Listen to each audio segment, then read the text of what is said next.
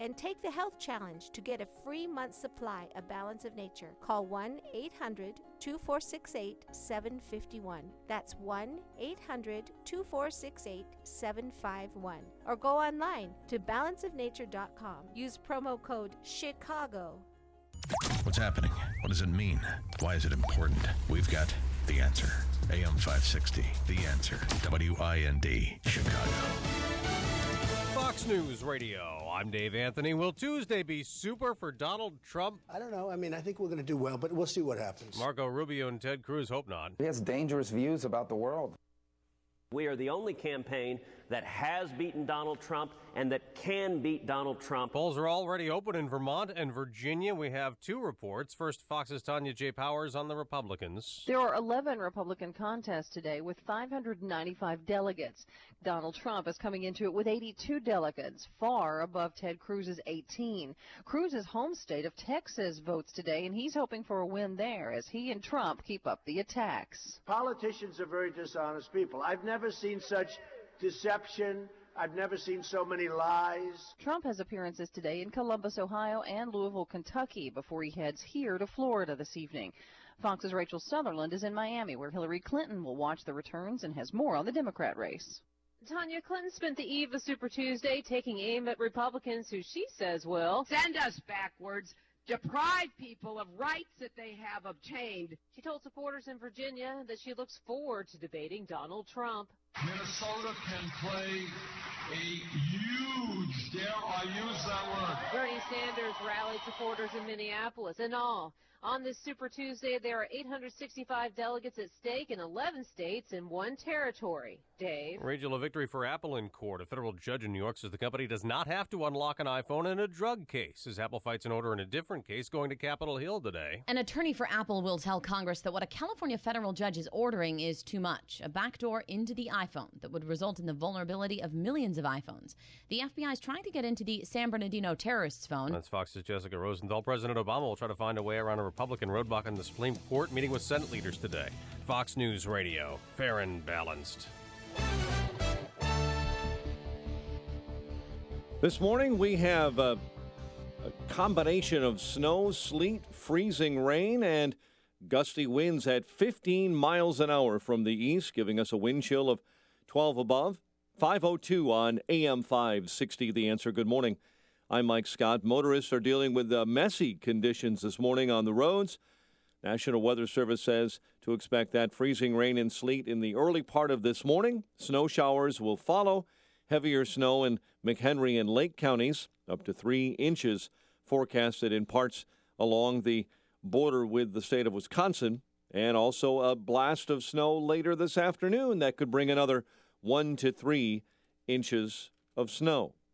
Health officials are confirming the first Zika virus case in the city of Chicago. Doctors at President St. Joseph's Hospital on the north side say a woman tested positive after returning home from Columbia in January. It is the 5th confirmed case of the disease statewide. Chicago Public Schools announcing the layoff of 62 employees, 17 of them teachers, citing its efforts to stabilize its finances by eliminating $85 million from school budgets. School officials tried to point to the failure of Governor Bruce Rauner and the legislature to come up with a school funding plan as they face their own $1.1 billion budget deficit. Early voting has begun at designated permanent polling sites in larger counties for the March 15th primary. Early voting statewide began on February 4. On the eve of the Super Tuesday primaries and Illinois' March 15 primary, Governor Bruce Rauner says he'll stay out of presidential politics for now. Rauner saying yesterday when questioned by reporters, there are challenges in the state, and he's focused on those challenges 24 hours a day. The Illinois Board of Elections has fined Cook County State's Attorney challenger Kim Foxx $20,000 for failing to report a campaign poll paid for by County Board President and friend Tony Preckwinkle. Fine also covers the failure of Fox's campaign to meet deadlines to file basic campaign disclosure forms. Federal judge in Chicago strikes down as unconstitutional a state law requiring any small political party to field a full slate of candidates in a district before any one of its candidates can get on the ballot. Judge Andrea Wood's order Monday permanently bars Illinois from enforcing its law. The decision stems from a lawsuit filed by the Libertarian Party. The Bears have placed the franchise tag on top receiver Alshon Jeffrey, due just under $14.6 million next season. Dallas Stars pulled even with the Blackhawks for first in the NHL's Western Conference and Central Division standings, despite a 3-2 overtime loss to Detroit. On the hardwood tonight, the Bulls take on Miami. College-style DePaul takes on Villanova. Northern Illinois, our Huskies battle Eastern Michigan. The news, a service of the Foundation for a Better Life. Mr. Rogers passed along friendship, hoping we would too. Friendship, pass it on from the Foundation for a Better Life at values.com. 5:05, we'll have a check of traffic and weather coming up next on AM 560. America right now is better off than it's ever been. Man, if I thought that, I wouldn't fight. The Joe Walsh Show. 52% of young people would do away with the First Amendment. We have people being fined and threatened with jail time for exercising their religious freedom. Yes, I am a pessimist, but that's why I fight. The Joe Walsh Show. Weeknights starting at 5. Right after Sean Hannity at 2 on AM 560. The Answer. Fact. Approximately 60% of all residential properties in Cook County are overassessed and paying way too much in property taxes. Here's the good news. If you live anywhere in Cook County, Chicago, or the burbs, now there's a way to find out in 60 seconds or less if you're one of the 60% that's overpaying. IAppealPropertyTax.com will give you your estimated savings without cost or obligation. If you decide to appeal your taxes, IAppealPropertyTax.com handles the entire process for a modest flat fee depending on your actual tax savings. IAppealPropertyTax.com has an 85% success rate once the appeal is filed. And if your appeal isn't successful, it costs you $0. So if you're a Cook County property owner and even suspect your taxes are too high, visit IAppealPropertyTax.com. That's IAppealPropertyTax.com. Do it now. You've got nothing to lose and potentially a lot to save. IAppealPropertyTax.com. 5:07. Let's get an update on the roads this early morning in our ChicagoRadioDeals.com traffic center. Here is Jim Talamonte. Good morning, Jim. Good morning, Mike. Well, there's some slipping and sliding going on. Tri-State Tollway southbound at Dixie Highway. There's a crash in the right lane. And on the northbound side, also westbound 80 there at Dixie Highway, just had a report of a 3-vehicle crash. Units are responding. Inbound Kennedy at Austin. There's a spin out on the right shoulder. Edens, the Eisenhower are slippery and slick, but no problems or delays to report. On the Stevenson outbound at Demon, there's an overturned vehicle. There's also a crash on Demon at the Stevenson Expressway. The Ryan is good for now. Traffic is a service of Peapod. Savvy shoppers know you get a good value when you get Peapod. With thousands of specials each week, you can save on all sorts of stuff while you're saving time. Right now, get $20 off your first order and get free delivery for 60 days. Go to peapod.com for details. Traffic answers when you need them most. I'm Jim Talamonte on AM 560, The Answer. On a day everyone's thinking of Paul Simon slip-sliding away. Do you know who sang background vocals on that song? Anybody know? Oak Ridge Boys sang background vocals on Slip Sliding Away. Chicago's Morning Answer starts next. Your official Chicagoland weather forecast from the AirComfort.com Weather Center. AirComfort.com, 80 years of quality mechanical solutions for your business. Here's meteorologist Kevin Snyder. A winter weather advisory remaining in effect for this morning. A windy and much colder day with snow accumulating an inch or two with a high of 30 and winds up to 30 miles per hour. Then tonight turning out clear and cold with a low 15. I'm Kevin Snyder on AM 560, The Answer. Currently 29 at O'Hare, light snow and freezing rain falling. Next news 5:30. Chicago's Morning Answer with Dan and Amy starts now on AM 560, The Answer. This hourly segment is brought to you by American Embroidery and Screen Printing, now offering free artwork for new customers. Call 630-766-2825. This is Chicago's Morning Answer with Dan Proft and Amy Jacobson on AM 560. The Answer.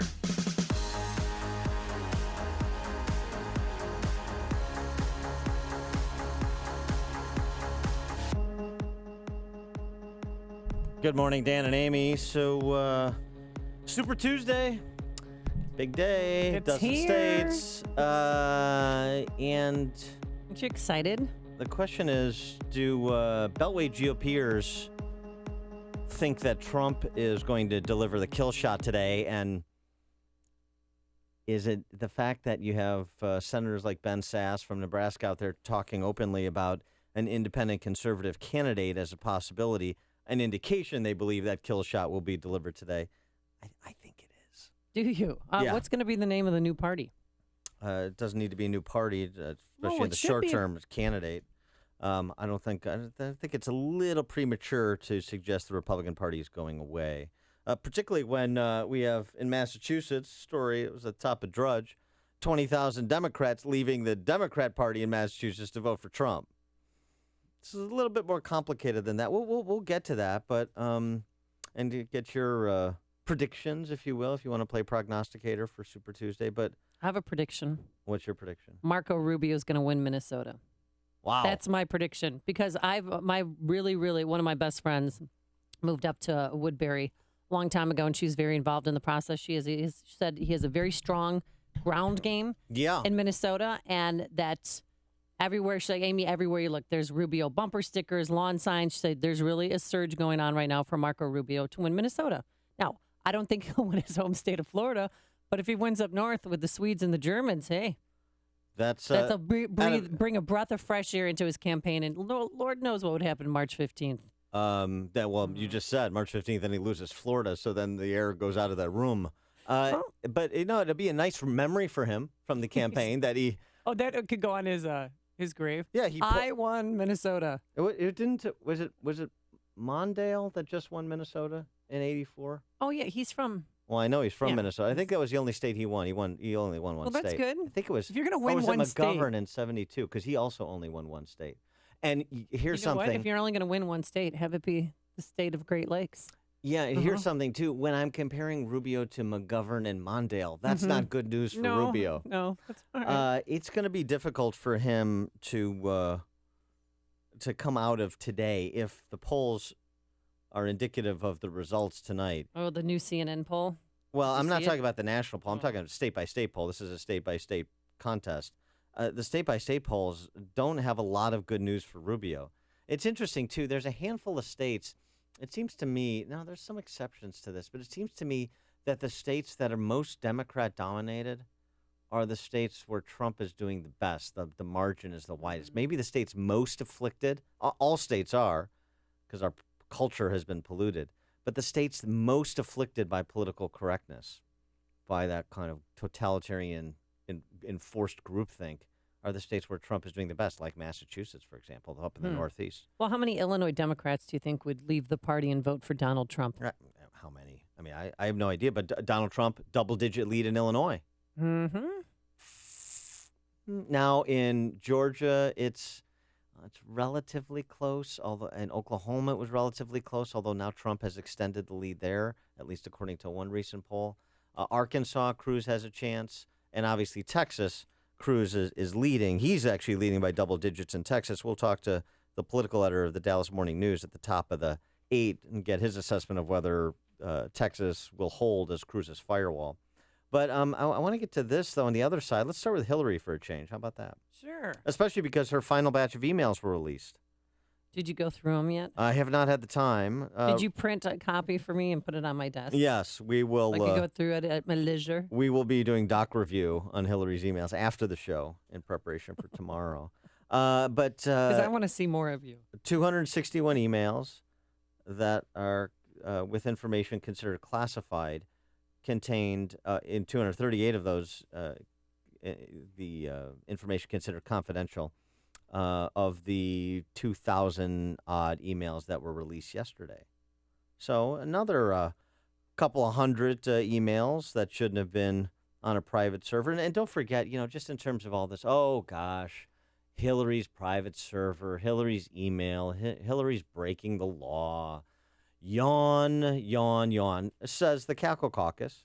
And just in terms of the exposure, you'll recall it was just a few months ago that John Brennan, the director of the CIA, his private email was hacked into. He's the director of the CIA. His private email was hacked into. You know, like if Why does he have a private email? Well, you can have it because he's an American citizen. He's not. He is. He's not. He's not trafficking in state secrets with his private email. That's the big difference. But in terms of exposure to hacking, to foreign threats, foreign and domestic threats for that matter, John Brennan provides a reminder of how serious this is, as does David Petraeus. And Hillary had hers unprotected in a closet, right? In someone's closet? Yes, her IT provider's closet, apparently. Now, this was a fascinating interview Brett Baer did last night with Loretta Lynch. I watched it. It was good. She's the Attorney General of the United States still, I believe. She is. Well, I thought she was heading to the Supreme Court. Well, that's what, yeah, right. I mean, she has not been put forward as the Obama's nominee yet. Actually, she's very soothing. Something, about, I watched the interview as well, and she's not, she's smart, and I don't know, she seems likable. Because before, I've never really heard her in a sit-down situation, in a sit-down interview, so. No, I enjoy. I enjoyed being lied to at kind of a room temperature tone of voice. It was enjoyable. I mean, well, she can't disclose the facts of the investigation. She can't disclose the facts of the investigation. She can't disclose the if there's a grand jury that has been summoned, or she could actually.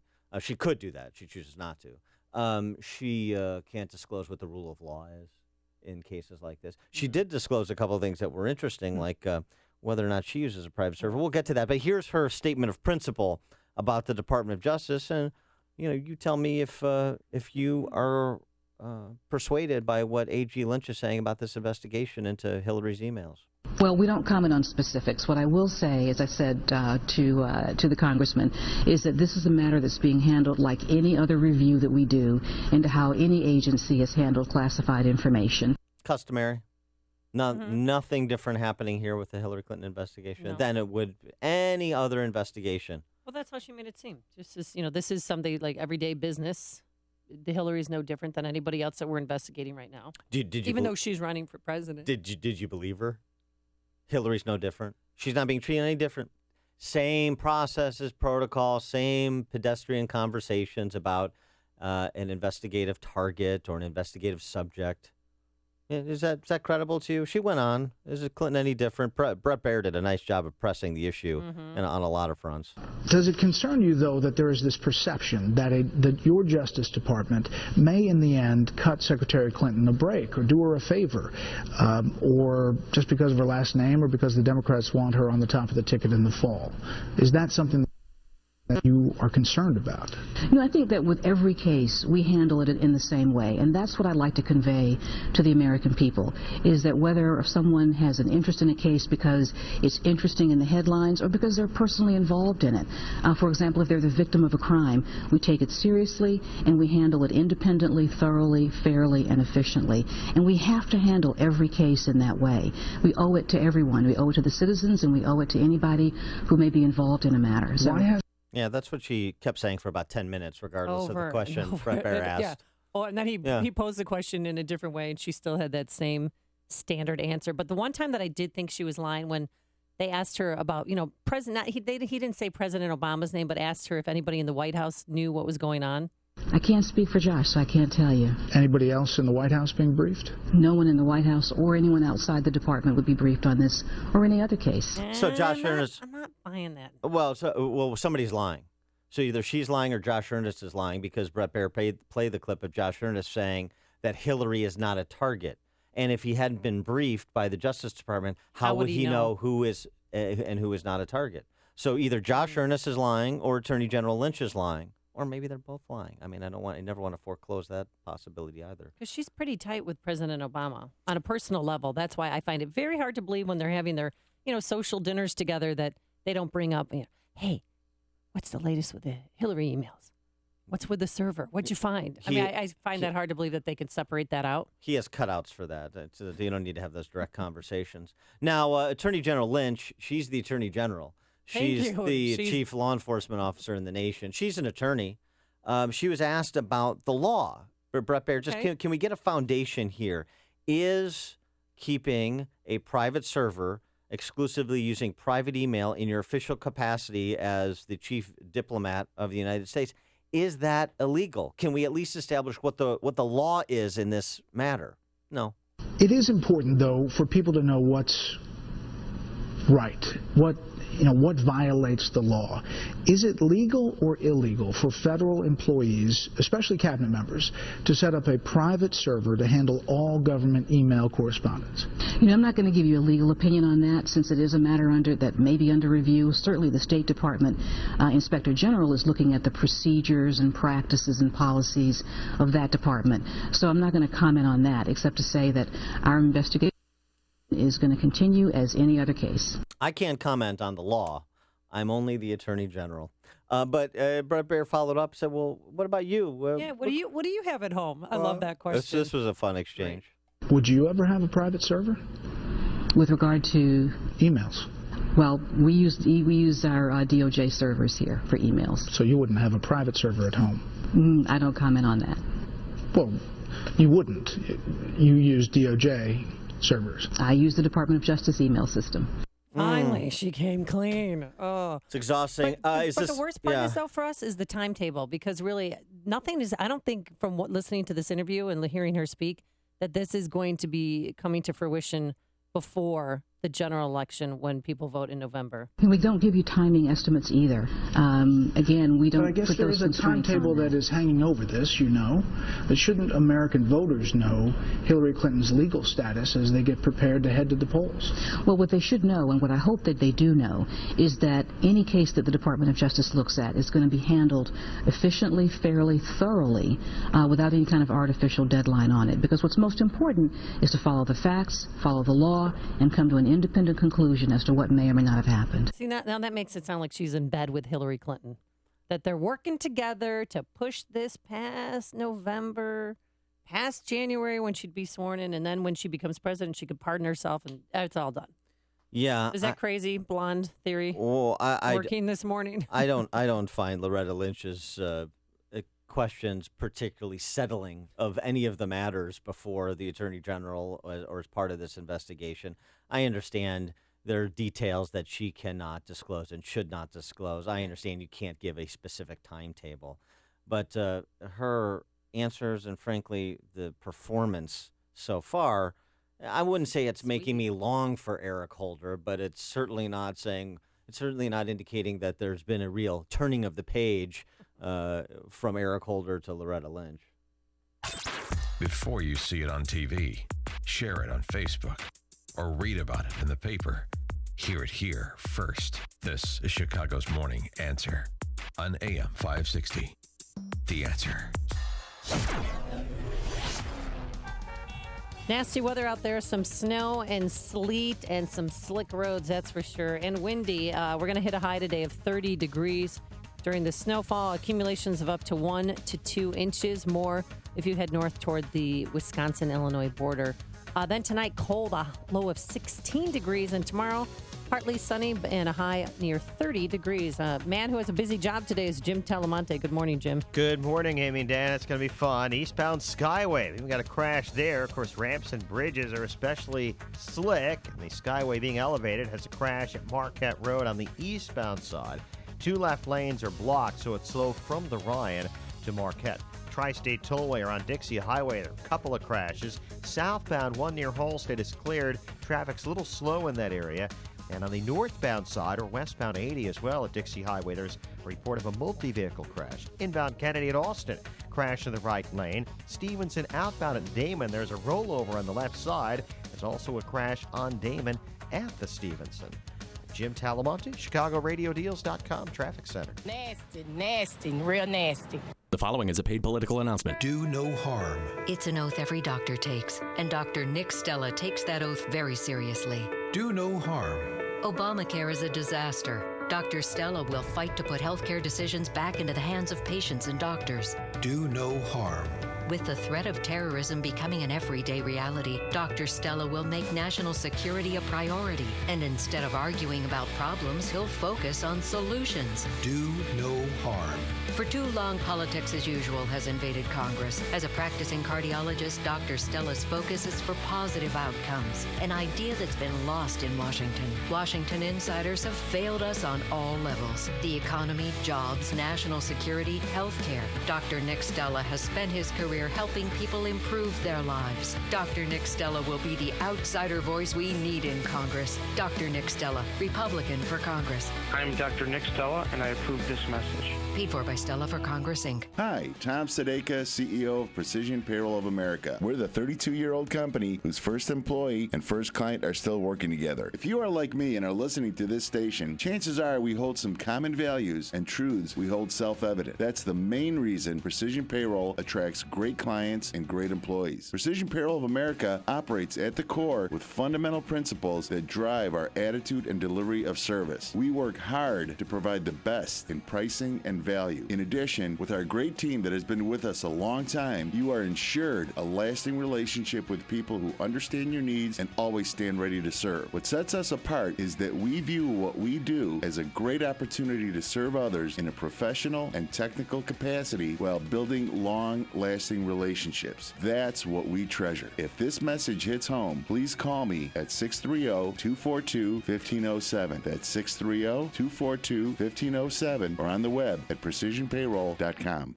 The Big Home and Garden Expo that Bob Vila promotes is coming to the Tinley Park Convention Center this weekend, March 5th and 6th. If you're looking to remodel your kitchen, bathroom, basement, or maybe get a new roof, flooring, windows, or a new deck, then this is the event for you. At this two-day expo, you'll meet local and national contractors displaying their products and services. Get fresh ideas, set up estimates, and talk directly with contractors, many of which are offering huge discounts. Enhance your landscaping and beautify your yard with Ted's Greenhouse, offering a wide variety of the finest plants in the area. Find everything you need for your home under one roof. Special announcement. Design expert Kelly Edwards of HGTV's Design on a Dime will be presenting both days, this Saturday and Sunday, March 5th and 6th, from 12 to 1 p.m., and giving away cash and prizes. Don't miss the Big Home and Garden Expo this weekend, March 5th and 6th at Tinley Park Convention Center. For more information, please visit homeshowevent.com. That's homeshowevent.com.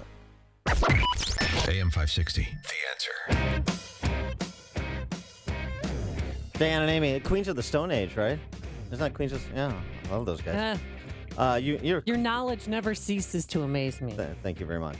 So a little Oscar wrap-up, Amy. Oh, yeah. Juanita Broderick. Yes. She tweeted, "Thank you, Lady Gaga, for her performance in tribute to victims of sexual abuse. It was overwhelming." Do you think Joe Biden's good friend, Lady Gaga, appreciates Juanita Broderick, the Clinton rape accuser's gratitude for her performance? I think they have a sisterhood. If anybody who is sexually assaulted, they understand each other. And I think she would appreciate that tweet. Well, because Lady Gaga herself was sexually assaulted, and that's, of course, why she sang the song and brought other survivors up there on stage with her, including two men. Did you see that? Yeah, but you're supposed to believe a woman if she makes the claim that she's been sexually assaulted, unless the target is a liberal. That's the Hillary rule. If the target is a liberal, if the alleged perpetrator is a liberal, then you don't believe the woman. Isn't that the standard? I think that's the Hillary standard. So I don't know if Juanita Broderick would be welcomed into the sisterhood of the Gaga. Well, also taking heat this morning is Chris Rock. You know, he tackled racism head on, but he was racist during the show. I don't know if you saw this. He brought 3 cute little Asian kids out there dressed in suits with briefcases and pretended that they were, from Price Waterhouse accountants. And then he joked that, that if you like this joke, tweet about it on your phone that was also made by these kids.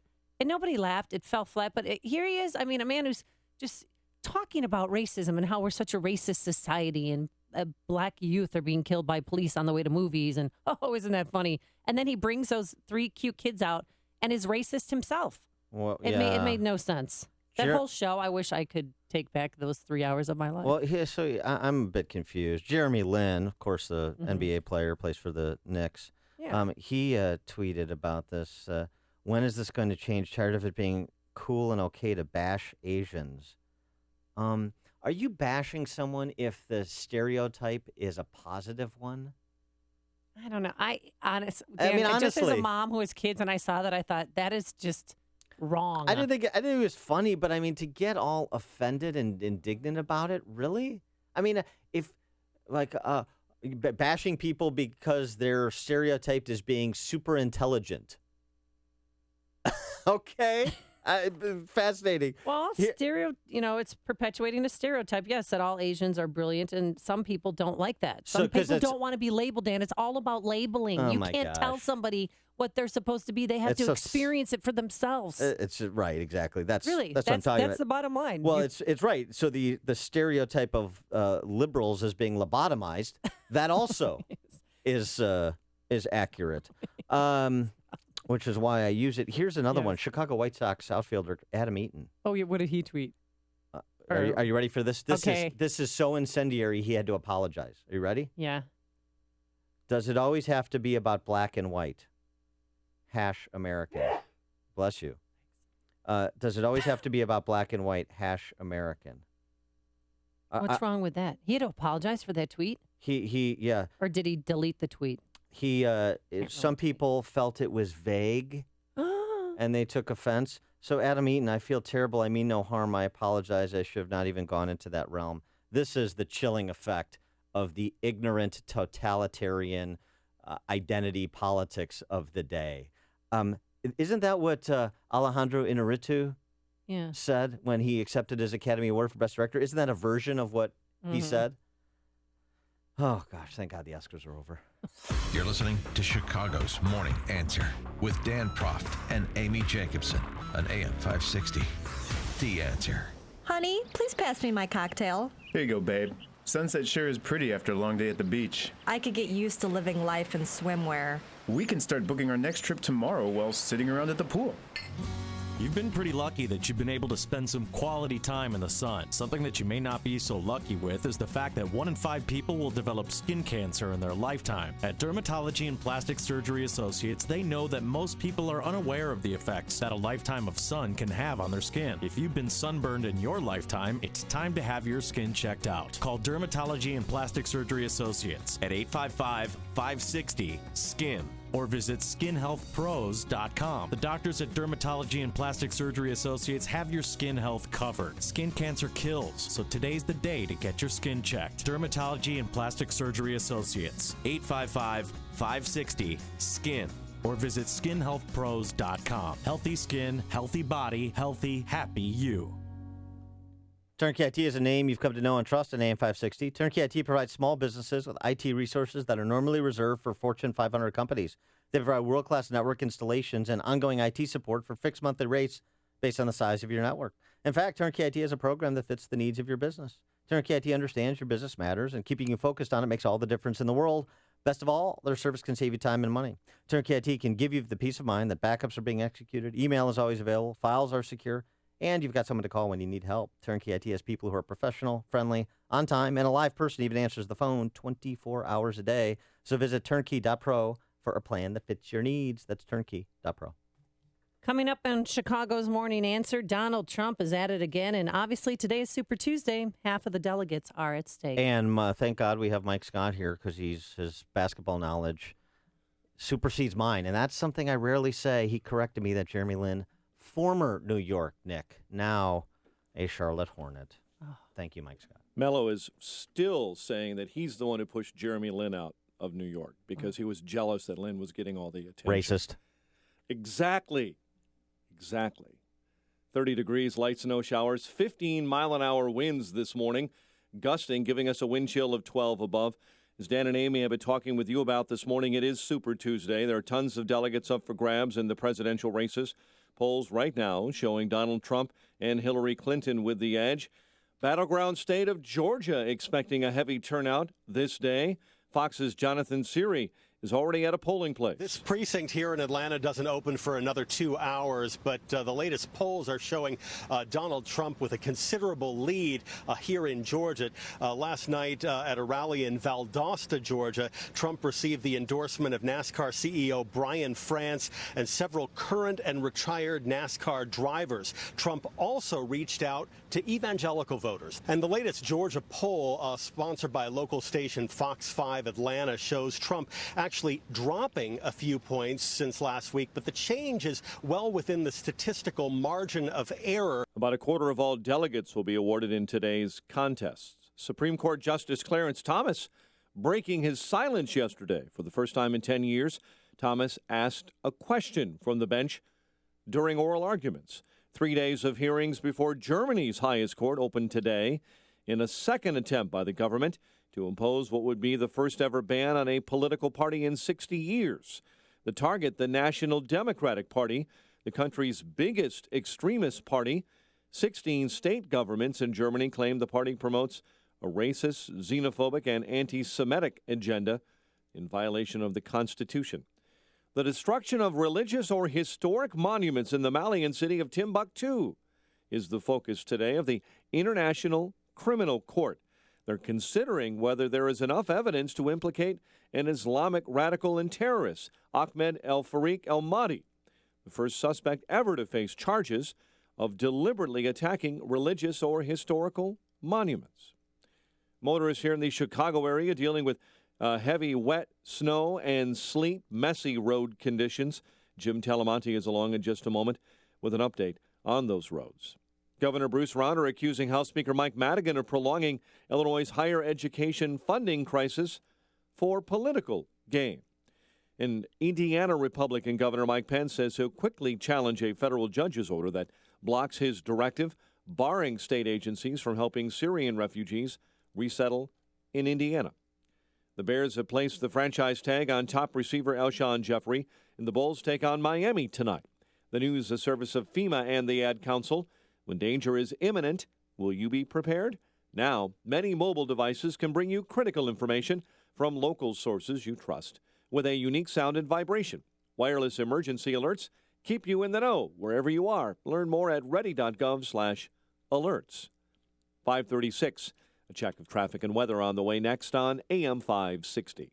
Each year, the month of March is all about the madness. This year, as the number of candidates dwindles and the delegate count climbs, the remaining candidates will meet for one final debate. And AM 560 is hosting the final debate watch party of the primary season.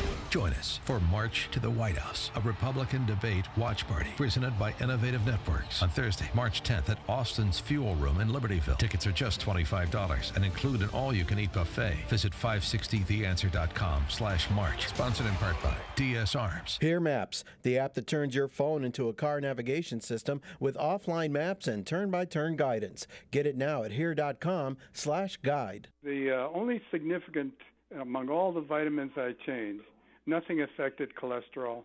I took this and my cholesterol dropped by 15 or 20%. Yeah, with the acid reflux, and I have GERD and gastritis, and it really seems to be helping a lot, and my husband too. I mean, we're very happy with the product, I got to say it. It's been great, and we've seen dramatic results, so I can't say anything bad about it. We've really been happy with the product. We've been amazed with it. There is a value in it because it has fruits and veggies, and I'm not a fruit and veggies eater, and I know this is helpful. Good health is just a phone call away. What are you waiting for? Call now and take the health challenge to get a free month's supply of Balance of Nature. Call 1-800-2468-751. That's 1-800-2468-751. Or go online to balanceofnature.com. Use promo code CHICAGO. 38. Let's get an update on the roads in our Chicago Radio Deals.com traffic center. The latest from Jim Talamonte. Good morning, Jim. Good morning, Mike. At the airports, flight boards are showing a slew of cancellations and delays now. The CTA reports some delays on the Green Line between 63rd and Cermak due to track conditions. Chicago Skyway eastbound, it's jammed 87th to around 92nd. There's a collision involving a truck on the Skyway Bridge, which at the moment is basically shut down. Nothing's getting through eastbound on the Skyway going toward Indiana. On the Kennedy Expressway, inbound it's heavy Sayre to Austin after a crash. Outbound still Kimball to Addison after another crash. Looking at 24 minutes O'Hare to downtown. Outbound it's 28. Eden's okay. The Eisenhower 2. Stevenson outbound at Damon. There's a crash on the left side. Inbound Ryan has mild delays coming into downtown. It's 17 minutes, 95th to the Loop. I-57, Bishop Ford, both with 6-minute delays approaching the Ryan. Traffic is a service of Whole Foods Market. Save today at your local Whole Foods Market. Organic whole trade bell peppers are just $2.99 per pound through this Tuesday. Get red seedless grapes for just $1.99 per pound. Visit Whole Foods Market, America's healthiest grocery store. Traffic answers when you need them most. I'm Jim Talamonte, AM 560, The Answer. Chicago's Morning Answer continues next. Your official Chicagoland weather forecast from the AirComfort.com Weather Center. AirComfort.com, 80 years of quality mechanical solutions for your business. Windy, much colder, snow and blowing snow today, along with freezing rain and sleet. An inch or two by mid-morning, and then another inch or two by the late afternoon, high near 30. 29 officially at O'Hare. Next news at 6. Chicago's Morning Answer with Dan and Amy continues next on AM 560, The Answer. This hourly segment is brought to you by Get Down to Business with Shalom Klein, the show for business and jobs powered by Tandem HR. Heard Sunday evenings at 6. Hey, before you read about it on Facebook or Twitter, well, hear about it from your friends. Find out what today's big stories really mean with me, Sean Hannity, today at 2, right here on AM 560, The Answer. Dan, Amy, so I have two questions about Donald Trump. There are two contentions that were made yesterday. One is not new. Well, I guess both aren't new, but perhaps the sources. Try me. One is a vote for Trump a vote for Hillary? That's Marco Rubio's claim. And he made it at a rally with Nikki Haley in Georgia. But they said to me, this is like someone who marries someone their parents hate just to get back at their parents. And I said, yeah, but the difference is if you get married to this guy, you can't get divorced for 4 years. You got to live with him for 4 years. I don't know if America has 4 more years. Not at the direction we're headed now. And if we lose this election, and we will if Donald Trump is the nominee, then Hillary Clinton will be the next president of the United States. I say this to you without any hesitation and without any glee. A vote for Donald Trump tomorrow is a vote for Hillary Clinton in November. Did you catch how people in the audience enough weren't clapping? People in the audience weren't buying what he was saying. Did you catch how he undermined his own argument? What he said is internally contradictory, because on the one hand he said it's like marrying someone to get back at your parents, but if you vote for Donald Trump, you're marrying him for 4 years. And then he said a vote for Trump is a vote for Hillary because Hillary's going to beat him. Well, if Trump is going to be there for 4 years, then you're saying he beat Hillary. All right, I think you're looking too much. Well, that's what he said. Yes. You marry him for 4 years. You're stuck with him for 4 years. It's a decision you make, and it's a decision you're going to be stuck with for 4 years. And you'll have buyer's remorse like a lot of people have about Mitt Romney. Oh, and I talked to my friend yesterday about if it was Trump versus Hillary, if it was Mitt Romney versus Hillary. And she's a huge Democrat. She would vote for Mitt Romney. I don't believe she would leave her party. Oh, no. She does not like. She's a Democrat. Why should I believe her? 312-642-5600, turnkey.pro answer line. Because I believe her because she's telling me the truth. Yeah. There are some Democrats who could switch over to the Republican Party. Not all Democrats switch over to, not all Republicans switch to Democrat. It goes both ways, Dan. As I mentioned, 20,000 in Massachusetts are apparently coming over to vote for Trump. 20,000 Democrats in Massachusetts. That's the story. Wow. So doesn't that happen what happened in the 80s with Ronald Reagan? Well, the Reagan Democrats. I mean, that's they're Trump Democrats to some extent. And so this whole idea of looking at who would come over to vote for Mitt Romney. Okay, well you can't look at that in a vacuum. You have to say, well, what kind of impact do the other candidates have in terms of crossover appeal? Trump seems to have more problems with the Beltway elites than he does with a lot of I would say conservative Democrats, not philosophically, but like many Republicans, they live conservative lives. They may not, I don't know, they may tolerate the recklessness of the Democrat Party or the irresponsibility of it, the lack of any interest in personal responsibility, the destruction of the culture. But personally, they don't live that way. They don't live like Elizabeth Warren or Debbie Wasserman Schultz or Hillary Clinton. No. I mean, that's probably not your Lakeview friends. They're limousine liberals who are co-conspirators in destroying Chicago. It's called Cadillac Escalades now. They have their kids dropped off. Escalade liberals? Yes, we need to call them Escalade liberals. All right. Yes. Can we get to the scrum from yesterday? Or a little bit? Because you know I love this stuff. So 312-642-5600, turnkey.pro answer line, 64636DA, the turnkey.pro text line. You can download the mobile app, too. I want to get to that question. I want to open that question, though. Okay. Do you think that a vote for Trump is a vote for Hillary? That's number one. You don't. No. I think if Donald Trump is matched up against Hillary Clinton, I think Donald Trump will win hands down. So do I. I mean, it'll be a tight race, but he's going to prevail. Here's a secondary question, then, because this goes beyond winning or losing. Because we already figured that one out. Yes, do. Yes, we've got that one settled. So now let's move on to another important question. We're supposed to give answers to questions here. It's the name of the station. It's the answer. Stuart Stevens, you may remember him from such catastrophic campaigns as Mitt Romney's. He's a senior strategist for Mitt Romney. He writes in the Daily Beast, a vote for Donald Trump is a vote for bigotry. There's winning, and then there's supporting a bigot. If the GOP lines up behind Trump, it doesn't deserve to be taken seriously. That's Stuart Stevens. Is a vote for Donald Trump a vote for bigotry? Stevens goes on to write, if Trump wins the nominations, politicians who support him will be acquiescing to, if not actively aiding, his hate. Oh, he's got a lot of hate. How can anyone justify jumping on board is the question that Stevens effectively asks. Well, this is the reason why people think he's a bigot and people think he's full of hate and he's a racist. Because yesterday at one of his raucous rallies in Virginia, and trust me, this was the craziest one I've ever seen.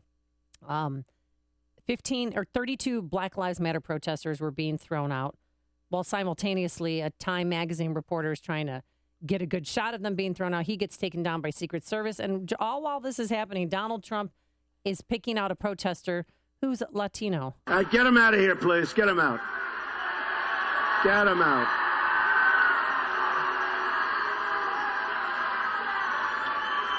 Are you from Mexico? Are you from Mexico? Huh?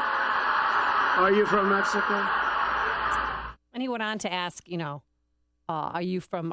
you be moving back to the United States? What is he talking about? I mean, it was so bizarre, and there's no word yet whether or not that protester was from Mexico, but yeah, well, he was Hispanic, and it just feeds. I don't know. That was so crazy, the juxtaposition, the parallel action that was going on at his rally yesterday. That it was insane. And real quick, the photographer from Time magazine who got thrown down, he's trying to explain himself this morning. You're just trying to go and cover the protest, and I stepped 18 inches out of the pen, and he grabbed me by the neck and started choking me, and he slammed me to the ground. And you saw the video. I mean, it's pretty violent. Yeah, it was unnecessarily violent. Yeah, he got taken and thrown to the ground, and then the photographer, Chris Morris, is trying to kick to get the guy off of him because he didn't know he was the Secret Service. He didn't know what was going on. Mm-hmm. And then people from Black Lives Matter were trying to help him out. I mean, it was chaotic. Yeah. At best.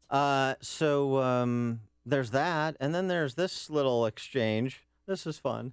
Tamron Hall. Oh, I like Tamron. From formerly of My Fox Chicago. Yeah, she's on MSNBC. And on the Today Show. Don't strip down her resume. Yeah. She's on talking with leftist David Corn about Trump and how racist he is. And then this happens. They cut away to some sound an MSNBC reporter got from a Trump rally, and it's the sound of an African-American gentleman at the Trump rally giving his impression of Trump, specifically as it pertains to the whole David Duke flap. David Duke and people like that, they come out from under the rocks all the time around this time this year. It got nothing to do with Donald Trump. We're all Americans. I think we need to stop with all the racist stuff and the race baiting. Like me and my friend right here, we just met today, we was talking. We got to stop with the racist stuff and this, that. We all Americans, man. And nobody paying David Duke no mind. And then wait for this. Clearly, let me just be clear here. Obviously, the majority of Donald Trump supporters are not African American. I don't know how many African Americans were in that building, but that is one person that we have chosen to cut that sound from, David. Tamron almost fell backwards off her chair listening to that. She didn't know what to say other than to, do the flacking that you just heard her do. It was great stuff. I mean, she's trying to ably fill the void that's been left by Melissa Harris Perry's ejection from MSNBC. But that was a fun moment. Yeah. So that's part of it as well. You can't just tell one side of the story. This is very, very complicated. This is not everybody's on one side or the other of this bright line. I mean, they may be on one side of the bright line in terms of supporting Trump or not supporting Trump, but in terms of the attitudes they bring to the table, it's a lot more complicated than that. Phil on the north side, excuse me. Yeah, good morning. I never ever hear anybody talk about how racist the Obama administration is or has been, and he done all kind of racist things, even to the Democrats and the unions in the first term, and having Farrakhan at the White House, 60 to 100 times. And when you look at all this stuff, you think to yourself, he's the only one who's trying to bring back jobs on all the candidates, and also we got a Klan member in the Democrat Party, and the Democrat Party's housed every anarchist group from the Klan to the Panthers to La Raza to the mob and everything else. Thanks for the call, Phil. Mark in Des Plaines. Yeah, good morning, you guys. I am thinking Cruz is going to win Texas, and I'm really disturbed by the things that Rubio's doing, because I just really think he's in bed with the bureaucracy. So I think I'm going to vote for Cruz in the primary, and probably Trump in the general. All right. Thanks Mark. for the call, Mark. This is the morning show more Chicago radio listeners are choosing. This is Chicago's Morning Answer on AM 560. The Answer. Later in the show, Donald Trump's excuse for not disavowing the KKK. It's so bizarre you have to hear it. But first, here is your forecast today. It's nasty out there. Windy, colder, snow, sleet at times. There'll be an accumulation of an inch or two. 4 inches if you're near the Wisconsin-Illinois border. A high today of 30 degrees. Tonight, a low of 16. And then tomorrow, partly sunny, cold, a high of just 30 degrees. A busy man this morning is Jim Telemonte. Let's any skid-outs and problems on the roadways? All kinds of problems, Amy. Chicago Skyway, don't take it right now eastbound. It's essentially shut down at the big bridge. There's a crash involving a truck, and traffic is at a standstill from 87th to the bridge on that eastbound or outbound side. So seek an alternate. You can take the outbound Bishop Ford down to 8094. You can make your way to Indianapolis Boulevard through the southeast side. We have many flight cancellations and delays at O'Hare and Midway. Delays on the CTA Green Line on the south side due to some icy track conditions. Crews are working on that. The inbound Kennedy is slow. Cumberland to Central, 25 minutes. O'Hare to downtown, outbound 29. The Eisenhower, 32 minutes. Thorndale to downtown, outbound 30. And speeds are reduced due to the conditions. The Stevenson, 39 minutes, 355 to Lakeshore Drive. The Ryan is 19 minutes, 95 to downtown. I-57, Bishop Ford, both with 6-minute delays approaching the Ryan. Illinois tollways, okay for now. Northwest Indiana, too. I'm Jim Talamonte, ChicagoRadioDeals.com, Traffic Center. Every guy dreads the honey-do list, so give yourself a weekend off and check out ChicagoRadioDeals.com for some home improvement help. How's the air quality in your home? Allergens could be affecting the air you breathe. Royal Home Comfort Services is offering several deals at half off their normal price to improve the air quality in your home. Purchase a full home air duct cleaning system for $195. This deal includes your air ducts and an inspection of your furnace as well. They also have a deal to get rid of your home ductwork of all unwanted bacteria, including mold, fungi, and algae, by using a natural cleaning agent to keep your family safe and healthy. But wait, there's more. Royal Home Comfort also has a deal to clean and inspect your home dryer vent for only $45. Now, if you want to tackle a project yourself, shop at a great local hardware store with personal customer service. Purchase the Addison Building Materials $100 gift certificate for only $50. Addison Building Materials is a true value retailer. For more home improvement deals, visit ChicagoRadioDeals.com. If you suffer from depression, consider TMS, an incredible new advancement in treating and relieving depression. I'm Gina, and I suffered with depression for 19 years. And like most people, I tried medications and I couldn't tolerate the side effects, and they never worked properly for me. TMS was a great thing. It helped me out so much. Now I have the sparkle back in my eyes, and I'm able to feel great about life again. It worked really great for me, and I would absolutely recommend it to anybody suffering with depression. TMS, or transcranial magnetic stimulation, is a safe, non-invasive, and highly effective treatment for drug-resistant depression. Most insurance companies cover TMS, including Blue Cross Blue Shield of Illinois and Medicare. Depression can be beaten, and without drugs. To schedule a free consultation, call Theramind at 847-562-5868 or go to tmsmind.com. CertaPro are the experts in exterior painting, but now is the perfect time to paint your interior. Refresh and renew your living space and escape the winter doldrums. Hi, Amy Jacobson here, and I've used CertaPro several times to paint my home. They're fast, efficient, clean, so quiet I didn't even know they were there. CertaPro is easy to work with. Your life won't be disrupted by messy, inconsiderate contractors. They will move the furniture, and when they finish, they will move it back. With their color specialist, CertaPro takes the stress out of choosing the perfect color. CertaPro painters, we do painting, you do life. Call CertaPro today at 1-800-GO-CERTA or visit CertaPro.com.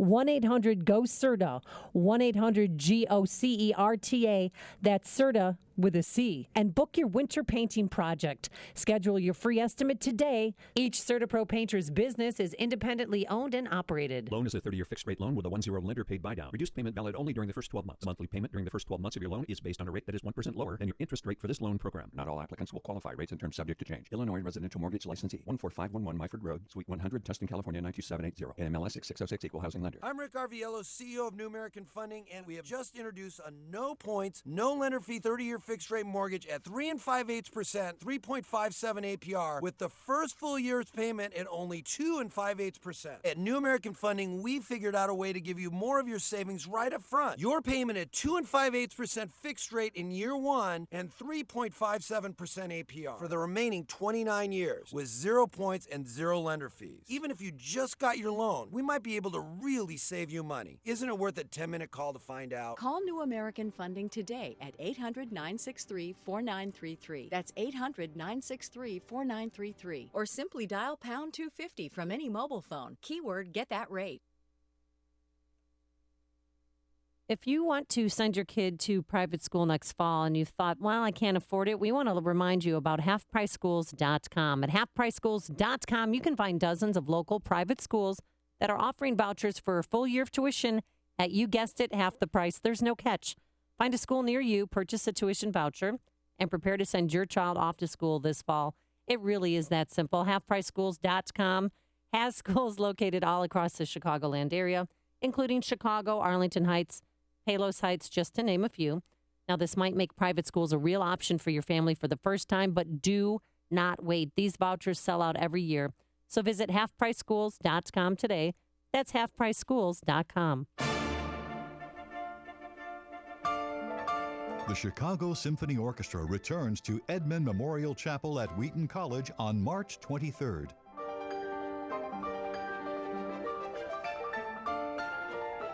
Russian conductor Yuri Tamerkanov leads the CSO in works by Rachmaninoff and Brahms.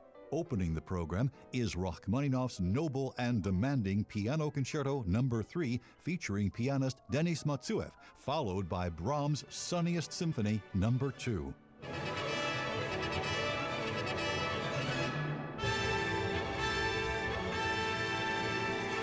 Don't miss the CSO at Wheaton College on March 23rd. Tickets start at $45. For tickets, call 312-294-3000 or visit cso.org.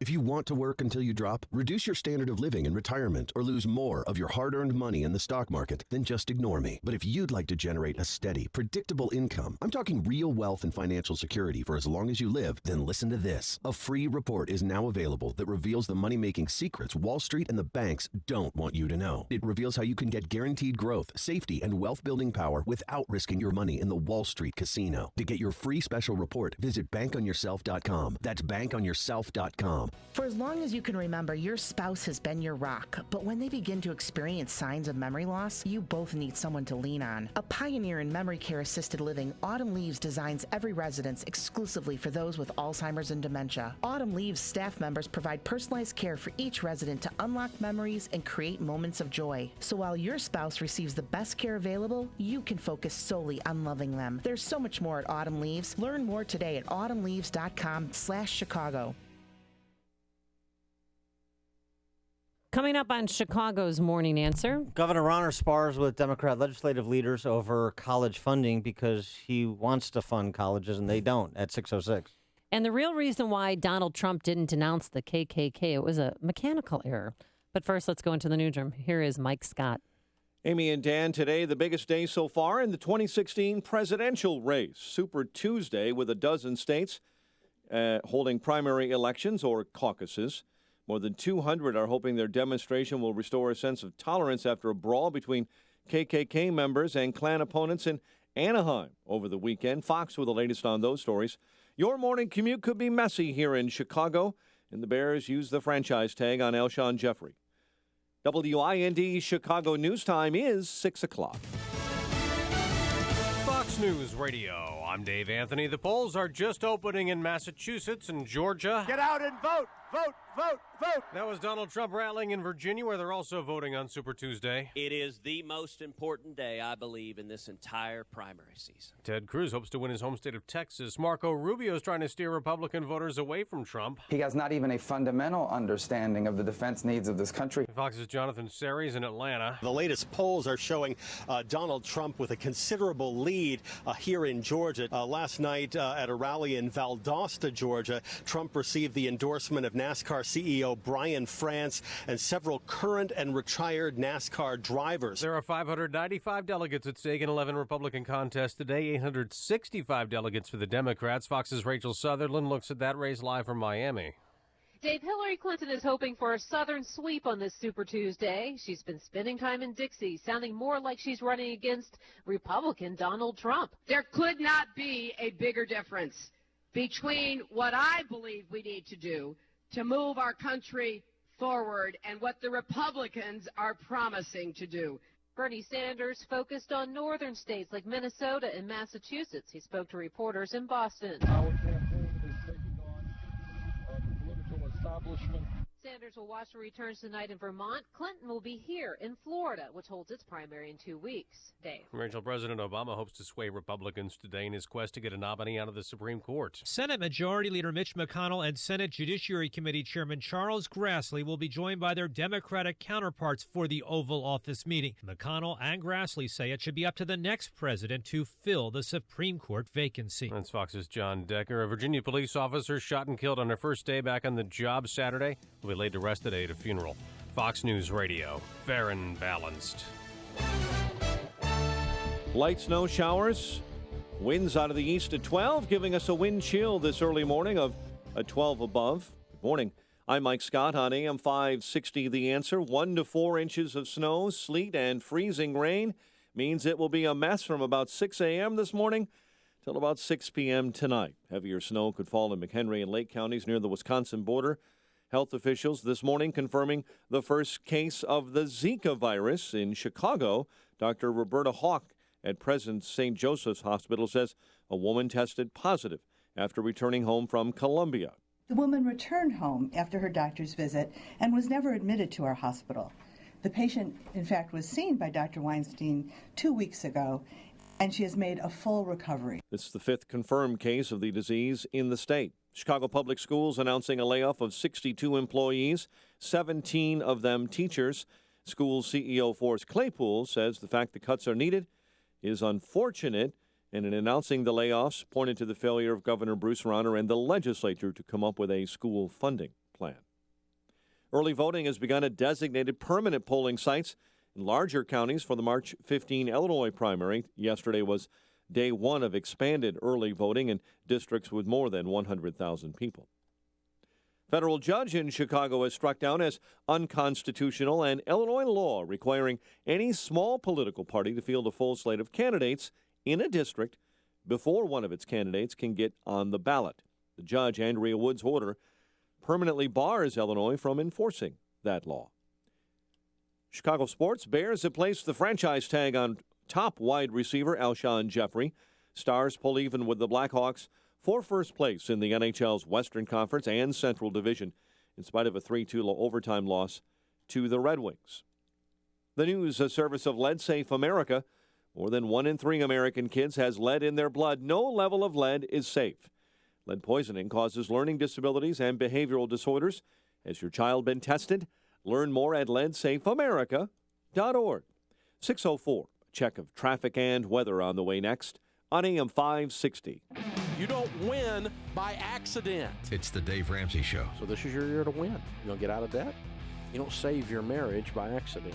You don't increase the quality of your marriage by accident. You don't raise great kids accidentally. These are intentional acts that you make choices on the variables in your environment and you form and control your life. Make the most of your money and get out of debt. He's Dave Ramsey, tonight at 7 on AM 560. The Answer. Control, this is QL1. Side hatch is secure. QL1, this is Control. We copy, showing normal cabin pressure. Over. Control, this is QL1. Do you like mortgages? That's a negative, QL1. Over. Control, do you like rockets? That's affirmative, QL1. Over. Do you like rocket mortgages? I'm listening. Over. Of course you are, Control. Everyone likes rockets. Control, Rocket Mortgage by Quicken Loans is the first on-demand mortgage machine that turns the entire fast, powerful, completely online experience. Copy that, QL1. I'm going to go ahead and push this button in. 3, 2, 1. Rocket Mortgage at QuickenLoans.com. Push button, get mortgage. Rocket. Visit for cost information and conditions. Equal housing lender. Licensed in all 50 states. NMLSConsumerAccess.org number 3030. 6:05. Let's get an update on the roads in our ChicagoRadioDeals.com traffic center. Very latest with Jim Talamonte. Thanks, Mike. On the Chicago Skyway eastbound, traffic is jammed 87th to the Big Bridge approaching Indiana. There's a crash on the bridge involving a truck. Traffic's not getting through. The westbound side is okay, but if you're headed eastbound, seek an alternate. The Kennedy inbound, heavy Cumberland to Central, 26 minutes. O'Hare to downtown, outbound 30. Delays California to Addison. Edens is still okay, but speeds are reduced pretty much everywhere due to the precipitation. The Eisenhower, 33 minutes. Thorndale to downtown, outbound 30. Stevenson, 40 minutes, 355 to Lakeshore Drive. Ryan is 19 minutes, 95th to downtown. I-57, 21 minutes, I-80 to the Merge. Bishop 427. Tri-State southbound, it's slow, 120 to 137. There's some snow in that area. CTA has some delays on the Green Line to try to de-ice tracks, mainly on the south side. There are many flight delays and cancellations. Traffic is a service of Think It Up. Traffic answers when you need them most. I'm Jim Talamonte on AM 560, The Answer. Chicago's Morning Answer continues next. Your official Chicagoland weather forecast from the AirComfort.com Weather Center, aircomfort.com. 80 years of quality mechanical solutions for your business. Here's meteorologist Kevin Snyder. Winds up to 30 miles per hour today with snow accumulating an inch or two, high of 30, then turning out clear tonight with a low 15. Partial sunshine for tomorrow with a high 31, and snow late at night tomorrow night, accumulating a coating to an inch with a low 24. I'm Kevin Snyder on AM 560, The Answer. 29 at O'Hare, 30 along the lakefront. Next news at 6:30. Chicago's Morning Answer with Dan and Amy continues next on AM 560, The Answer. This hourly segment is brought to you by Market Overdrive with Carla Mina, a power hour of real estate trends, secrets, and advice. Heard every Saturday afternoon at 1. Good morning. Welcome to your Tuesday morning briefing. Here's what you need to know to start your day. You say David Duke to me, I say racist. Immediately. Why wouldn't he condemn the Ku Klux Klan? I'm sitting in a house in Florida with a very bad earpiece that they gave me, and I don't mind disavowing anybody, and I disavowed David Duke, and I disavowed him the day before at a major news conference. Would you ever have a private server? With regard to emails? Well, we use our DOJ servers here for emails. So you wouldn't have a private server at home? I don't comment on that. This is Chicago's Morning Answer with Dan Proft and Amy Jacobson on AM 560. The Answer.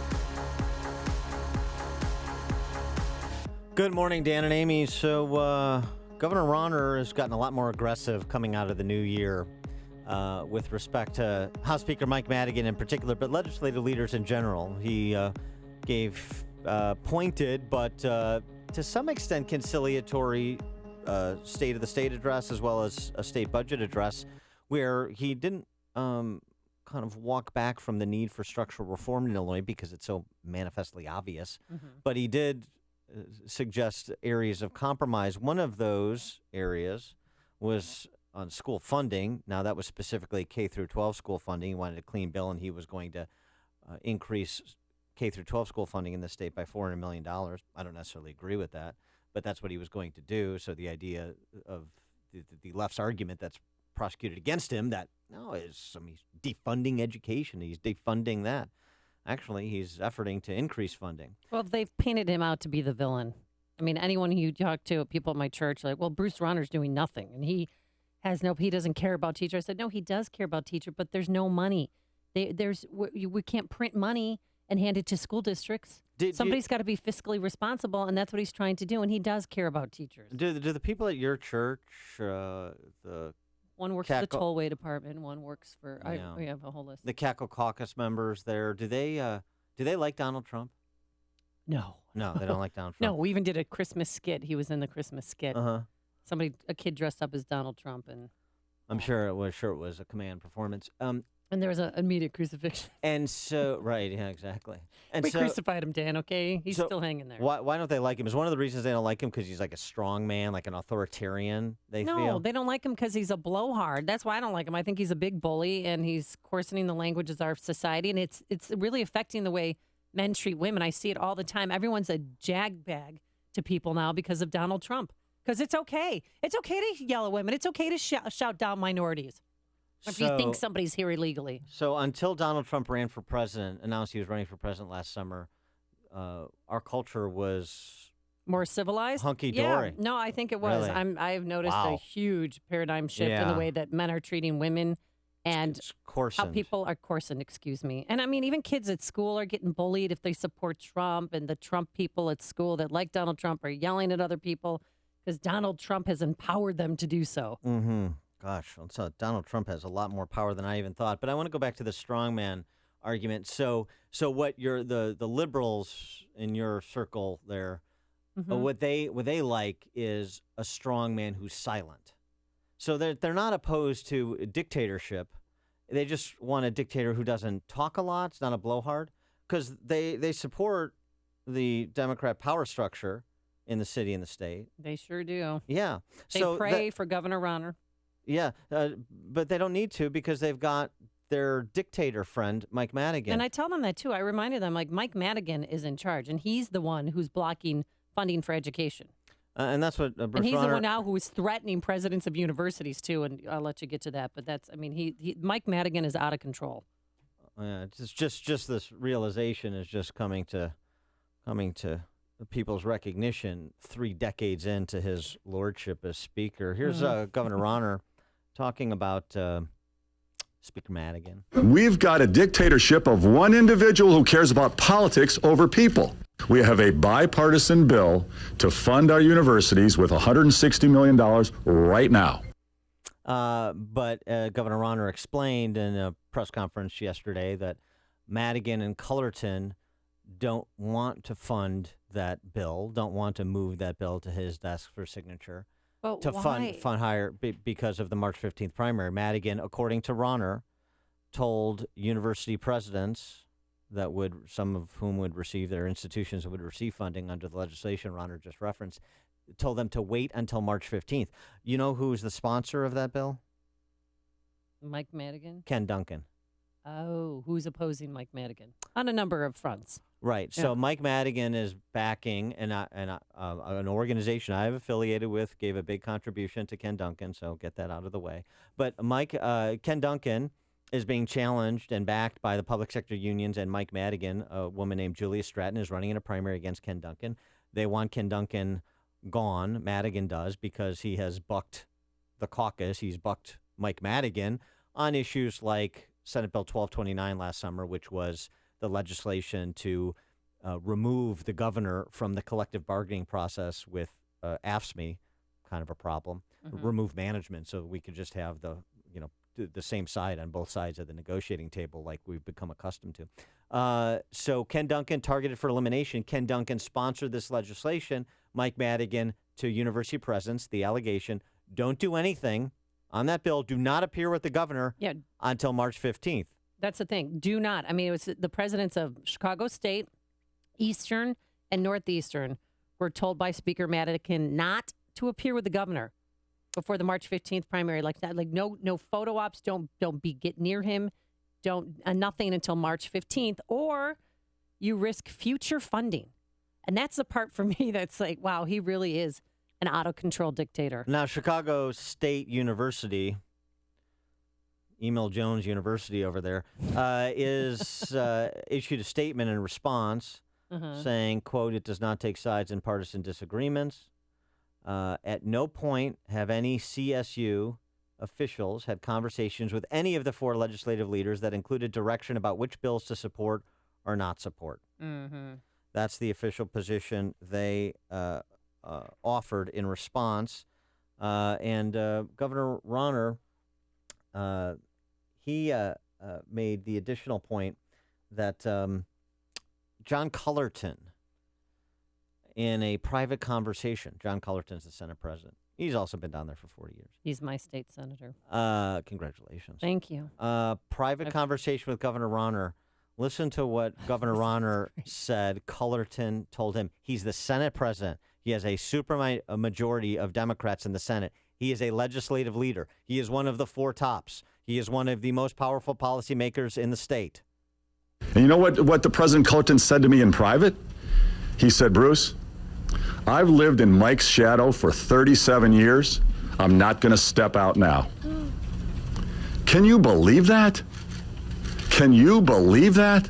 You wonder why Illinois is in such deep yogurt, ladies and gentlemen? No, I don't wonder.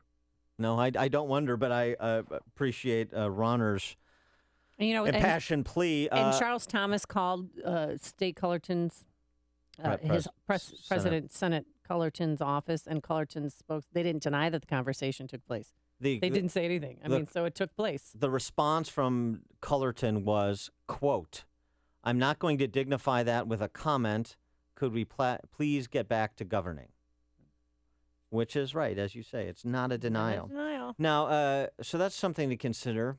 And because I know we're all focused on the presidential race, maybe what happens at the state and the local level is more impactful on your day-to-day life than what Donald Trump or Hillary Clinton do. Just saying. But here's the thing about higher ed, too. Here's a little point of order on higher ed, as a lot of these institutions of higher learning in Illinois are crying foul about Rauner and about funding because they've been used to the gravy train, like so many public institutions in Illinois, at funding levels we can't sustain. Turns out, with all of the kind of doom and gloom, apocalyptic predictions about universities closing their doors, why do all of our Midwestern neighbors, our Big Ten brethren, why are they able to survive with half the state support that Illinois provides its universities today? Twice as much state support. And in addition to that, we say, well, they make it up in tuition. Wrong. The tuition charged to in-state residents in Wisconsin and Indiana is between 15 and 30% less than in-state tuition for Illinois residents to Illinois state universities. Systems that don't work at exorbitant prices, that fleece you. So when you hear politicians, both sides, we're pouring more money into something, or we're going to continue funding at these levels that we're funding, how about take a step back, ask yourself the question, at what levels are we funding? How does it compare to what other places are doing? Maybe we should pick our heads up and take a look around and say, are there models of success that we could bring to Illinois, we could incorporate here, ways we could change the system to reflect what other people are doing that are more successful? Or should we just perpetrate failure right over the cliff of bankruptcy? I mean, it's just astounding. All of it is always about the inputs and never about the outputs, never about the costs the system drives, the obligations that are incurred. How about that conversation with university presidents and all of the other, flacks for more money equals progress? Kent and Joliet, you're on Chicago's Morning Answer. Hey, good morning, guys. I just wanted to make a comment. Amy, normally I'm able to tolerate your liberalism, but, to suggest somehow that Donald Trump's discourse, or he's caused discourse, what about Ferguson, Amy? Or what about Freddie Gray? Or what about, the cop acting stupidly in California? Or what about the Panthers disrupting elections and Eric Holder letting it happen? Gosh, it really, Amy, come on. Thanks for the call, Kent. Mike on the north side. Mike. Thanks for taking my call. Amy, you mentioned this alleged church of yours you belong to, where they're all Democrats. Don't they realize that the local Democratic Party is all about embezzling tax money and killing babies? Thou shalt not steal, thou shalt not kill. Who is the savior of this church you belong to? Is it Jesus or is it Mike Madigan? Thanks for the call, Mike. The stories you need to know to start your day. This is Chicago's Morning Answer on AM 560. The Answer. Coming up next, what teachers lost their jobs yesterday? Not as many as you thought. Today it'll be windy, much colder, and of course the big story is the snow and sleet. It's just a mess out there. 1 to 2 inches, more snow the further north you go. A high today of 30 degrees. And then tomorrow, breezy and cold, a high of 16 degrees. But we should have some sunny skies. Oh, I'm sorry, that's the low overnight. But tomorrow it'll be partly sunny. Cold still, a high in the upper 20s. Let's get the travel times. Busy man, here's Jim Telemonte. Amy and Dan, lots of flights have been canceled or delayed at O'Hare and Midway this morning. On the Tri-State Tollway southbound, it is slow from 120 to 137. There's snow in that area.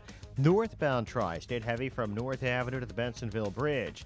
Eden's inbound heavy approaching the junction. 21 minutes Lake Cook to Montrose outbound 19. Kennedy, 28 minutes. O'Hare to downtown outbound 25. About Eisenhower, 40 minutes. Thorndale to the Loop outbound 31. Stevenson is 40 minutes. 355 to Lakeshore Drive outbound okay. Ryan, 19 minutes. 95th to downtown. Slow on I-57 at 25 minutes. I-80 to the merge. Bishop Ford, 30 minutes. Delay start at Sibley. On the Skyway, a crash on the big bridge has cleared.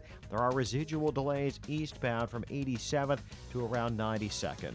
Jim Talamonte, the ChicagoRadioDeals.com Traffic Center. My name is David Hochberg, and I'm Vice President of Lending at Pearl Mortgage. That's right, I'm now Vice President of Lending at Pearl Mortgage. If you're looking to purchase a new home or refinance your existing home, give me a call. I'm the same guy that's provided listeners with honest advice and outstanding customer service for the past 13 years. The only thing that's changed is where I work. When you wanted to do an FHA Streamline refinance to lower your interest rate and payment, you called me and I helped you. When you wanted to refinance your 11% loan, you called me and I helped you. When you wanted to use your retirement assets to do an asset depletion loan, you called me and I helped you. If you'd like to talk to me about a mortgage, please call me at 312-751-1333. 312-751-1333. Email me at david@pearldavid.com. That's david@PERLDavid.com. Or visit my website, am560david.com. Pearl Mortgage is an equal housing lender, Illinois residential mortgage licensee, 4358, licensed by DBO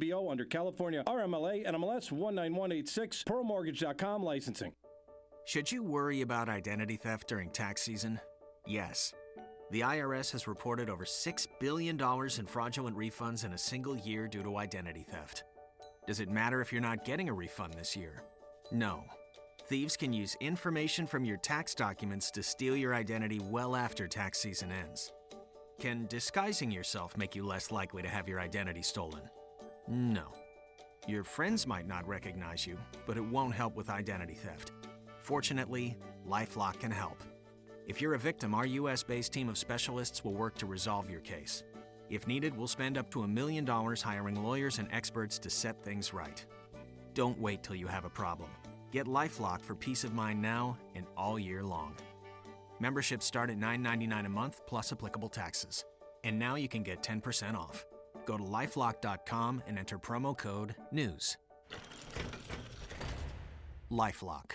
Place your orders for promotional items now for the year. Get ready for the big trade show. Provide shirts or jackets for all of your employees, students, or church members. Or giveaway items like coffee mugs, pens, or hats. Whatever it is, you can trust an American to take care of it. This is Sam Gilberto, president of American Embroidery and Screen Printing and American Marketing Products. We specialize in putting your logo on just about anything. Our focus is entirely on you, our customer. We want every customer experience to be outstanding. Here's an offer to help your budgets for the new year. 10% off and free artwork on embroidery and screen printing orders for all new customers. 10% off and free artwork on embroidery and screen printing orders for all new customers. We have the capability, capacity, and know-how to get your job done right and on time. Call 630-766-2825. 630-766-2825. Get more at trustinamerican.com.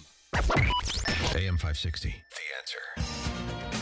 Dan and Amy. So, talking about a strike in CPS, CTU, saying April 1, if the Chicago Public School System makes good on a threat to stop picking up 7% of the 9% teacher pension contribution. But according to their contract, they really can't walk out until late May. Well, that's not necessarily true. Really? Jesse Sharkey made the point they could file, based on an unfair labor practice, they could file this, to strike under that, under those auspices, I suppose. But, whether it's April 1st or late May, they're saber-rattling about a strike. Yeah, and yesterday they made layoff announcements.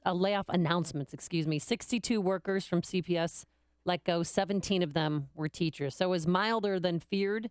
But, if you're one of those teachers losing your job, it's got to hurt this morning. Most of them were 2 teachers from Whitney Young High School, and then 19 were part-time workers and teacher's aides that were let go. Mm-hmm.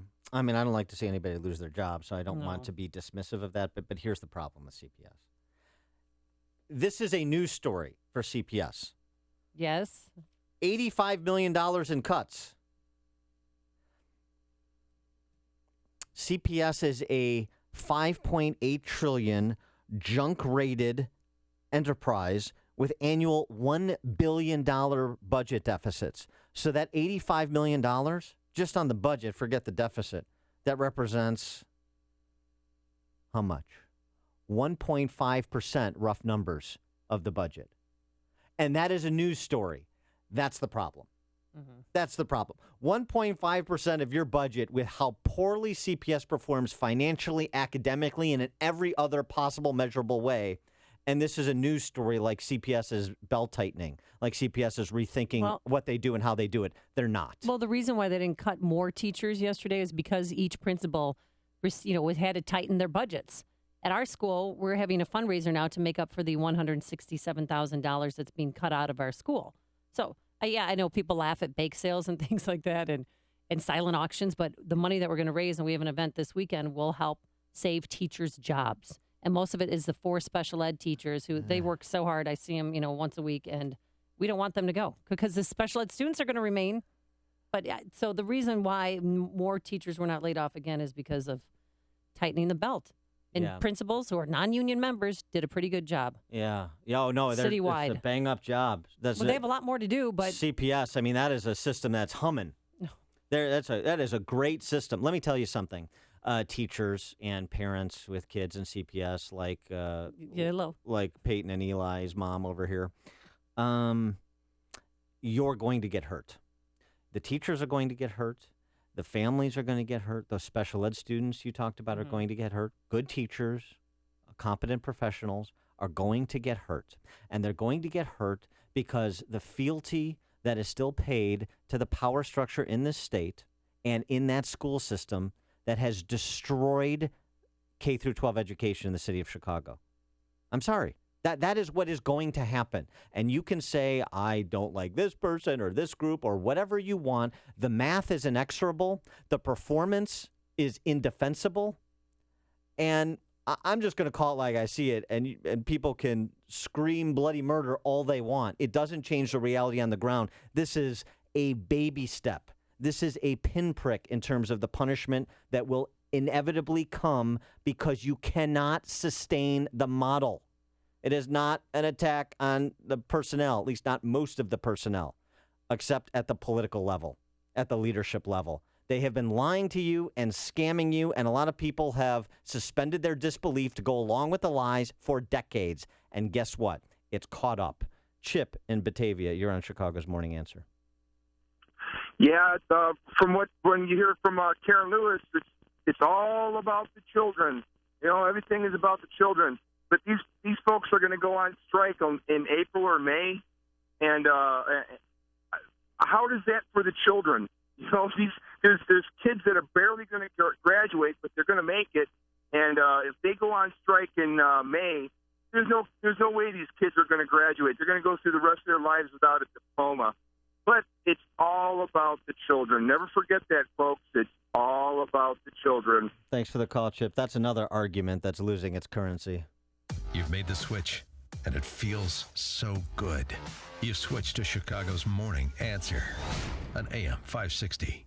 The Answer. The following is a paid political announcement. Are you tired of career politicians and their empty promises? I'm Gordon J. Kinsler, and I want to be your next congressman in the 6th District. I'm running in the Republican primary on March 15th against an incumbent who has lost his way and recently voted with a majority of Democrats on a budget bill, resulting in the GOP Congress losing all leverage over an out-of-control executive branch. I'm not a career politician. I've not accepted donations from big corporation or super PACs. I serve in local government. I'm a surgeon. I'm an Army Reserve Lieutenant Colonel and family man. I support strengthening our national defense, balancing our national budget, strengthening our economy, and securing our borders. The experience I have gained in public, medical, and military service makes me the best candidate to represent you in the 6th District. You finally have a real conservative choice. Take this opportunity to send a message to Washington and career politicians that you're not going to take it anymore. Vote for Gordon J. Kinsler on March 15th. For more information, go to kinslerforcongress.com. Paid for and authorized by the Kinsler for Congress Committee. Change in the market shouldn't be a surprise to anyone. In fact, since World War II, we've seen a correction on average about once every 18 months. That's why Arlington Capital Management developed proprietary tools that help them to see what's beyond your investment horizon. Like an experienced ship captain uses tools to avoid stormy weather, Arlington Capital Management uses tools to guide you through market corrections before it's too late and help us decide when to capitalize on opportunity. Call Arlington Capital Management today at 855-471-5796 to learn how their active management systems can help you. Each day, they actively explore the market, our economy, and all the variables that affect your investments. Stormy markets never cloud their vision. The professionals at Arlington Capital Management use their tools and experience to guide them. Call Arlington Capital Management today at 855-471-5796 for a financial review. The number again is 855-471-5796 or learn more at arlington-capital.com. AM 560. The Answer. Coming up on Chicago's Morning Answer. Will the New York Times secret tape of Trump talking immigration see the light of day, and if it does, will it have any impact at 6:36? And the real reason why Donald Trump didn't denounce the KKK, it was all about the earpiece. We'll explain, but first let's go back into the newsroom. Here is Mike Scott. Amy and Dan, good morning. 30 degrees, light snow, winds east at 15, and voters from Vermont to Colorado, Alaska to American Samoa, and a host of states in between are heading to polling sites and caucus places today, Super Tuesday, the busiest day of the 2016 primary. Yesterday, South Carolina Governor Nikki Haley spoke up for Marco Rubio and spoke out against Donald Trump. I will not stop until we fight a man that chooses not to disavow the KKK. That is not a part of our party. That's not. Rubio lost his voice yesterday, using Haley to speak for him. She also blasted Trump for his bankruptcies and fraud investigations.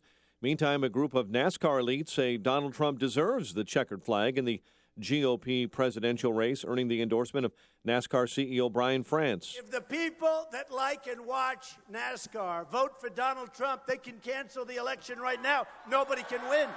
Nobody can win. Trump receiving the endorsement of retired driver Bill Elliott, along with Ryan Newman and David Reagan. Thousands of refugees stuck on the Greek side of the Macedonian border, hoping authorities will allow them to continue their attempts to reach wealthier European nations. The crossing has been closed for 24 hours after clashes between Macedonian police and hundreds of migrants. Federal judge is tossing the Justice Department's attempt to force Apple to unlock an iPhone involved in a routine drug case in New York. The government filed that motion last October before a California judge ordered Apple to help open the iPhone of one of the San Bernardino shooters. Voters in several states across the country are having an impact on Illinois as early voting begins here at designated polling places, ramping up the excitement in the presidential race here for the March 15 primary. Yesterday was day one of expanded early voting in jurisdictions of more than 100,000. On the eve of Super Tuesday's primaries, Governor Bruce Rauner says he'll stay out of presidential politics for now. Rauner saying when questioned by reporters, there are plenty of challenges in the state, and he is focused on those. Chicago sports, Bears place the franchise tag on Alshon Jeffrey. Tonight, the Bulls take on Miami. In the news, a service of Unbound. Around the world, there are young people who face a difficult decision: continue their dream of education or drop out to help support their families. In a single moment, you can help them write a news story. See Potential, Not Poverty at unbound.org. A check of traffic and weather is on the way next on AM 560. Even after a win in Nevada, Mike Gallagher isn't ready to call Trump the nominee. The establishment, make no mistake, these guys do not like Donald Trump. They do not like Ted Cruz. But these guys are saying it looks like it's going to be Trump. You're not going to be able to stop Trump. And I have to confess, I don't see that right now. And I wonder if that's not a bit of a game that they're playing. Because there's a lot of gamesmanship, let's face it. The Mike Gallagher Show, weekdays at 9, right before Dennis Prager at 11 on AM 560. The Answer. Remodel your kitchen or bath with Galaxy and get free installation, free design, and free financing. Call Galaxy at 773-783-8300 or schedule online at galaxyhome.com. Hi, I'm Lex Howard, CEO of Balance of Nature. I occasionally take new customer calls, and often people tell me that they have been hearing our advertisements for years. What are you waiting for? Start now and begin experiencing the benefits of Balance of Nature in your life. I actually believe that it is working because I went to have my thyroid TSH level checked and my T3 and 4, and in October originally it was at 3. My TSH was at 3.28, and Monday's test came out to 0.63. I do believe that it has something to do with it. Good health is just a phone call away. What are you waiting for? Call now and take the health challenge to get a free month's supply of Balance of Nature. Call 1-800-2468-751. That's 1-800-2468-751. Or go online to balanceofnature.com. Use promo code CHICAGO. 6:36. Let's get an update on the roads in our ChicagoRadioDeals.com traffic center. Here is Jim Telemonte.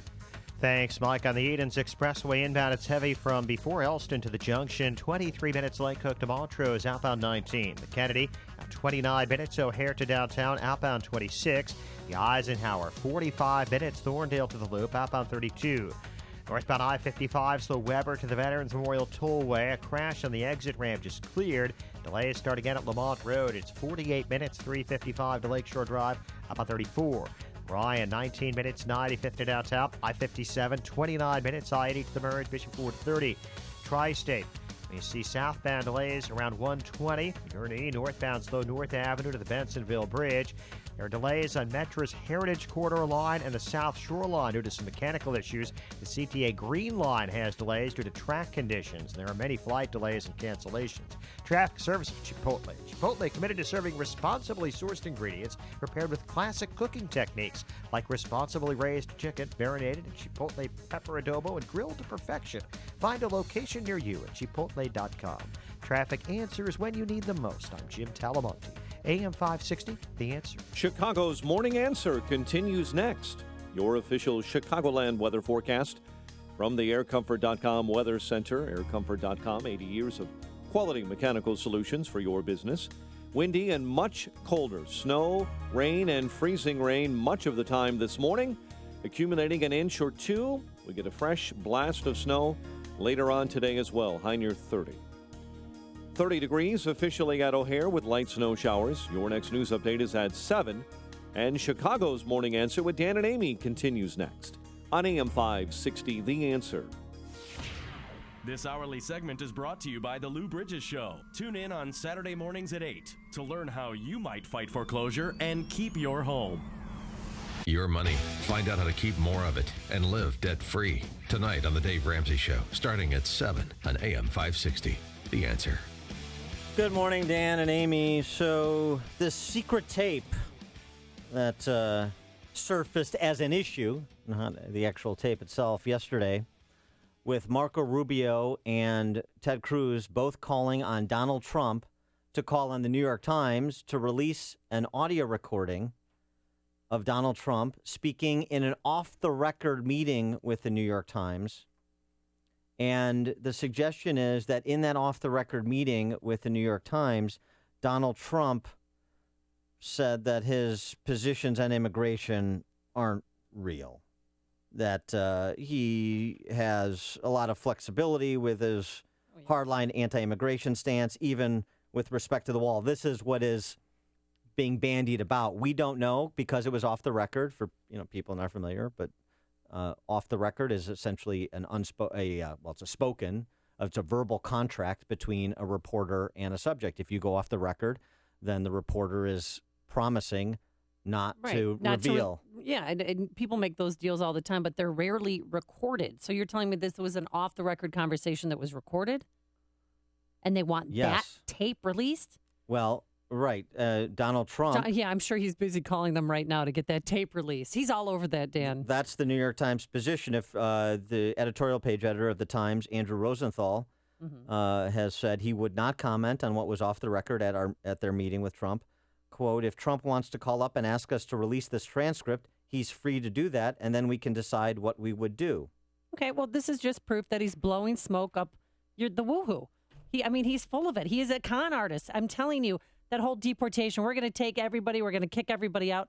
How are you going to do that, Donald Trump? While the kiddies are at school or maybe while you're at church or while they're sleeping? Just the optics alone was sickening. And I'm telling you, my friends, one of my son's best friends is here from Serbia, and he was worried, oh, my God, am I going to get kicked out of this country? So I'm sorry, so which is it?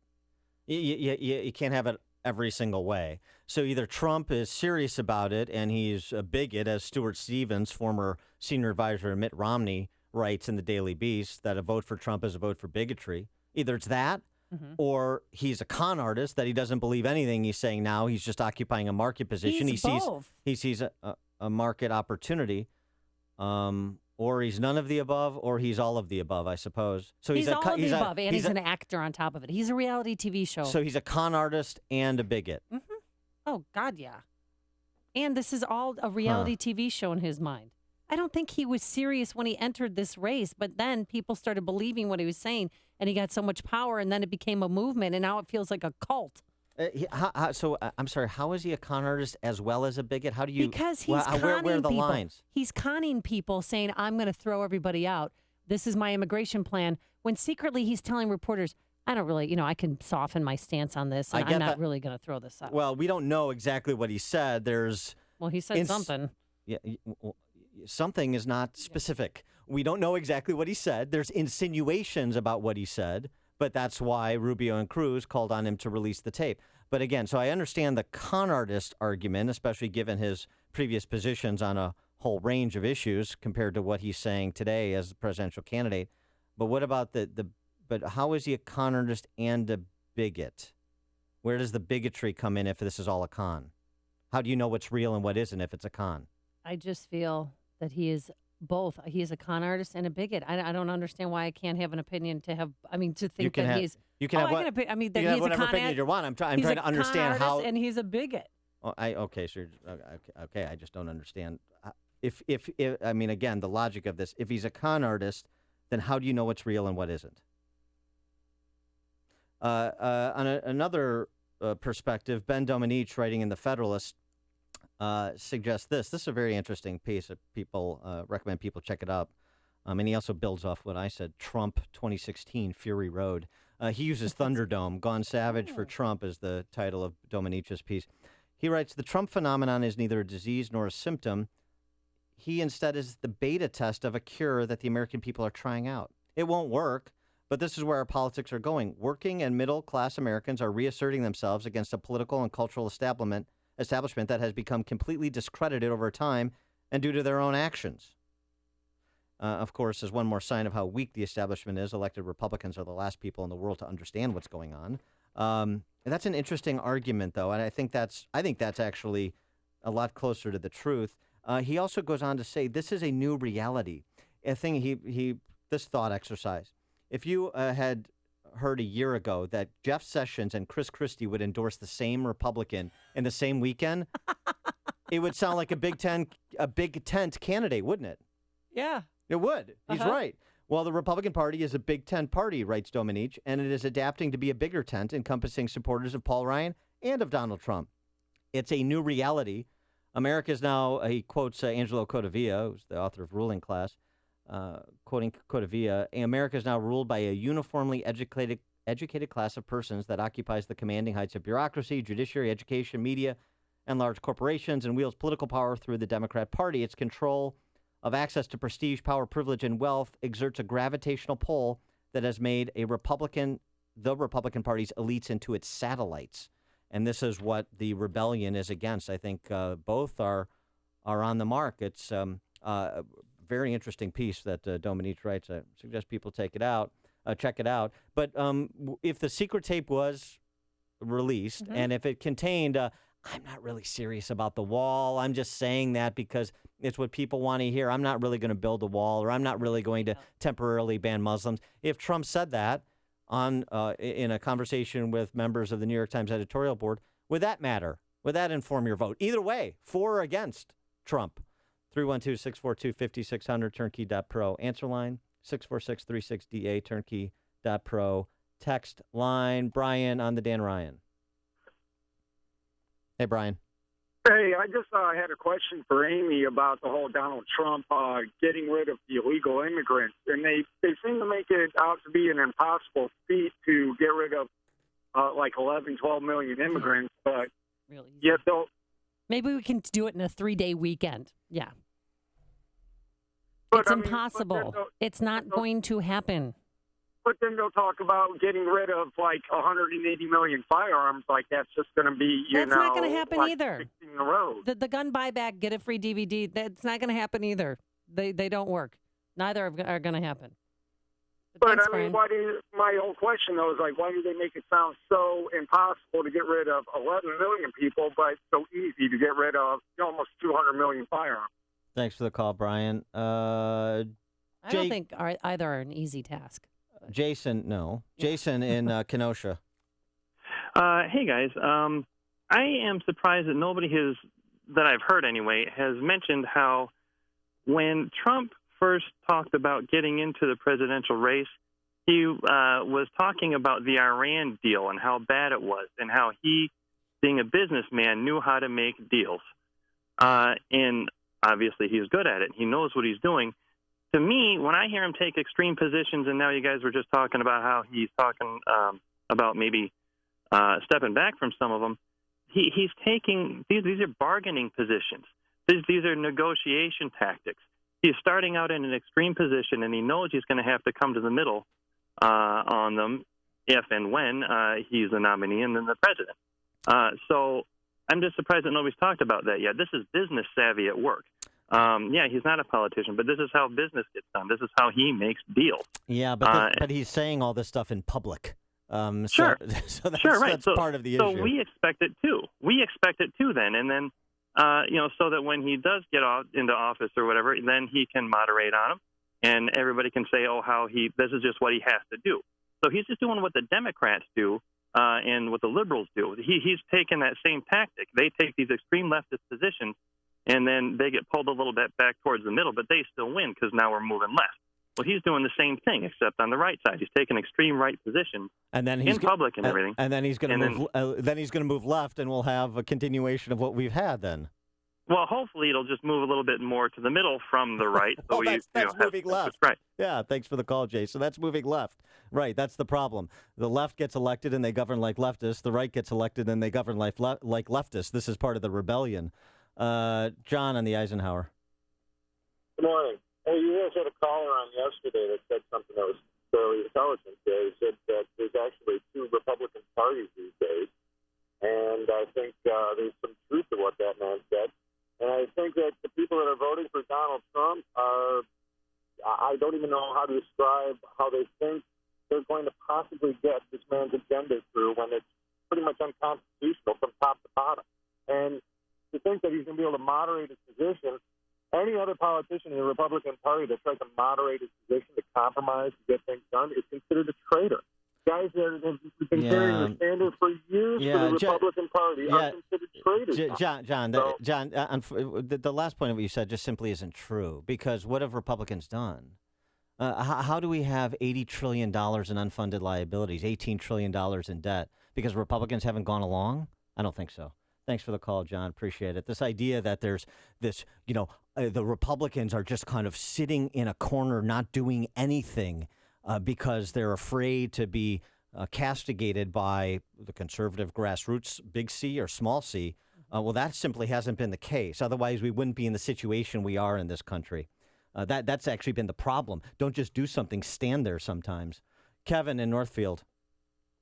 First of all, any party that would have Chris Christie in attendance, by definition, has to have a big tent. True? Good point. Yes, fair point. And you're lucky Chris Christie endorsed Trump so we can still enjoy those jokes. Yes, thank you, Kevin. I remember Chris Christie embracing Obama in the last moments of the Romney ill-fated election. Yeah, it was like a scene from Ghost. Yeah. I don't see much credit to getting Chris Christie, but on a very critical point, Amy, shame on you. Con men cannot build skyscrapers, and not one skyscraper, but in different cities and different cultures around the world. You have no idea how complicated the process is. I know, but he bought his cement from mob bosses, so No, thanks for the call, Kevin. It's not the Mormon Tabernacle Choir that's involved in the concrete business. I got a job following fat people around with a tuba. Stop it! Cut it out! I have a glandular problem. Connect with Dan and Amy using the AM 560 mobile app. Download it today at 560theanswer.com/mobile. That never gets old. Today, windy, colder. There's snow and sleet. It's just a mess out there. Anywhere from 1 inch to 2. And if you live up north, you're going to get 2 to 4.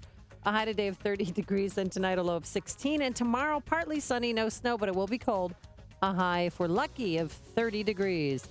Any spin-outs this morning? I'm sure there are. And how's that Skyway doing, Jim Telemonte? Well, that's one piece of good news, Amy. We had an earlier wreck on the eastbound Skyway on the Big Bridge, which had everything shut down there. But that's cleared now, and what traffic there is on the Skyway is moving without significant delay. But it's slick, it's slippery, it's slushy, it's snowy, depending on where you are. Eden's inbound delays start at 2E. It's 31 minutes Lake Cook to Montrose, and outbound 23. Kennedy, looking at 34 minutes O'Hare to downtown, outbound 27. The Eisenhower, now 55 minutes Thorndale to the Loop. There's a crash at Oak Park Avenue in the left lane, outbound 35 minutes to Thorndale. Stevenson, now 49 minutes, 355 to Lakeshore Drive. The Ryan is 20 minutes, 95th to downtown. I-57, Bishop Ford, both around 30 minutes from I-80 to the merge. Northbound Tri-State heavy from the Eisenhower to North Avenue. The delays on 8094 westbound from Torrance to the Bishop Ford after a crash. There are many rail-related delays, and there are many flight delays and cancellations. Jim Talamonte, ChicagoRadioDeals.com, Traffic Center. I'm Lou Dobbs. Apple heads to Capitol Hill in its battle with the FBI. Argentina could be back in world markets, and Google takes the blame for a driverless car crash. Those stories next. I'm Nick Soboleski, a SelectQuote agent with a true story that could save you hundreds of dollars a year. A woman named Linda just called. Her husband, Ray, has a $300,000 group life insurance policy, but is changing jobs and can't take it with him. Well, I impartially shopped the highly rated term life insurance companies we represent and found Ray, who is 41 and takes medication to control his cholesterol, a 10-year, $500,000 policy for under $26 a month. That's almost twice the coverage for less than half of what he had paid. If SelectQuote hasn't shopped for your life insurance, you're probably paying too much. For your free quote, call 1-800-431-0848. That's 1-800-431-0848. 1-800-431-0848. Or go to SelectQuote.com. We shop. You save. Get full details on the example policy at SelectQuote.com/commercials. Your price can vary depending on your health insurance company and other factors not available in all states. Apple's chief counsel will be on Capitol Hill today. He will tell Congress that unlocking an iPhone used by one of the San Bernardino terrorists could leave hundreds of millions of iPhone users vulnerable to cybercrime. Bruce Sewell will testify before the House Judiciary Committee. And for the first time in 15 years, Argentina returns to the global financial markets. Argentina and its hedge fund creditors have reached a settlement resolving 75% of the claims against Argentina. Google takes the blame for a crash involving one of its experimental driverless cars. The company told regulators a human driver on board failed to act when the robot car struck a municipal bus. Only minor damage resulted. Please join us for Lou Dobbs tonight, 7 and 11 Eastern on the Fox Business Network. This is the Lou Dobbs Financial Report. The following is a paid political announcement. Do no harm. It's an oath every doctor takes, and Dr. Nick Stella takes that oath very seriously. Do no harm. Obamacare is a disaster. Dr. Stella will fight to put healthcare decisions back into the hands of patients and doctors. Do no harm.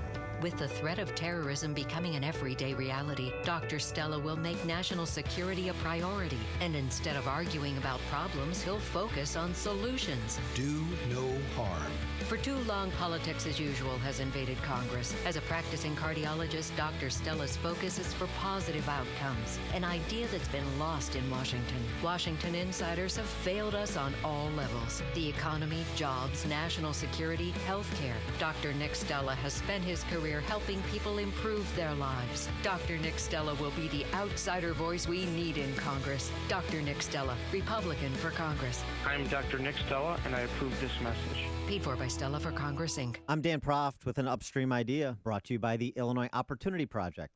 27. Illinois state employees, on average, receive total compensation 27% higher than their private sector counterparts. State employees made nearly $4,000 more in wages and $13,000 in benefits than private sector employees. More than half of state workers will retire before the age of 60 with a guaranteed state pension. The state is in a financial death spiral with ground impact imminent. So keep this in mind as Governor Bruce Rauner breaks off contract talks with AFSCME, the state's largest public sector union. AFSCME has been unwilling to give on its demands for annual step increases of 3.8%, in addition to annual general wage increases. The lowball estimate of the cost of what AFSCME demands is $1.6 billion. That's $1.6 billion more from Illinois families who already pay the highest property taxes in the nation. This is Governor Rauner's moment of truth. He ran for office saying he is not a politician. He said he is a businessman who will make the difficult decisions to turn around the state he loves. We're about to find out if that's true. For more Upstream ideas, visit upstream-ideas.com. I'm Dan Proft. AM 560, The Answer. Dan and Amy, this survey is interesting. A survey that was released by National Public Radio, done in conjunction with the Robert Wood Johnson Foundation and the Harvard School of Public Health. So all fans of Obamacare, cheerleaders. 56% of Americans polled said they don't believe Obamacare has directly impacted them. Of those who said it did have a direct impact, the reform has been detrimental rather than positive. 25% detrimental, 15% positive. So for 81% of people who have either seen Obamacare have no impact or have a deleterious impact on their health insurance and thus quality of health care, we had a backdoor takeover of government. 81% of American, no difference or worse thanks to Obamacare. And that's the signature achievement of the Obama administration. Hey, if you need to sell your home in Chicagoland, Sean Hannity here with some very important facts that you need to know. Now, 40% of homes hitting the market in Chicago are not selling. Now, those are horrible odds. You need to call Saul Z and the Z team based right here in Chicagoland. Now, Saul sells a home on average every 24 hours and attracts hundreds of buyers every month locally, nationally, and internationally. The Wall Street Journal ranks Saul's team in the top 110 teams out of 1.2 million agents in the U.S. Now, Saul Z guarantees to sell your home in 29 days at a price and deadline that you agree to, or he will buy your home or he'll sell it for free.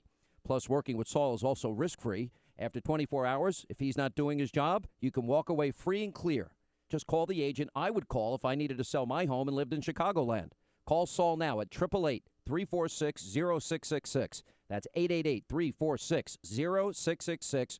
Or go online at callsaul.net. That's callsaul.net. Don't take just any vacation. Make it an Apple vacation and save up to 40% during the Spring Super Sale, featuring the biggest savings of the season. Picture this: a gorgeous resort, sun-drenched beaches, blue turquoise waters, and palm trees as far as the eye can see. Whether you're looking for an affordable weekend getaway or a full week of luxury, Apple Vacations has your trip perfectly priced. 7 nights of unlimited luxury at Dreams Via Magna Nuevo Vallarta start from only $11.99. Or make it a full week at Dreams Las Mareas, Costa Rica, and save up to $800 per couple. Both trips include round-trip nonstop air, resort transfers, all meals, drinks, and taxes. Call Traveloni at 312-334-7876 to book your trip today. That's Traveloni, 312-334-7876, or visit Traveloni.com. Prices per person based on double occupancy for select departures starting May 6th, including charter air on Alaska or extra airways from O'Hare, and taxes and fees including September 11th security fee. See applevacations.com for baggage charges. Prices subject to availability and change. Restrictions apply. PC 15088 15094.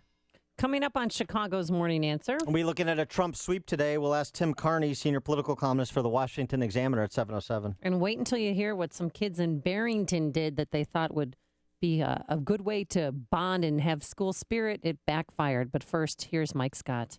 Here are the stories we're watching this morning. A very messy commute. Jim Talamonte is along with the details on your morning drive. First case of Zika virus found in Chicago. WIND Chicago News Time, 7 o'clock. Fox News Radio. I'm Dave Anthony. They can start to vote now in Alabama, Oklahoma, Tennessee, and Texas. Love Trump's hatred. Bernie Sanders and Hillary Clinton both making Donald Trump references. What we need to do together is make America whole again, where we are working together. She's hoping Democrats voting in 11 states this Super Tuesday are not worried about her emails as Secretary of State. The State Department releasing thousands more pages of emails last evening, had to withhold 261 emails because of classified information, bringing a total to 2,000. 22 of them classified as top secret, though. Hasn't had much of an effect here in Virginia, where Clinton has had a wide lead in the polls, as she has had in a number of other Super Tuesday states. Fox's Rich Edson. Ted Cruz hopes to win his home state, but Donald Trump counters. We have a good chance in Texas. Look, we're ahead in every state. Fox's Tanya J. Powers has more on the Republicans live from West Palm Beach, Florida, where Trump will rally tonight. Well, Dave, Ted Cruz has called Super Tuesday the most important night of his campaign. He and Marco Rubio have been campaigning hard against Trump to gain as many votes as they can in the run-up to today. If you don't want him to be the nominee, we got to stand together. If we're splintered, that's how we lose the country and lose the election to Hillary. There is no way we're going to let a con artist get control of the Republican Party. While Donald Trump goes into the race as the front runner in the polls, Dave. Donnie, there's a funeral today for the Virginia cop killed Saturday. Fellow officer Nathan Probus says it'll be open to the public. We really want to give the community a chance to come out and show their support to Officer Guinan. Ashley Gwendon's accused killer is an Army soldier who is also charged with murdering his wife. An Apple lawyer addresses Congress today in the fight against the FBI trying to break into the San Bernardino terrorist's iPhone. A judge in New York yesterday ruled Apple does not have to unlock an iPhone in a drug case.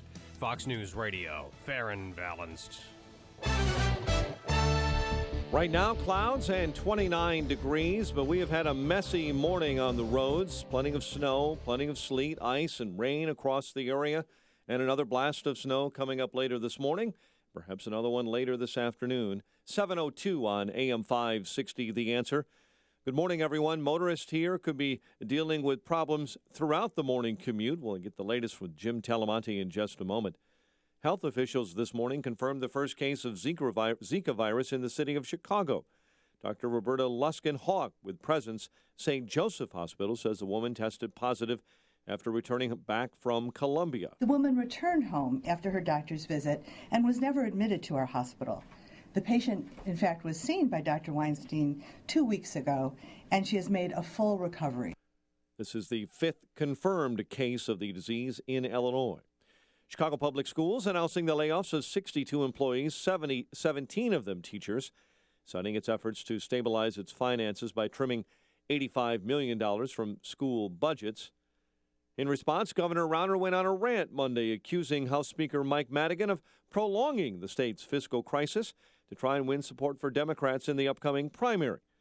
We get this update from AM 560's David Stewart. Governor Rauner accused Speaker Madigan of blocking solutions by intimidating lawmakers and his allies, including college presidents. What Speaker Madigan has gone to each of the universities and said, if you step out and support anything that the governor is proposing, I will cut you out of the final budget solution. Rauner says Mayor Emanuel won't cross Madigan, and neither will Senate President John Cullerton. And you know what President Cullerton said to me in private? He said, Bruce, I've lived in Mike's shadow for 37 years. I'm not going to step out now. Can you believe that? Madigan didn't respond, but Cullerton said, quote, can we please get back to governing? David Stewart, Chicago. The Illinois Board of Elections fines Cook County State's Attorney challenger Kim Foxx $20,000 for failing to report a campaign poll paid for by Cook County Board President Tony Preckwinkle, her boss. Fine also covers the failure of Fox's campaign to meet deadlines to file campaign disclosure forms. Bears have placed the franchise tag on top receiver Alshon Jeffrey. Dallas Stars pull even with our Blackhawks. We're first in the NHL's Western Conference, in spite of a 3-2 overtime loss to Detroit. The news service of WesternUnion.com's mobile app. You might be stuck. Your money shouldn't be. Send money around the world 24/7 with the Western Union mobile app. Download the app. Send money fast. Next time you need to send money quickly, get out of a jam, tap the Western Union app. It's money. A check of traffic and weather on the way next on AM 560. Each year, the month of March is all about the madness. This year, as the number of candidates dwindles and the delegate count climbs, the remaining candidates will meet for one final debate. And AM 560 is hosting the final debate watch party of the primary season. Join us for March to the White House, a Republican debate watch party presented by Innovative Networks on Thursday, March 10th at Austin's Fuel Room in Libertyville. Tickets are just $25 and include an all-you-can-eat buffet. Visit 560theanswer.com/March. Sponsored in part by Black Rhino Concealment. The Chicago Symphony Orchestra returns to Edmund Memorial Chapel at Wheaton College on March 23rd.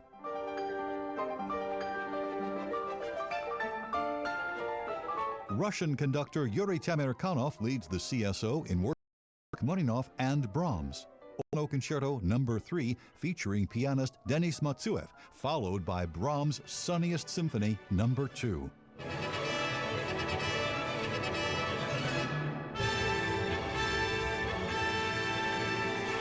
Don't miss the CSO at Wheaton College on March 23rd. Tickets start at $45. For tickets, call 312-294-3000 or visit cso.org.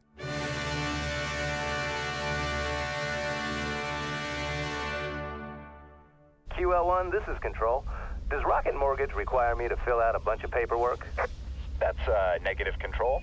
Rocket Mortgage by Quicken Loans is the first on-demand mortgage machine that quickly and seamlessly imports your financial data.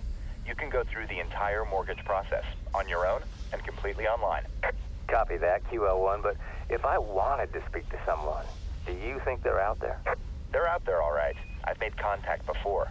In fact, according to J.D. Power, they've provided award-winning client service for 6 years in a row. Roger that, QL1. It's nice to know they're out there, wherever they are. Detroit Control. They're in Detroit. Over. 3, 2, 1. Rocket Mortgage at QuickenLoans.com. Push button, get mortgage. Rocket. Visit for cost information and conditions. Equal housing lender. Licensed in all 50 states. NMLSConsumerAccess.org number 3030. 7:07 in our ChicagoRadioDeals.com traffic center. Here is Jim Talamonte. Thanks, Mike. It's slow and wet and slippery depending on where you are in the Chicago area, and it's heavy on the inbound Kennedy with delays starting at Cumberland. It's 41 minutes O'Hare to downtown, 20 from Montrose, 16 on the Express. Outbound, 28 minutes downtown to the airport. Edens, about 25 minutes either way between Lake Cook and Montrose. Inbound Eisenhower, 55 minutes Thorndale to downtown, outbound 35. Stevenson, 50 minutes, 355 to Lakeshore Drive, outbound 35.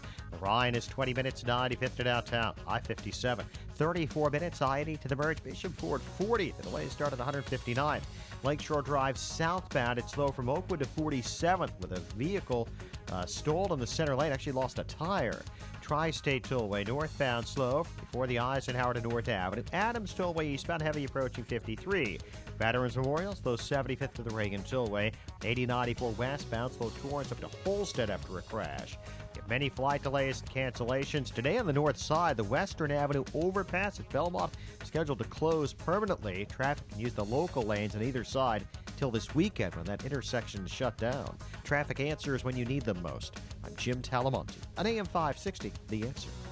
Chicago's Morning Answer is next. Your official Chicagoland weather forecast. From the AirComfort.com Weather Center, aircomfort.com. 80 years of quality mechanical solutions for your business. Here's meteorologist Kevin Snyder.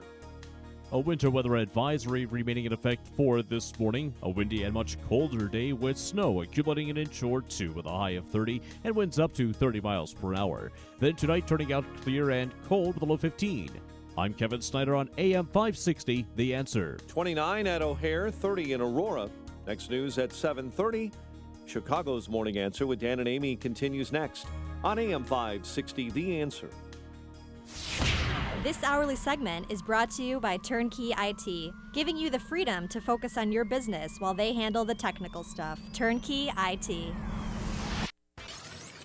Good morning. Welcome to your Tuesday morning briefing. Here's what you need to know to start your day. You say David Duke to me, I say racist. Immediately.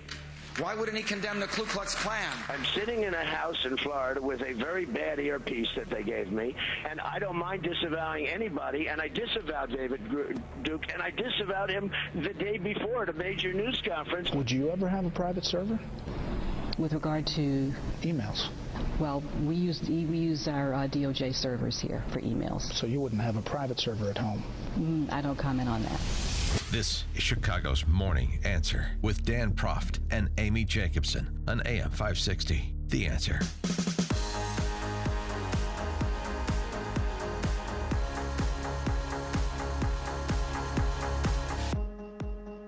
Good morning, Dan and Amy. So, Amy, yesterday, Ben Sasse, he's the freshman senator from Nebraska, conservative, ran against the Republican Party establishment in Nebraska successfully.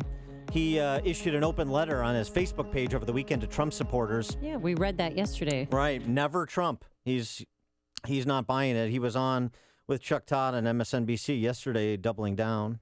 The American people deserve so much better than two fundamentally dishonest New York liberals. And I think we're going to have more choices, and I hope that those choices come from within the Republican Party. I'd say that's doubling down, talking about the possibility of an independent conservative candidate, perhaps. He also talked about the Republican Party as a tool, or as a collection of tools, some would argue. But he suggested that, the party can go away or change. Interesting. You asked what a party is. A political party is a tool. It's not a religion. It's not a family. It's not the nation. It's not even as important as Husker football. The Republican Party is a tool. And if it's useful, people should embrace it. And if it becomes totally vacuous, they should find a candidate that believes in the American ideals, and they should want somebody who will lead us forward by celebrating a Washington that is about servant leadership. All right, Now, I think Sasse is the only incumbent U.S. senator who has kind of openly declared war on Donald Trump, embracing the Never Trump hashtag and making the case. And he's an articulate spokesman for conservative thought. So what's he going to do? Just sit this one out? I mean, if Trump goes up against Hillary? Well, that's not what he's saying. What he's saying is maybe there's somebody out there that if the matchup is Trump versus Hillary, it's not going to be Trump versus Hillary. It's going to be Trump versus Hillary versus an independent conservative. But wouldn't we, if we had a third party, that would be guarantee Hillary a victory? Well, it would be interesting to poll test some matchups, some possible matchups. I don't know that's the case because of Trump's kind of unique coalition, and because if people had an alternative where they didn't feel like they were losing IQ points to cast their vote, then maybe they would move off of the traditional Republican or Democrat candidate. I don't know. That's why we have experts on the show like Tim Carney, who's a senior political columnist for the Washington Examiner. Tim, thanks for joining us. Good morning. Thanks for having me. So what about, I mean, before we get into all the Super Tuesday dynamics, what about this bubbling below the surface, or in Ben Sassa's case, right above the surface, about if it's Trump, if that turns out to be a fait accompli after today, then the possibility of an independent conservative candidate? Well, part of the reason is that question about would a third-party conservative candidate be a spoiler? A, maybe not, but B, maybe Trump is going to lose no matter what. And then C, some people think maybe Trump is even a bigger disaster than Hillary Clinton. And so we don't have to settle those arguments or anything, but just say that both of those are valid strains of thought that say, okay, then why run a third-party candidate? If they can't win, if it's going to be Hillary if they run, why do it? Part of the reason is it's something to sort of rally around. That imagine Pat Toomey running for re-election in Pennsylvania in the U.S. Senate, and he wants to he goes out there and people say, oh, Pat Toomey's avoiding the Republican nominee, Donald Trump, or Pat Toomey's appearing with the Republican nominee, Donald Trump. Instead, you say, hey, look, Pat Toomey is appearing with, the conservative party nominee, whoever that is. And so he's saying, well, I have a presidential candidate, and this guy is a real Republican, and he's my party leader. So it gives sort of it also gives some hope. It's for a lot of people who are conservatives, and they say, I guess I have to go along with Donald Trump. You say, no, you don't. And so that's based on the idea that either A, Trump can't win, or B, we're not sure that a Republican Trump presidency is better for what we believe in than a Hillary presidency. Well, who do you think would be a good conservative candidate, if there was to form a third party and be that person? Who would you suggest? Well, whenever we have a tough job to do that nobody wants to do, we always make Paul Ryan do it, right? So, so he would be next. I mean, Sass is a first-term U.S. senator. I think he would only do it if he knew he was going to be a figurehead. I think he knows he's not prepared to be president of the United States. And so then the other guys you look at, some people say Mitt Romney. He's not a hardcore conservative, but he's more conservative than Donald Trump. I think that would end up backfiring.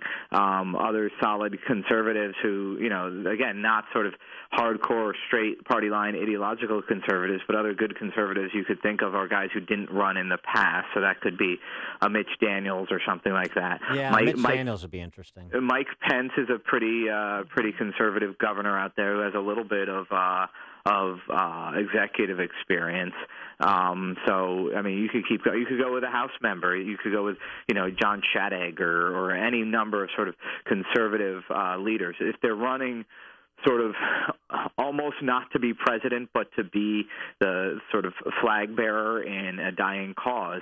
Even a congressman, and there's dozens of current or recent congressmen who could do it. I think I've thought about this too. Mitch Daniels is ideally situated. He's the president of the university, so he can leave. It's not like he has to give up an office, except for being president of Purdue. But he wanted to run last time, or in 2012. It didn't quite all come together for seemed apparently personal reasons, but boy, there's somebody who is respected, conservative governing record, turned Indiana around.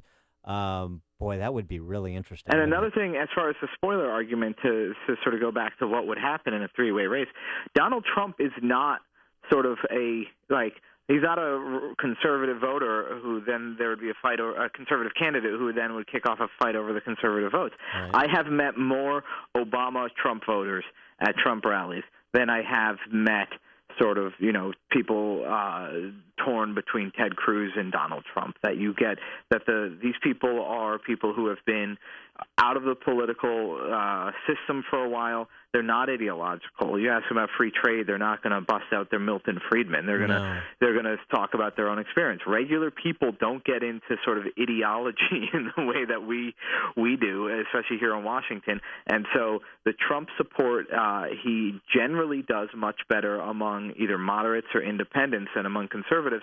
And I say it's not even that. It's not even people who put themselves in the middle of the scale. It's people who don't even think about it. It's like if you ask me what my favorite British soccer team is, it's not like Manchester I'm undecided. United. I don't have one.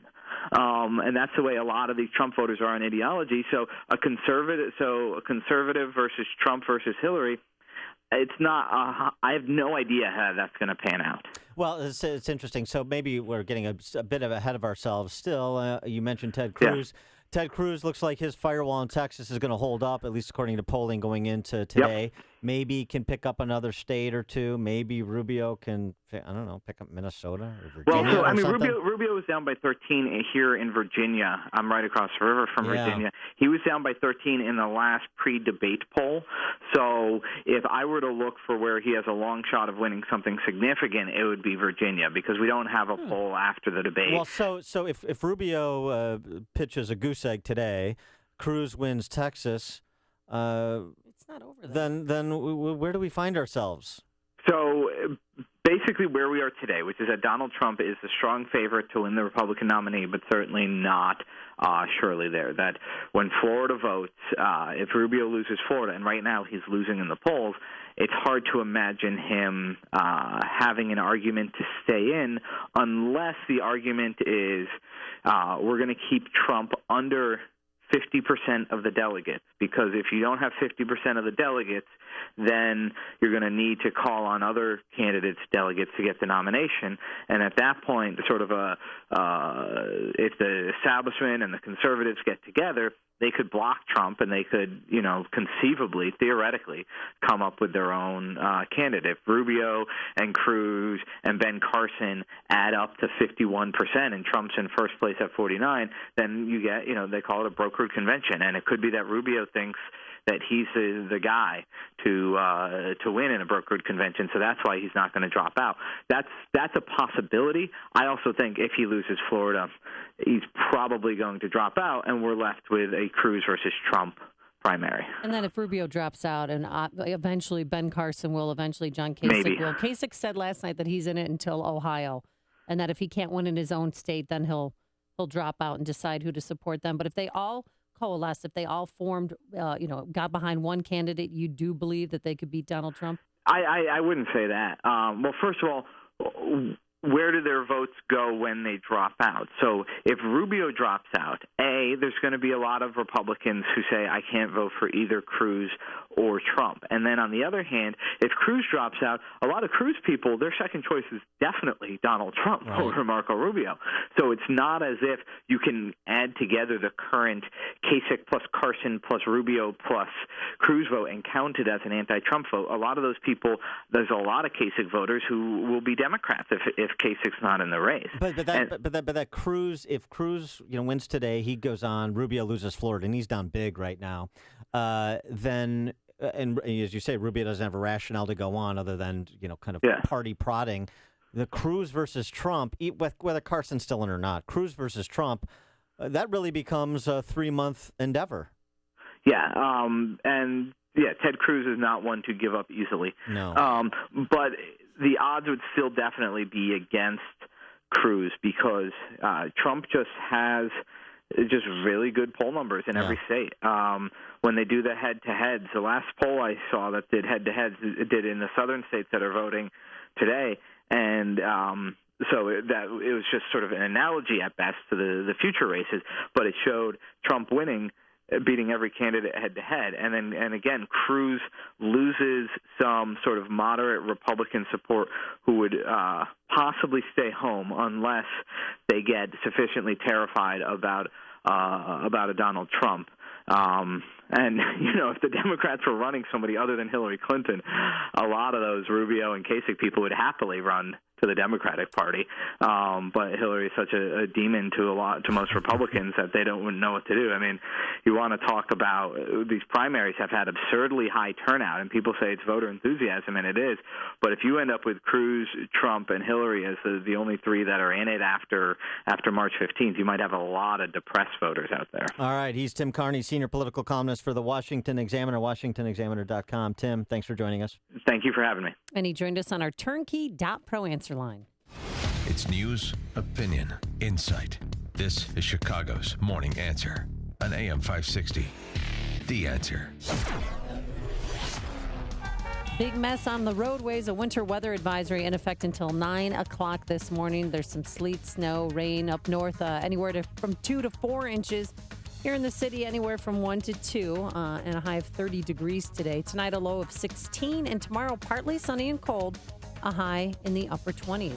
Travel times, let's go into the ChicagoRadioDeals.com traffic center. Here's Jim Telemonte, who has a very busy job. Thanks, Amy. It's busy on the inbound Kennedy with a delay starting at Cumberland. It's now about 43 minutes O'Hare to downtown, outbound 28. Eden's 25 minutes either way between Lake Cook and Montrose. For now, the Eisenhower, it's an hour, Thorndale to downtown, 46 minutes from Manheim, outbound 36 to Thorndale. Stevenson, an hour, 355 to Lakeshore Drive, 40 minutes from the Tri-State, outbound 36 minutes to 355. Ryan, 21 minutes, 95th to downtown. I-57, 34 minutes, I-80 to the merge. Bishop Ford, 40. Lakeshore Drive southbound, heavy approaching Fullerton, and slow Oakwood to 47th with a stall in the center lane. Northbound Tri-State slow Plainfield Road to Ogden, Reagan Tollway to Grand Avenue. Adams Tollway slow approaching 53. Reagan Tollway slow Farnsworth to Eola. Veterans Memorial delays from 75th to the Reagan Tollway and Butterfield to St. Charles. There are many flight delays and cancellations. Jim Talamonte, ChicagoRadioDeals.com Traffic Center. ChicagoRadioDeals.com wants you to take some time for yourself to relax, renew, recharge, and here's a perfect way to lower your stress level and bring balance to your life. Make a visit to the Primal Ocean Salt Cave in LaGrange. Your stress begins to disappear when you step into the pink Himalayan salt cave or float on a bed of water that envelops you in color and warmth. So make time for deep relaxation in the aqua massage bed or feel renewed with the Ionic Detox Foot Bath. Experience it all now with packages that include one salt cave session plus either an aqua massage or, thank you, aqua cave session. I can't speak unless this music's on. It normally retails for $70, only $40 at ChicagoRadioDeals.com. Primal Ocean Salt Cave Spa treatments are a great way to take a vacation from the everyday. Plus, you stay fully clothed and dry the entire time. You'll love how calm and refreshed you'll feel. So if you haven't tried this yet, do it now. The Primal Ocean Salt Cave deals are very limited. For more healthy deals, just visit ChicagoRadioDeals.com. People who can afford a LASIK procedure sure are lucky. Imagine being able to throw away your contacts and glasses. Imagine waking up tomorrow with 20/20 vision. Too bad everyone can't afford LASIK. Well, guess what? There's a company that agrees with you. The LASIK Vision Institute is now offering dramatically low prices on high-quality LASIK to make it affordable for everyone.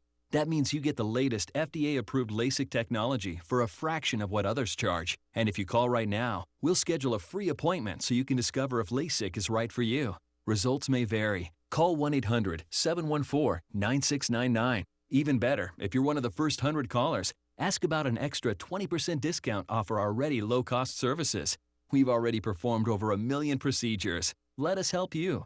Discover how you can get the quality LASIK experience you deserve at a fraction of what others charge. For your free appointment, call 1-800-714-9699. 1-800-714-9699. CertaPro are the experts in exterior painting, but now is the perfect time to paint your interior.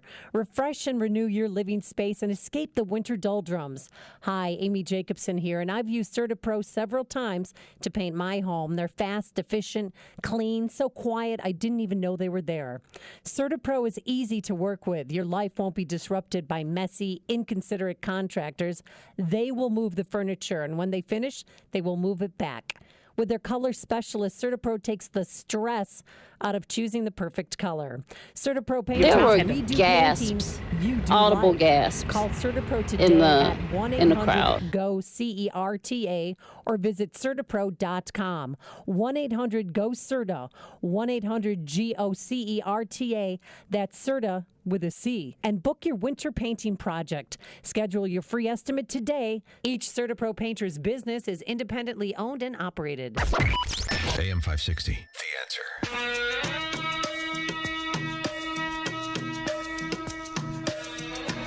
Dan and Amy. So, Amy, Barrington High School.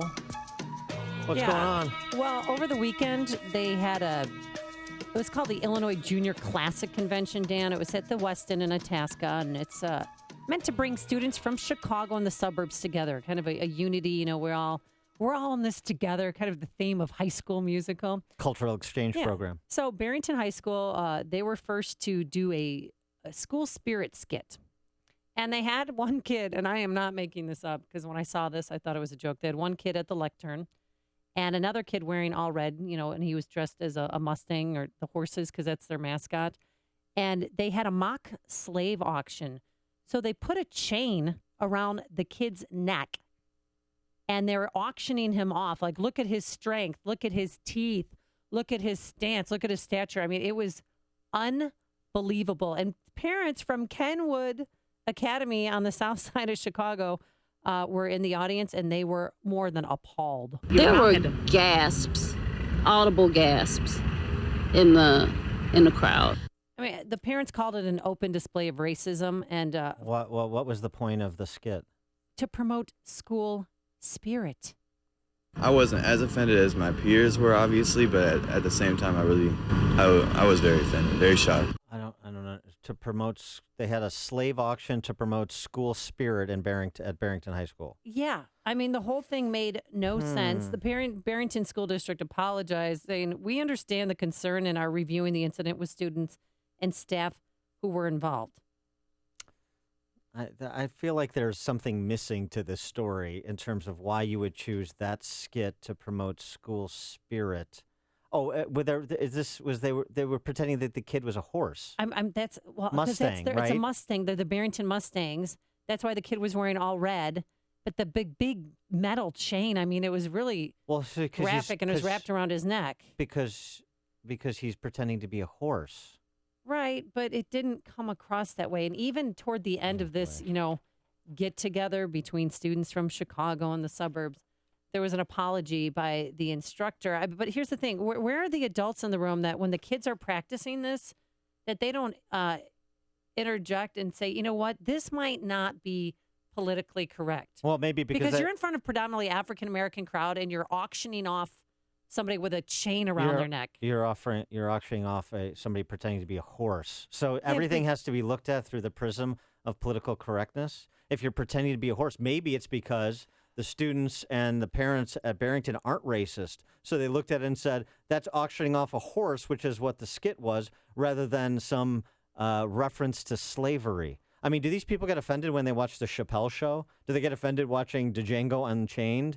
I mean, but Barrington, give me a break. White privileged students go to Barrington High School, and a lot of mind-numbing, politically correct, addled parents are parents of students at Kenwood. Apparently, this is a nothing burger. I'm offended, and I'm not even African American. I just think that was poor judgment. You're offended by anything that's not politically correct. Listen to podcasts of Dan and Amy from the AM 560 mobile app. Download it today at 560theanswer.com/mobile. Did you know color is vital to your health? I'm talking about the color of the food you eat. A colorful diet is a part of staying well because many nutrients are color. Eating a wide variety of fruits and vegetables provides your body with the diverse chemistry it needs to heal itself and stay well. Now ask yourself, how many servings of fruits and vegetables did I eat today? Balance of Nature has solved this problem and provides an easy and affordable way to consume over 10 servings of 31 different whole fruits and vegetables every day. My name is Dr. Howard. I've recommended Balance of Nature for over 15 years because of the excellent results I see in my patients. Good health is just a phone call away. What are you waiting for? Call now and take the health challenge to get a free month's supply of Balance of Nature. Call 1-800-2468-751. That's 1-800-2468-751. Or go online to balanceofnature.com. Use promo code CHICAGO. AM 560, The Answer.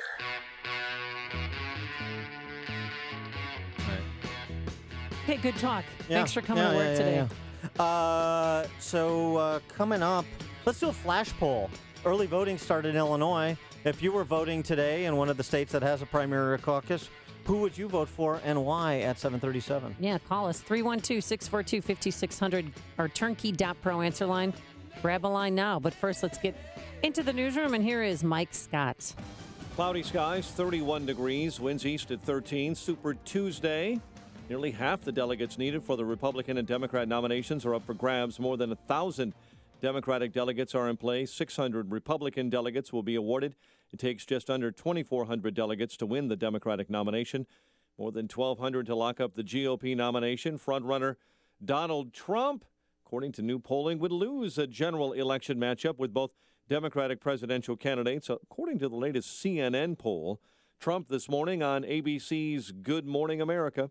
I haven't even focused on Hillary Clinton yet, and I can tell you the one person that Hillary Clinton doesn't want to run against is me, and I have that on good knowledge.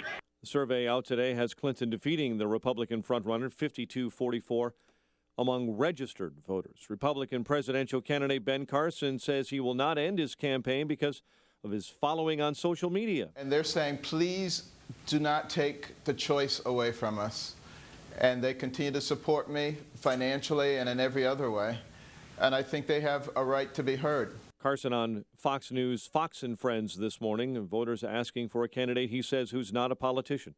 Scott Kelly coming back to Earth today after spending a year in space, turning over command of the International Space Station to fellow astronaut Timothy Kopra. Only 15% of Americans say they have had any benefit from the Affordable Care Act. A new poll released from NPR and the Robert Wood Johnson Foundation shows that the majority of people say they have not been directly impacted at all by Obamacare, and most say they have been hurt by Obamacare, and it has not helped. Motorists in the Chicago area dealing with freezing rain, sleet, snow, messy road conditions this morning commute. The afternoon commute could see a blast of snow as well. Chicago Public Schools announcing the layoff of 62 employees, 17 of them teachers, citing efforts to stabilize finances, eliminating $85 million from school budgets. And lawmakers in Illinois are considering plans that would allow state workers to be bought out once they retire. A hearing was held yesterday to discuss two proposals. Officials say both would help give retirees more control over their money by taking it out of the state pension system. Bears have placed the franchise tag on Alshon Jeffrey. Tonight, the Bulls take on Miami. In the news, a service of Stand Up to Cancer. 7:34 and a check of traffic and weather on the way next on AM 560. Dennis Prager respectfully disagrees with Donald Trump supporters. I respect the supporters of Donald Trump. There are a lot of good and thoughtful people who support him. I have more evidence not to support him than you have to support him. I disagree with you fundamentally on his character, on his experience, and on his values. Period. The Dennis Prager Show. Weekdays at 11, right before Sean Hannity at 2, on AM 560. The Answer. Remodel your kitchen or bath with Galaxy and get free installation, free design, and free financing. Call Galaxy at 773-783-8300 or schedule online at galaxyhome.com. Hi, this is Shalom Klein of Get Down to Business, the show for small business, jobs, and entrepreneurship. Powered by Tandem HR. Be careful when buying life insurance, especially if you buy the term insurance offered through your employer. According to Everett Wealth Solutions, while your employer offers you a convenience, that particular term life insurance is generally more expensive than shopping around for the best quote. Do your homework. You should never overpay for your term life insurance. Consider permanent life insurance, the kind that creates cash value savings. It's actually much less expensive than term insurance in the long run. With a full picture, you can consider all aspects of your insurance purchasing decision. Be sure to work with a fiduciary advisor that will educate you and recommend what is always in your best interest. For more tips, advice, and stories of entrepreneurial successes, listen to Get Down to Business with me, Shalom Klein, heard Sunday evenings at 6. Your Business Minute of the Day is brought to you by Everett Wealth Solutions.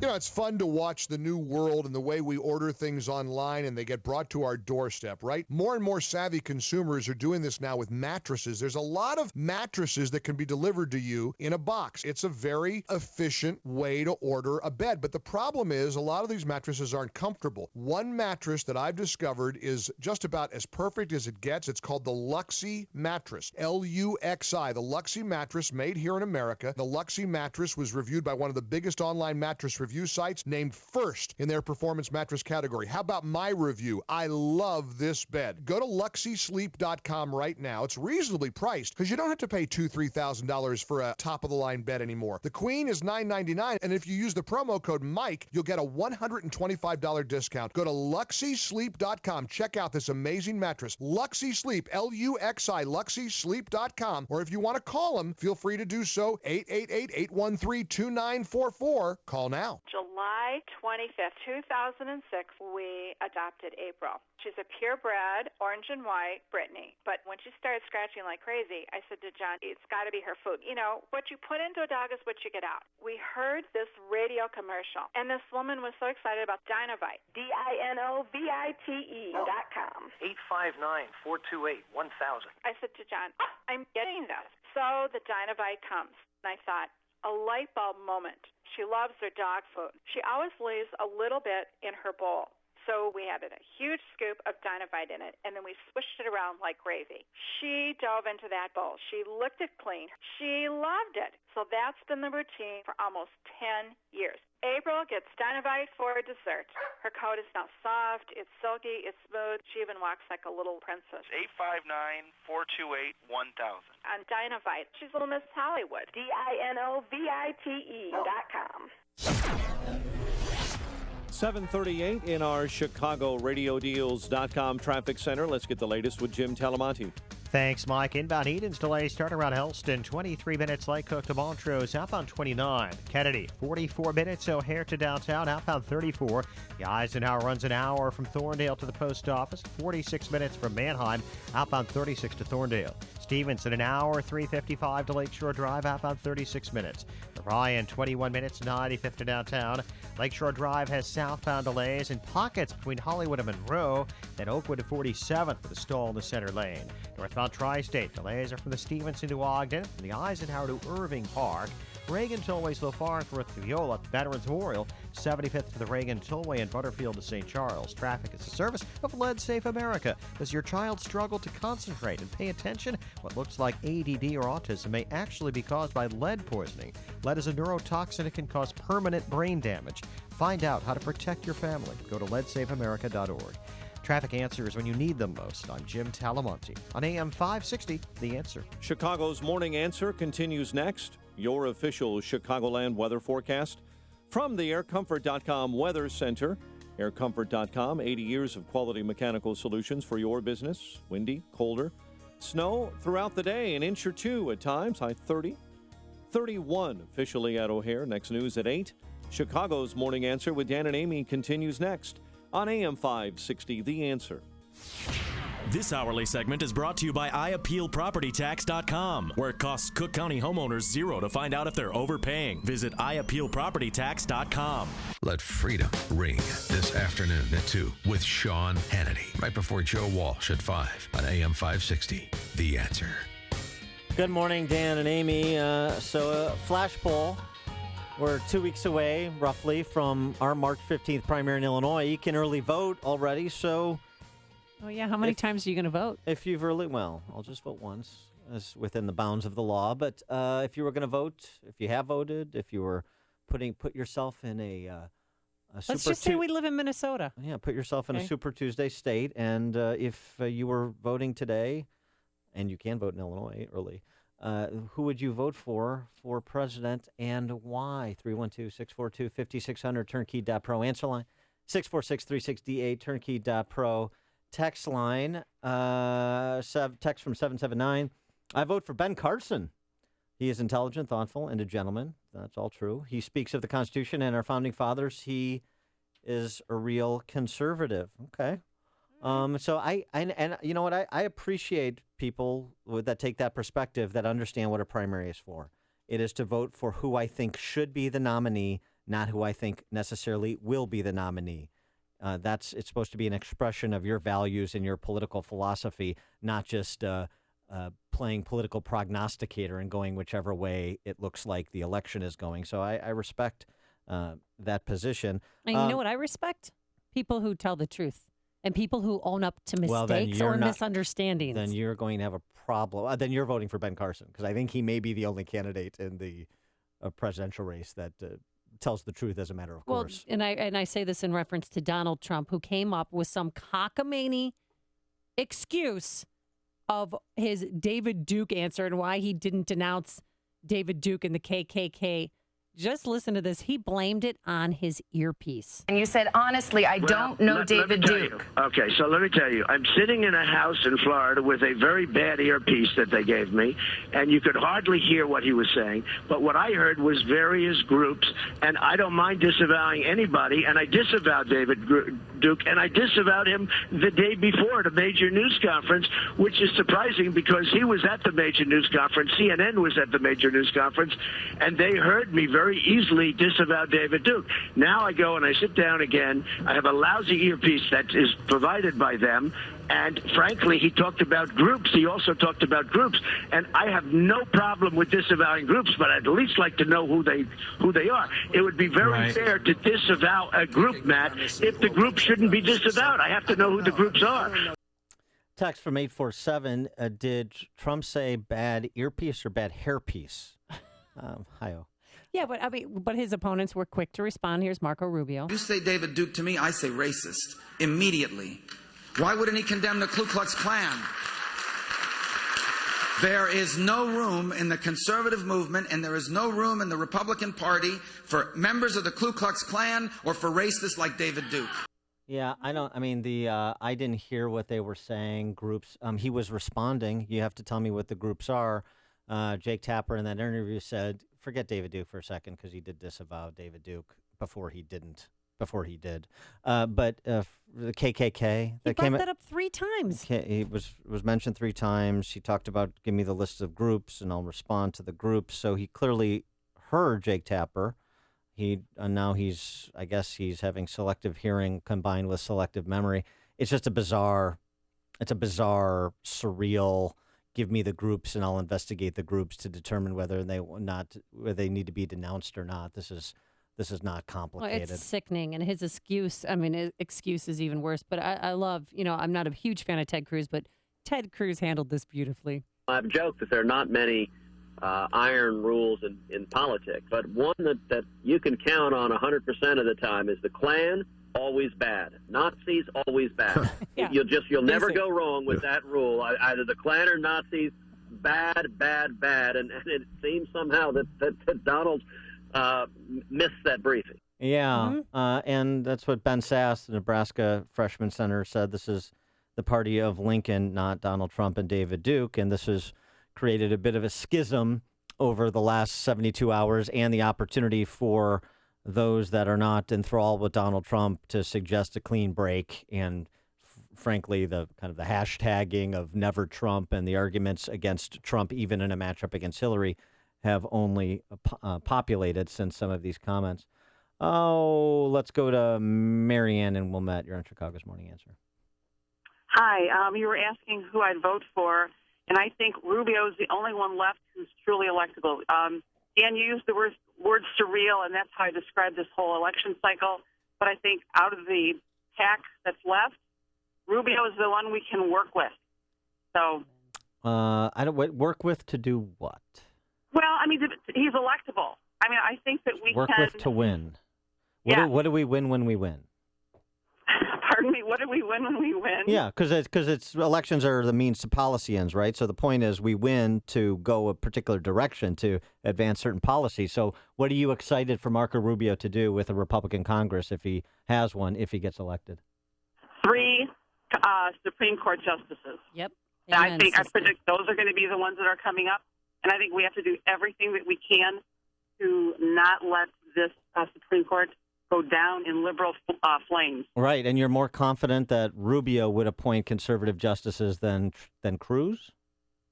Well, not necessarily. No, Rubio will appoint Cruz. I think Well, okay. There you go. That's an argument. Thanks for the call, Marianne. Appreciate it. And she's right. And then overturn Obamacare. I mean, we have to. Marco Rubio, to me, is the best Republican candidate to pit up against Hillary Clinton. Laura in Mokina. Hi, Laura. Hello. Hi, Laura. Hi, how are you? Good. Ted Cruz all the way, guys. Listen, we got to change the tone here. It has to go to good. We have to quit talking bad about Trump. We're over it. Who's good? Who's got a good heart? Who's a good person? Who does what he says he's going to do? Who's going to follow the Constitution? Ted Cruz all the way. And this state is really important. We're going to need Illinois to vote for Ted Cruz. So we need everyone to download the I-360 app and start making calls for Ted Cruz. All right. Thanks for the call, Laura. I'm sorry. I didn't mean to cut her off. She got her point in, though. So we got a Cruz and a Rubio and Carson, Dan in Lockport. Hey, Dan. Good morning. How are you guys doing? Good. I am supporting Ben Carson. And I was actually the 779 texter you just read after the break. Oh. I believe the man is a gentleman. I believe he's got ideas. If people argue who is the true conservative, who's more conservative than Ben Carson, always talking about the Constitution, what our founders intended, a government represented by us regular people, not people that have been in Washington their whole life and apparently have gotten us nothing. All right. Thanks for the call, Dan. On matters of national security, I'm not a big. I don't trust Ben Carson. I'm sorry, I don't. Some people say he might be too nice to be president. Too. On matters of national security, I don't trust Marco Rubio. I think he's a little bit too much of an interventionist for my taste. He's got a little bit too much Lindsey Graham in him, where it's a shorter list of countries he does not want to deploy troops than of countries he does. Lindsey Graham would have us in 7 wars right now if you were counting, just letting you know. Ruth in Rogers Park. Hi. So honestly, I love Ben Carson and I love Cruz. I mean, Kasich, I don't really know that much about, but I have to go with Marco Rubio. He's the most electable. I mean, just take a look at Hillary, and if she's up against Cruz, everyone's going to be saying, "Oh, he's this radical evangelist," and there's no he's going to put America down the drain. So we really need someone who's electable that America can relate to. I think Marco Rubio is so relatable with his hardworking story of the American dream and his immigrant parents. And in general, I just think he'd do the best job. Thanks for the call, Ruth. Appreciate it. There's only one radio show in Chicago talking about today's biggest stories and telling you what they really mean. That show is this one, Chicago's Morning Answer on AM 560, The Answer. Oh, sorry, Ruth. Today, the forecast. I might have to apologize for it, too. It's windy. Much colder, snow at times, 1 inch to 2, and more snow if you head up north near the Wisconsin-Illinois border. A high of 30 degrees tonight, a low of 16, and tomorrow, partly sunny skies, but it'll remain cold, highs in the upper 20s. A man with a very busy job today, Jim Talamonte. How many spinouts are there? There have been quite a few, Amy. The travel times could be worse. They're high, but not insane for the most part. There's a big problem in the Hawthorne Woods area. Old McHenry is blocked east of Midlothian. There's a stalled train. It's been there for a while. Southbound 41 at Washington. There's a crash in the left lane. That's in Gurnee. Edens, 22 minutes. Lake Hook to Montrose. Outbound 29. The Kennedy, 44 minutes. O'Hare to downtown. Outbound 34. The Eisenhower's an hour from Thorndale to downtown. Crash at Oak Park Avenue in the left lane. Outbound 38 minutes. Stevenson an hour. 3:55 to Lakeshore Drive. Outbound 36 minutes. The Ryan looking at 22 minutes. 95th to downtown. Bishop Ford still slow. 35 minutes. 80-94 to the Ryan. Southbound Lakeshore Drive. It's slow in pockets between Lawrence and the Oak Street curve. Northbound heavy approaching Jackson. Northbound Tri-State slow from the Stevenson to Ogden and very slow from the Eisenhower to Irving Park. Veterans Memorial slow in pockets between 75th and North Avenue. Jim Talamonte in the ChicagoRadioDeals.com traffic center. Imagine working with a realtor who has many times the buyers lined up and sells an average of 300 homes a year. You can just call Saul Z and the Z team, who guarantees to sell your home at a price and deadline you agree to. 29 days pass without a sale. Saul will buy it or help you rent it, and you won't be obligated. If you aren't happy, Saul lets you out of the contract. Saul is so confident in selling your home because he has the most advanced marketing system for a faster sale at a great price. For example, after unsuccessfully listing his 2-unit building in Jefferson Park with another agent and watching it sit unsold, Bruce heard about Saul Z and the Z team on Sean Hannity. Saul showed Bruce his marketing plan, and Bruce listed with Saul for $495,000. Saul brought Bruce 2 offers in the first 5 days and sold it for $490,000. The Wall Street Journal ranks Saul number 106 of more than 1.2 million agents because his team sells many more homes than the national average. That's why I'll be calling Saul when I'm ready to sell my well-appointed condo or buy a new home. So go to callsaul.net. That's callsaul, SAUL.net to find out what your home's worth. Or call Saul directly at 888-346-0666. That's 888-346-0666. And start packing. Hi, I'm Carl Deichler, the CEO of Beachbody, and I'm here to tell you about an amazing new way you can start losing weight for free right now. You've probably seen our workout DVDs on TV like P90X, Insanity, and 21 Day Fix. We just launched a beta trial of our new digital video platform, Beachbody On Demand. So while we're testing out this new digital video service, I'm inviting you to use it for free for 30 days. That means you can lose 10 pounds, 20 pounds, even 30 pounds without paying a dime. Just text the word trial to 313131 and you can do 30 days of P90X, Insanity, or any of over 400 workouts for free. Now here's the catch. In return, all I ask is you let us know what you think of the service so we can make Beachbody On Demand the best fitness and weight loss site ever created. Just text trial to 313131 and get started for free right now. Again, text trial to 313131. Message and data rates may apply. Membership fees apply after 30-day trial. Cancel anytime. Are you suffering with hearing loss? Are you sick of people constantly complaining that your TV is too loud? Are you tired of asking people to speak up? Would you like to hear more clearly, but you don't want to wear a hearing aid that makes you look old? Then you need to try Listen Clear, a life-changing breakthrough precisely designed by top audio engineers to fit your ear almost invisibly. And you can adjust Listen Clear to find the perfect way to hear everything, wherever you are and whatever you're doing. And right now you can try Listen Clear absolutely free with free shipping. We'll even give you free batteries for life. So call now, 1-800-300-0868.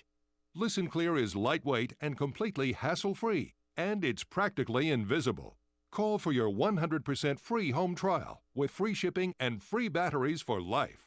For free information, call now, 1-800-300-0868. That's 1-800-300-0868.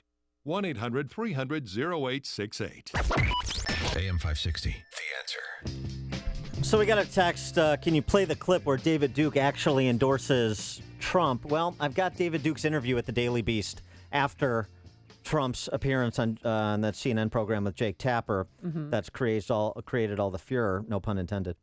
Hey, watch your words. If he disavows me, fine, Duke said to the Daily Beast. Let him do whatever he thinks he needs to do to become president of the United States. Duke doesn't outright endorse Trump because he's opposed to Trump's policy on Israel and torture, but he plans to vote for him, and he encourages others to do so as well. It's good for him to be judicious, Duke said when asked about Trump looking into the white supremacists supporting him. He can certainly disagree with David Duke, said Duke. So, formal endorsement or whatever. He's advocating for Trump, and that's what the issue is in terms of disavowing. Let's get a Trump supporter for the response. So, Vince in Wakanda. Hello. Hey, Vince. Hello. Yeah, I think Trump's going to secure the border. He's going to do what politicians haven't been able to do for the past 20 years. I think he'll make America great again. He's going to, make trade, bring manufacturing back to the United States. I don't see that from any other candidates. All right. Thanks for the call, Vince. Before you see it on TV, share it on Facebook, or read about it in the paper. Hear it here first. This is Chicago's Morning Answer on AM 560. The Answer. And now, a moment of objectivism with your Ron Brook and the Ayn Rand Institute. Every year, the welfare state costs more than $1.5 trillion. That's more than $10,000 per taxpayer every year. Every year, Americans work for months, not to provide for their own families, but to provide for housing and health care for others. That means that many working Americans are sacrificing their hopes and dreams, forced to postpone or give up the idea of marriage, raising a family, or making a down payment on a home. But there is a moral alternative to the welfare state: laissez-faire capitalism. For more on the injustice of the welfare state, how the welfare state harms recipients, and why capitalism leads to prosperity and human flourishing, visit ARIradio.com. From the Ayn Rand Institute, I'm Ron Brook. This has been a moment of objectivism from the Ayn Rand Institute. To learn more, listen to the Yaron Brooks Show, Saturdays at 4 on AM 560, and visit ariradio.com. Why are Ayn Rand's ideas so compelling? Her worldview, her philosophy, expressed dramatically in her novels Atlas Shrugged and The Fountainhead, embodies the ideals stated by the Founding Fathers in the Declaration of Independence and sets forth the requirements necessary to achieve a flourishing life. She called her philosophy objectivism and said it was a philosophy for living on Earth. Today, decades after her death, objectivism continues to stir debate and inspire passion for the spirit of individualism and the enduring American dream. The following is a paid political announcement. Do no harm. It's an oath every doctor takes, and Dr. Nick Stella takes that oath very seriously. Do no harm. Obamacare is a disaster. Dr. Stella will fight to put healthcare decisions back into the hands of patients and doctors. Do no harm. With the threat of terrorism becoming an everyday reality, Dr. Stella will make national security a priority. And instead of arguing about problems, he'll focus on solutions. Do no harm. For too long, politics as usual has invaded Congress. As a practicing cardiologist, Dr. Stella's focus is for positive outcomes, an idea that's been lost in Washington. Washington insiders have failed us on all levels: the economy, jobs, national security, healthcare. Dr. Nick Stella has spent his career helping people improve their lives. Dr. Nick Stella will be the outsider voice we need in Congress. Dr. Nick Stella, Republican for Congress. I'm Dr. Nick Stella, and I approve this message. Paid for by Stella for Congress, Inc. On AM 560 The Answer, we talk about the important issues that affect your world. Things like the economy, education, and foreign policy. There's always so much going on in the news that we don't always have the time to drill down and talk about the big ideas behind the big issues. That's where Upstream Ideas comes in. Upstream Ideas, online at upstream-ideas.com, in partnership with the Illinois Policy Institute, provides the kind of information that informs the policy discussions happening here on AM 560. At Upstream Ideas, you'll broaden the debate, move beyond partisan assumptions, and challenge accepted orthodoxies. In other words, Upstream Ideas goes against the current and thinks upstream. Go online now to upstream-ideas.com. That's upstream-ideas.com. You'll be armed with new information and fresh perspectives to spur you on to make the state of Illinois and the United States of America a bit more free, a bit more just, and a bit more civilized. Upstream-ideas.com. Starting March 10th, Court Theater in Hyde Park presents Eugene O'Neill's Tony Award-winning drama, Long Day's Journey into Night. The play stars film, TV, and stage performer Harris Yulin and features one of Chicago's finest actresses, Mary Beth Fisher. This powerful and classic tale of a family struggling to heal themselves and forgive each other is a must-see theatrical event. Reserve your seat by calling 773-753-4472 or visit courttheater.org. That's courttheater.org. Coming up on Chicago's Morning Answer. A lot of delegates at stake on Super Tuesday, nowhere more so than in Texas. We'll talk to the political editor of the Dallas Morning News to get a sense of what happens there this evening. And was she really victimized? Erin Andrews takes the stand in her own case. We'll explain. But first, let's go back into the newsroom. Here is Mike Scott. Amy and Dan, the morning commute has been messy. Jim Talamonte will be along with your morning ride in just a little bit. Several dozen University Park Village employees will get pink slips today. We'll tell you why. WIND Chicago News Time, 8 o'clock.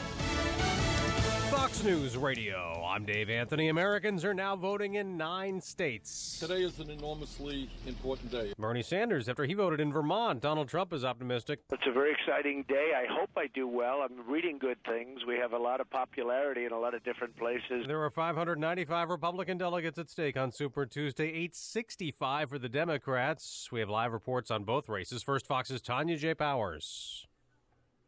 Dave, a lot of those delegates will come from Texas. Ted Cruz knows how important it is to his campaign, which is why we've seen both he and Marco Rubio ramping up the jabs at Trump. I'm the smartest man that's ever lived. I'm the greatest person, and everyone else is a loser. We are the only campaign that has beaten Donald Trump and that can beat Donald Trump. Trump will be watching the returns here in Palm Beach tonight. Fox's Rachel Sutherland is also in Florida. She has more on the Democrat race. Tanya, Hillary Clinton won South Carolina by a long country mile, and she's hoping to build on that momentum to sweep southern Super Tuesday states. She's taking aim at Republicans, notably Donald Trump. I don't think America has ever stopped being great. What we need to do now is make America whole. Bernie Sanders is focusing on northern states like Massachusetts, Minnesota, and his home state of Vermont, where he'll watch the returns tonight. Clinton will be here in Florida, which holds its primary in 2 weeks. Dave. Rachel, an Apple lawyer will testify at a congressional hearing today that what a federal judge has ordered to create software to break into the dead San Bernardino terrorist iPhone is dangerous and could open a backdoor to hackers. Now, this comes just a day after a New York judge ruled the Justice Department cannot force Apple to provide access to the information in an iPhone in a routine drug case. Fox's Robert Gray. The FBI says in the California case it just wants to get into that one phone. Osama bin Laden's will has been made public, and the terrorist claimed he had $29 million, and he wanted most of it used on jihad for the sake of Allah. Fox News Radio, fair and balanced. Cloudy skies, 30 degrees at 8:02 on AM 560. The Answer. Good morning. I'm Mike Scott. Motorists in the Chicago area dealing with messy conditions during this morning commute. Freezing rain, sleet, and up to 3 inches of snow fell across the area. 3 inches in Beach Park, just a fraction of an inch in Elgin, but ice fell across that area, and there could be more snow on the way for the afternoon commute. Chicago Public Schools announcing the layoff of 62 employees, 17 of them teachers, citing efforts to try and stabilize finances, eliminating $85 million from school budgets. The district faces a $1.1 billion budget deficit. Early voting has started at designated permanent polling sites in larger counties for the March 15 Illinois primary. Several dozen University Park Village employees will be getting formal layoff notices today. The drastic cuts include the elimination of an entire village department, Parks and Recreation, and a reduction of 25% in the police force because of what is being called a $22 million budget deficit. Lawmakers in Illinois are considering plans that would allow state workers to be bought out once they retire. Hearing was held yesterday to discuss two proposals. Officials say both would help give retirees more control over their money by taking it out of the state's pension system and cut down on Illinois' $111 billion in unfunded liability. Chicago sports, Alshon Jeffrey gets the franchise tag, and the Bulls take on Miami tonight. The news is a service of WesternUnion.com's mobile app. You might be stuck. Your money should not be. Send money around the world 24/7 with the Western Union mobile app. Download the app, send your money fast.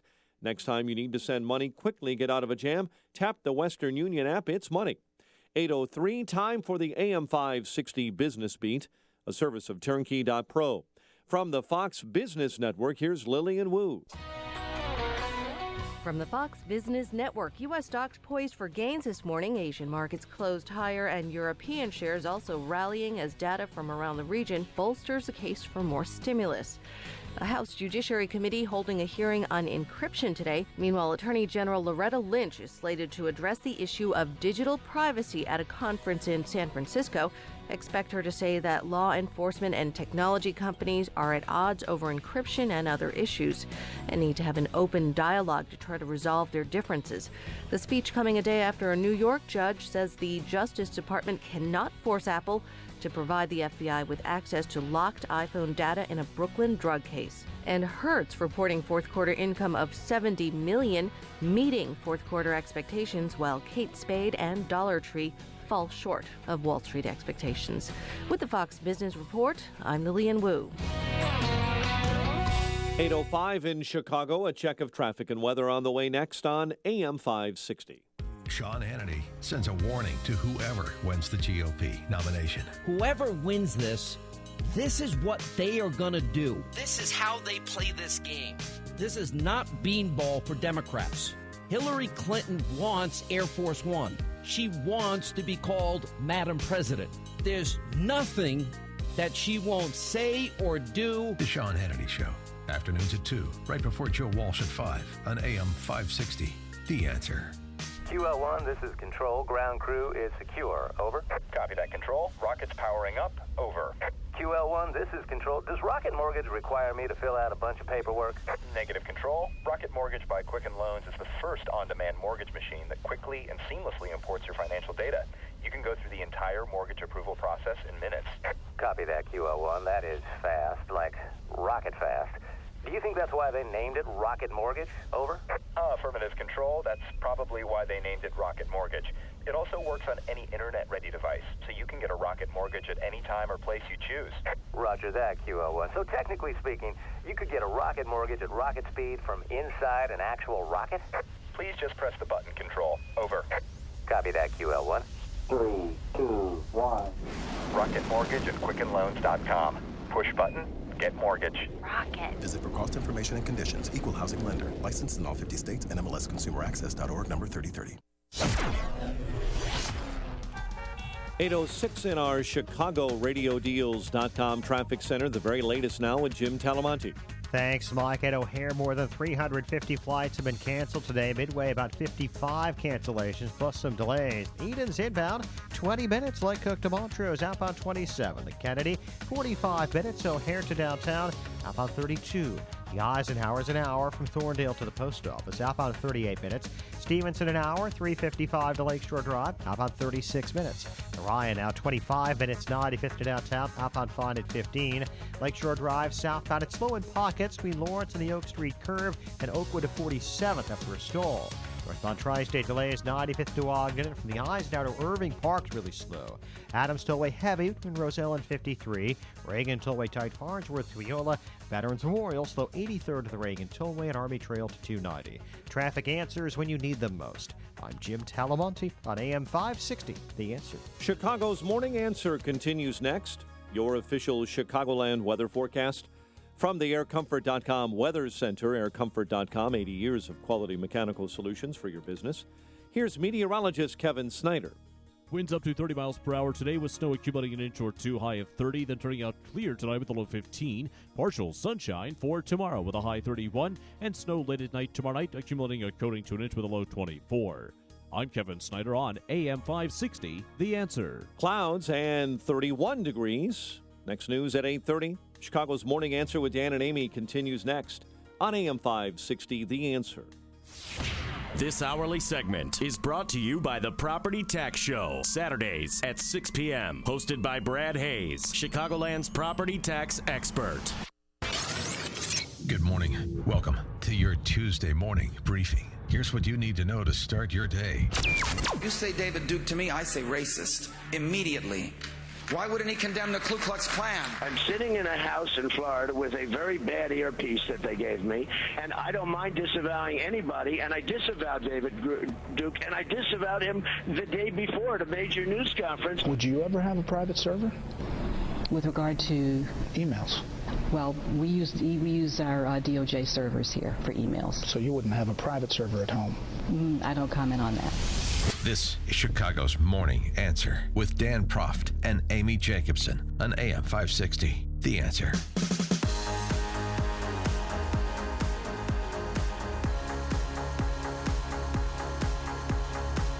Good morning, Dan and Amy. So one of the things that blunted Ted Cruz's momentum coming out of Iowa, having a nice third-place finish in New Hampshire, was he went down to South Carolina and he lost the evangelical vote, finishing and narrowly finishing third to Marco Rubio second, and of course Trump's victory there. And so the question: why are evangelicals, why are Christians supporting the likes of a Donald Trump over someone like Ted Cruz? And I found the remarks by Dr. Carol Swain, who's a professor at Vanderbilt University. She was on MSNBC yesterday, talking in Tennessee.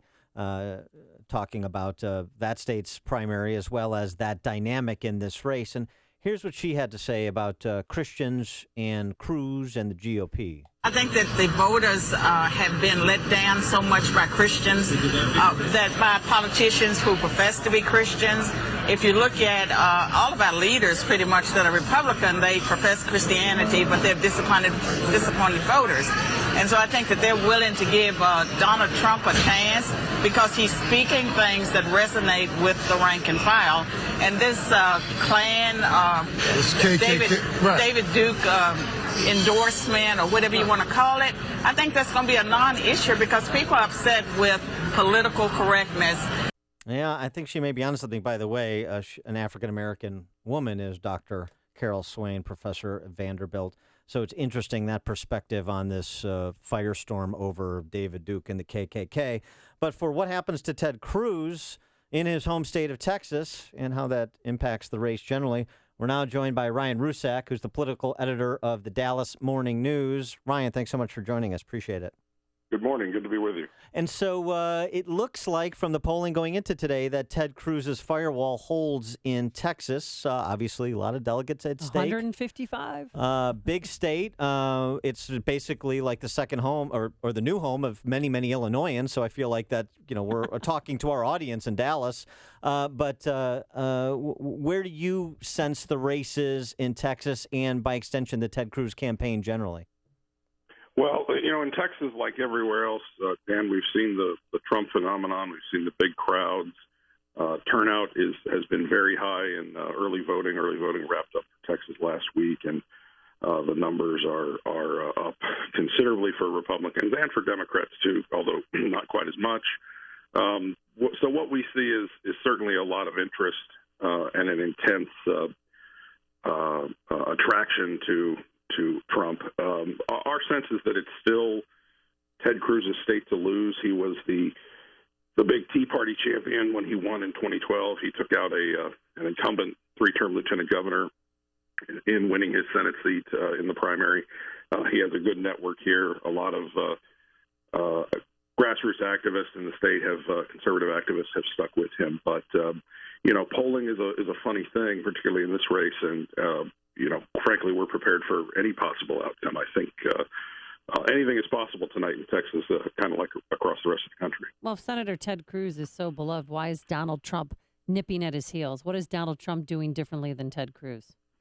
Well, I think the professor that you had sort of hit on some of the points about political correctness and general frustration and anger at Washington and government. And I think that Trump also just tends to draw some people into the process that maybe we haven't seen before. I think we may find out when the data is crunched a little bit after the primary that there has been, a flood of new voters. I think state Republicans are anticipating that, and that's fairly unpredictable for them. But at least new voters to the primary, people who typically don't vote in primaries. And I think some of that is he's in the news a lot. He's a celebrity. He's well known. I can't imagine. Going into this, I'm sure he had astronomically high name recognition, and I don't imagine it's gone anything but up. So I think some of it is just, if you're a non-voter, Donald Trump is a guy you know, and you think you know some things about him in a way that maybe you don't about a senator from another state or a governor from another state. As someone who's covered Ted Cruz on a daily basis in the way that no one, in the way that non-Texans haven't seen him on a daily basis over the last several years, anything surprised you about Cruz's presidential run to this point? What we saw with the Cruz campaign really matched what happened in his Senate campaign. He had a plan. He knew the electorate he was going after. He knew the issues he wanted to hit, and he really stuck to it. And I think up through Iowa, we saw that was working pretty well for him. I think the thing that was probably surprising for them, as it was for pretty much the whole country, was the continued strength of Trump and the difficulty in turning the conversation back to the things that guys like Cruz and to a lesser extent other candidates, Rubio, Jeb Bush, wanted it to be. But Ted Cruz is campaigning for the presidency very much the way he campaigned in Texas, as an antagonist for Washington, the guy that would get in and shake up the system. And as you mentioned in the intro there, the play to evangelical voters, the idea that there aren't enough conservatives voting, and if we get the conservatives out, the Cruz camp would say, and Cruz himself has said, we will win. I think the Trump phenomenon has scrambled that for them. I think those conservatives, if they were ever actually missing, are coming to vote. I'm just not sure that as many of them are voting for Ted Cruz as he perhaps thought they would. Now, on the Democratic side, is it Hillary Clinton? Is it locked in for her? Hillary Clinton's very strong here. The Clintons have always been strong here. They have roots going back to the 1970s. When they were young political operatives, they worked in Austin and the Rio Grande Valley. And so she's always been strong here. She won the primary in 2008 when she and Barack Obama were locked in that long, long fight. Although, side note, because of a weird process issue, he ended up taking more delegates from the state. Right. We continue to think she's pretty strong. She was Bill Clinton was here for 3 stops yesterday, big crowds in Houston and San Antonio and Fort Worth. And we have seen, though, like everywhere else, a real phenomenon when Bernie Sanders comes to the state. He was in Dallas and Austin on Saturday, I think it was, and got thousands of people. So I would expect he'll do respectably here, but I would be surprised if they didn't go for Clinton. We're talking to Ryan Rusek. He's the political editor of the Dallas Morning News. Going back to the GOP side, the Latino vote. Dallas has a large Hispanic population. Obviously, it's bigger in the Democrat primary than the Republican primary. But like we saw in Nevada, I don't know what it is in Dallas. In Nevada, it was 1 in 10 Nevada GOP GOP caucus goers were Latino. And Trump wins that vote. Now we're going to a border state with a sizable Latino population. Is there any sense of how Trump is playing in that demographic with all the controversy surrounding his rhetoric and positions on immigration? Yeah, I think the sense is not well. We had when he first announced his candidacy and made his initial comments about immigrants being, criminals and rapists and whatnot. We had a very quickly in Dallas and some other parts of Texas, you saw Donald Trump pinatas for sale. Oh my gosh. and they were still actually, sell those? Can I get one? You know what? I'll have to see if I can get you one, Amy. I haven't seen it for a while. But and Ryan, I assume they're filled with the best candy. The best. And it's huge. The classiest candy, absolutely.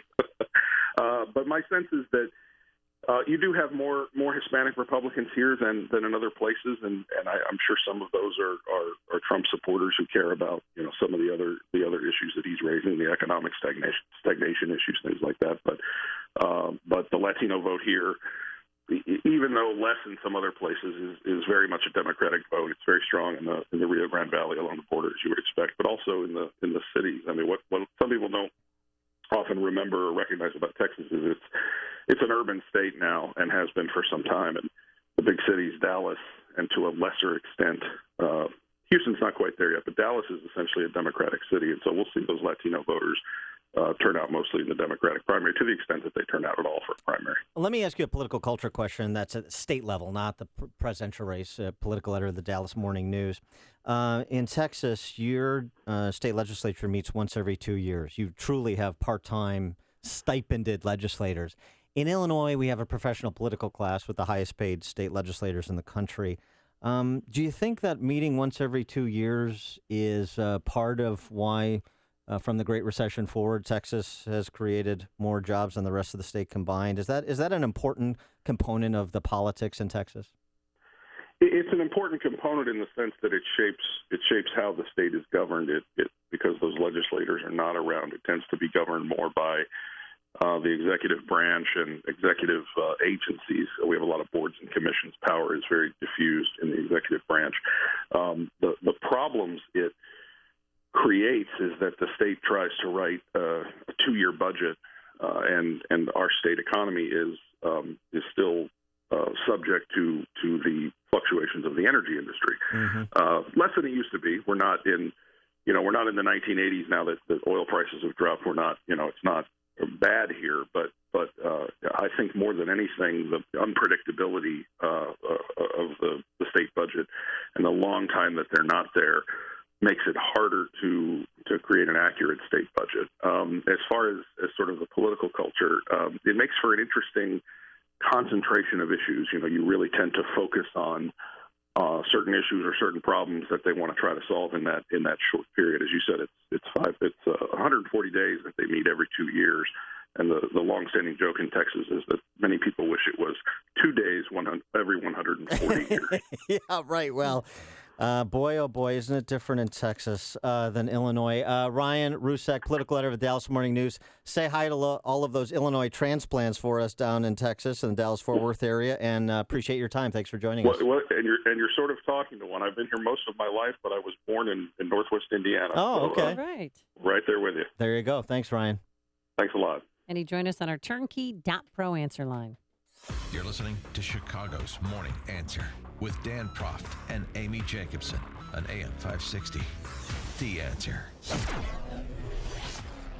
Nasty, slushy start to our Tuesday, that's for sure. Windy, snow at times. It should be tapering off within the next few hours, then return for some rush hour noise. A high today of 30 degrees. Tonight, a low of 16, and tomorrow, partly sunny, cold, a high in the upper 20s. A man who has a very busy job today, Jim Telemonte. Let's get to it. Thanks, Amy. Willowbrook, there's a crash on 83 at 75th. The Edens inbound is surprisingly light. We're looking at 19 or 20 minutes. Lake Cook to Montrose. Outbound 27, slow Montrose to Old Orchard. Kennedy, 50 minutes. O'Hare to downtown. 38 from Montrose. 27 on the Express. Outbound 32 minutes to O'Hare. The Eisenhower is an hour and 2 minutes. Thorndale to downtown. 42 minutes from Manheim. Outbound 43 to Thorndale. Stevenson, an hour. 3:55 to Lakeshore Drive. Outbound 36 minutes. Ryan is 25 minutes, 95th to downtown. I-57, 24 minutes, I-80 to the Murray, Division 435. Southbound Lakeshore Drive, it's heavy Lawrence to Oak, but it's not jammed. It's 20 minutes, Hollywood to Monroe. Northbound slow 31st to Jackson. Northbound Tri-State heavy, LaGrange Road to 31st. Northbound Veterans Memorial, slow 83rd to the Reagan Tollway, and Army Trail to 290. I'm Jim Talamonte, ChicagoRadioDeals.com Traffic Center. Hi there, it's me, Lou Manfredini. When I give home improvement advice, I take it seriously because it affects the value of your home. So I only recommend quality products. To replace drafty old windows and patio doors that stick, there's Marvin Windows and Doors. They're built around you. You know, every Marvin window and door is made to order using the finest materials and craftsmanship. There's value in that. Get more styles and options. Increase your home's curb appeal. Bring the outdoors in. And Marvin Windows and Doors are energy efficient to help lower your heating and cooling bills. In fact, they have over 150,000 window and door products that are Energy Star certified. For serious advice on how Marvin Windows and Doors can work for your remodeling or replacement project, contact your local Marvin retailer. Midwest Siding at 847-979-8230 for quality Marvin windows and doors. Or visit them online at MidwestSiding.com. Call them about your project today. 847-979-8230. Imagine your life 5 years from now. Are you on the path you want to be on? It's time to take control of your future by getting a world-class education from one of the nation's top universities. Arizona State University is now offering over 100 top-tier degree programs 100% online. It's the exact same degree our on-campus students receive, but you can learn from anywhere in the country on your own schedule. For information, call 1-800-720-3423. Learn from ASU's world-renowned faculty and use ASU's global recognition to improve your visibility, professional network, and gain real-world experience you can start using today. The Wall Street Journal ranked ASU 5th in the nation for producing the best qualified graduates. Now discover how ASU Online can stand out on your resume and help separate you from the competition. We're ready to help you learn to thrive in your life, in your career, and beyond. To learn more about ASU Online degrees, call 1-800-720-3423. That's 1-800-720-3423. I feel great. I've always felt pretty good, but once I started taking them in September, I couldn't have felt any better. Everybody in my household's been sick through the holidays. We've had bad snowstorms here, and I feel great. This is a wonderful thing. I'm really getting a lot of benefits from it. I'm 70 years old. I'm going to be 71 in April, and I just feel generally much better. I would also say there have been all kinds of colds and flu around me, and I haven't caught any of them. I have arthritis, and that has not been as much as it used to be by a long shot. So it's touched me in many areas. Good health is just a phone call away. What are you waiting for? Call now and take the health challenge to get a free month's supply of Balance of Nature. Call 1-800-2468-751. That's 1-800-2468-751. Or go online to balanceofnature.com. Use promo code CHICAGO. AM 560, The Answer. I miss Rockwell. Dan and Amy, Aaron Andrews. So here we go. Okay, another can you? Big All right, party. I'm just going to pretend that I'm talking to Mike then. Mike, I love this story, don't you? I'm interested because I appreciate what Aaron Andrews has done as a sports reporter in the past. Yes, but she had and a stalker. she thinks she deserves $75 million for damages. That's separate I have a hard issue. time with that. Yeah. Okay, all right. So I here's do. the deal. I mean, just as taking off my journalist hat and putting on the hat of a father of a daughter, I have a hard time with that number. With it. Well, I think she's that's agreed, just what they're but- asking for. I don't Sure. think they're going to grant her $75 million. But the Marriott Hotel and the Vanderbilt campus let this guy, Michael Commodores. Barrett, who, by the way, is from the Chicago area, they let him, they told her what room she was in. They told So- him what room she was in. Yes. And so what he did was he took out the keyhole and just, he did the keyhole and then the peephole and gained access and secretly videotaped her. And she's still suffering today. My naked body was on the front page of the New York Post, like they had put bars over my body parts. My girlfriend was calling me, telling me she was running around New York City throwing coffee on all the papers because she felt so bad. I'm trying not to go there. But I know what it's like to be secretly videotaped, and it is painful. I think we can establish it's heinous. Yes, What it's- this gentleman did was absolutely heinous. That's why he spent 2.5 years in jail. And he did. I went to his first initial court hearing, and he seemed to had this grin on his face, like he was so cool that he was able to videotape her. But he did the time, 2.5 years. Now she's suing him and Marriott Hotel for $75 million. She's suing the Marriott Hotel. She's suing the Deep Pockets. Right. Yes, she is, because they allowed access. They gave him access to her room. It upsets me. It's so embarrassing. It was my private time. I never thought this would happen. I never thought a hotel would let somebody next to me without telling me. Here's an idea. Don't use your real name when you check into a hotel. Just an idea. Well, I know we didn't. The hotel still knows. Yeah, they do, but and I don't know. I have not read that far, but I was told at the initial court hearing that she had checked in under her original name. Yeah, And here's the stalker. Either way, I mean, the bottom line is if the hotel violated their policies and procedures, then they are culpable to some extent. They did, because an employee testified via Skype the first day of the trial hearing, and she said that she told him everything because she wasn't trained properly. She didn't know that she wasn't supposed to do that. Right. So that's it's still negligent conduct. It's a sin of omission, if you will. But $75 million. Okay. All right. Here's Michael Barrett. While you chew on that for a little bit, Dan, he said he did it for the money.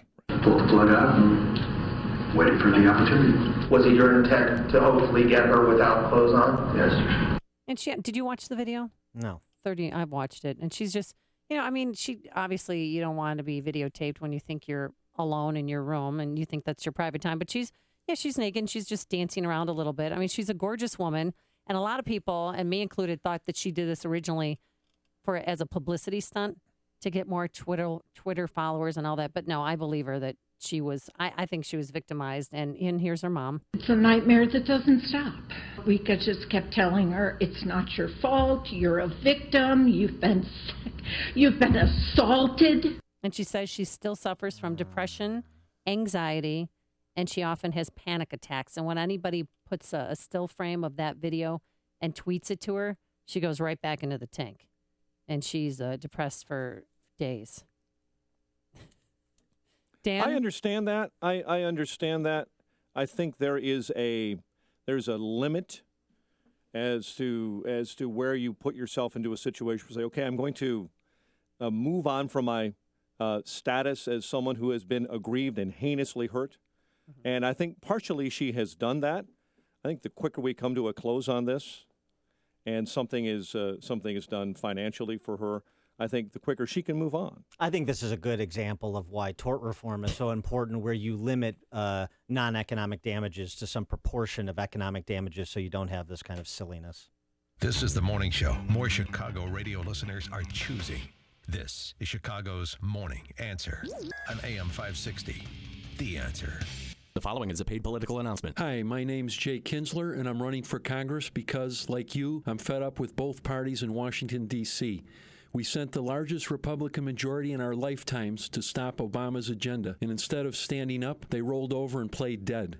My opponent, Peter Roskam, for whom I have repeatedly voted for and helped, no longer represents the conservative values we all share. He voted with 166 Democrats to fully fund Obama's last year in office. Planned Parenthood, Obamacare, Obama's amnesty, and has voted to raise the debt ceiling and even to keep Boehner as Speaker of the House. I am a lieutenant colonel in the Army Reserve, a surgeon, president of the medical staff at Elmhurst Hospital, and a local government official. I save lives, balance budgets, and lead for a living. I will not betray your values or trust like Peter Roskam has in Washington. Send D.C. a message. Vote Kinsler for Congress, March 15th. Paid for and authorized by the Kinsler for Congress Committee. AM 560, The Answer. Coming up on Chicago's Morning Answer. Loretta Lynch, she's the Attorney General, you know. She sat down with Bret Baier to talk about the Hillary email case. And Bret Baier, try as he might, difficult to extract answers from Lynch. We'll have that interview at 8:38. And a massive brawl. Girls involved. We'll explain. But first, into the newsroom we go. Here is Mike Scott. 31 degrees, cloudy skies. Winds are now gusting out of the east at 15 miles an hour. It is Super Tuesday. Nearly half of the delegates needed for the Republican and Democrat nominations are up for grabs. Outside an Alexandria, Virginia polling place this morning, voters telling Fox News why they're unhappy with both parties. I think it's really unfortunate. I just think it breaks down all of us with the rhetoric that's going on. I think that's why voters are so disfranchised. More than 1,000 Democratic delegates are in place. 600 Republican delegates will be awarded. The president creating a list of potential Supreme Court nominees. And the president will meet today with Senate Republican leaders to discuss the Supreme Court vacancy left by the sudden death of Justice Antonin Scalia. There's a funeral today for a fallen Virginia police officer. A public viewing will be held for Officer Ashley Gwindon, shot and killed while responding to a domestic altercation over the weekend on her first shift on the job. Ronald Hamilton is under arrest, charged with murder in that deadly shooting. Motorists in the Chicago area dealing with a mess this morning. Road conditions not good. Morning commute travel times are quite high. And the latest with Jim Telemonte in just a moment. Governor Bruce Rauner again accusing House Speaker Mike Madigan of prolonging Illinois' higher education funding crisis simply for political gain. Rauner on Monday saying the Chicago Democrat is threatening university leaders, warning them not to stand with the Republican governor on a funding fix. Chicago Bears have placed the franchise tag on top receiver Alshon Jeffrey. Stars have pulled even with the Blackhawks for first in the NHL's Western Conference, in spite of a 3-2 overtime loss to the Red Wings, and the Bulls take on Miami tonight. The news is a service of the Crohn's and Colitis Foundation.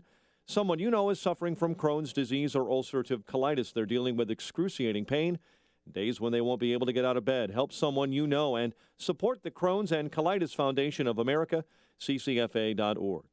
8:33 and a check of traffic and weather on the way next on AM 560. Even after a win in Nevada, Mike Gallagher isn't ready to call Trump the nominee. The establishment, make no mistake, these guys do not like Donald Trump. They do not like Ted Cruz. But these guys are saying it looks like it's going to be Trump. You're not going to be able to stop Trump. And I have to confess, I don't see that right now. And I wonder if that's not a bit of a game that they're playing. Because there's a lot of gamesmanship, let's face it. The Mike Gallagher Show, weekdays at 9, right before Dennis Prager at 11 on AM 560.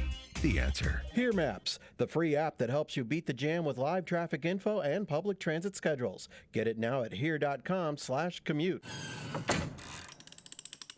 Fact, College Illinois 529 prepaid tuition locks in tuition at today's plan rates to help secure your child's future. Purchase a plan now and protect yourself from the rising cost of college tuition. Enroll now at collegeillinois.org. The biggest expense in your lifetime isn't food, education, or even mortgage payments. No, taxes are your largest expense. Alpha Wealth Group can help you stop overpaying government taxes. You'll keep more of your hard-earned dollars in your pocket this year and beyond with forward tax planning strategies to create tax-free income and minimize taxes in retirement. It's time you stop overpaying taxes. Make this year the year you create a plan to pay fewer taxes now and in the future. Receive a free Alpha Tax Advisor report by calling the Alpha Wealth Group, one of Chicago's most respected names in retirement planning. You'll also receive a special retirement report, 5 simple steps to a stress-free retirement. Call 630-873-6326. 630-873-6326. Remember, it's not what you make, it's what you keep. Call 630-873-6326. Investment advisory services offered through Retirement Wealth Advisors Incorporated. Alpha Wealth Group and RWA are not affiliated. 10 seconds remaining. Down by 1. The ball is in your best player's hands. Dribble, drive, crossover, step back, elevate, release, rotation. These moments are everything.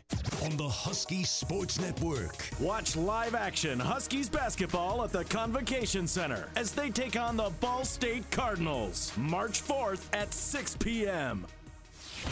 This hourly segment is brought to you by Papa Nicholas Coffee. Papa Nicholas Coffee, a family tradition since 1897.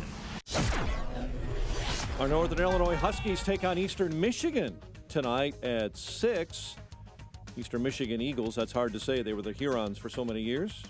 8:36, let's get an update on the roads in our ChicagoRadioDeals.com traffic center. The latest with Jim Talamonte.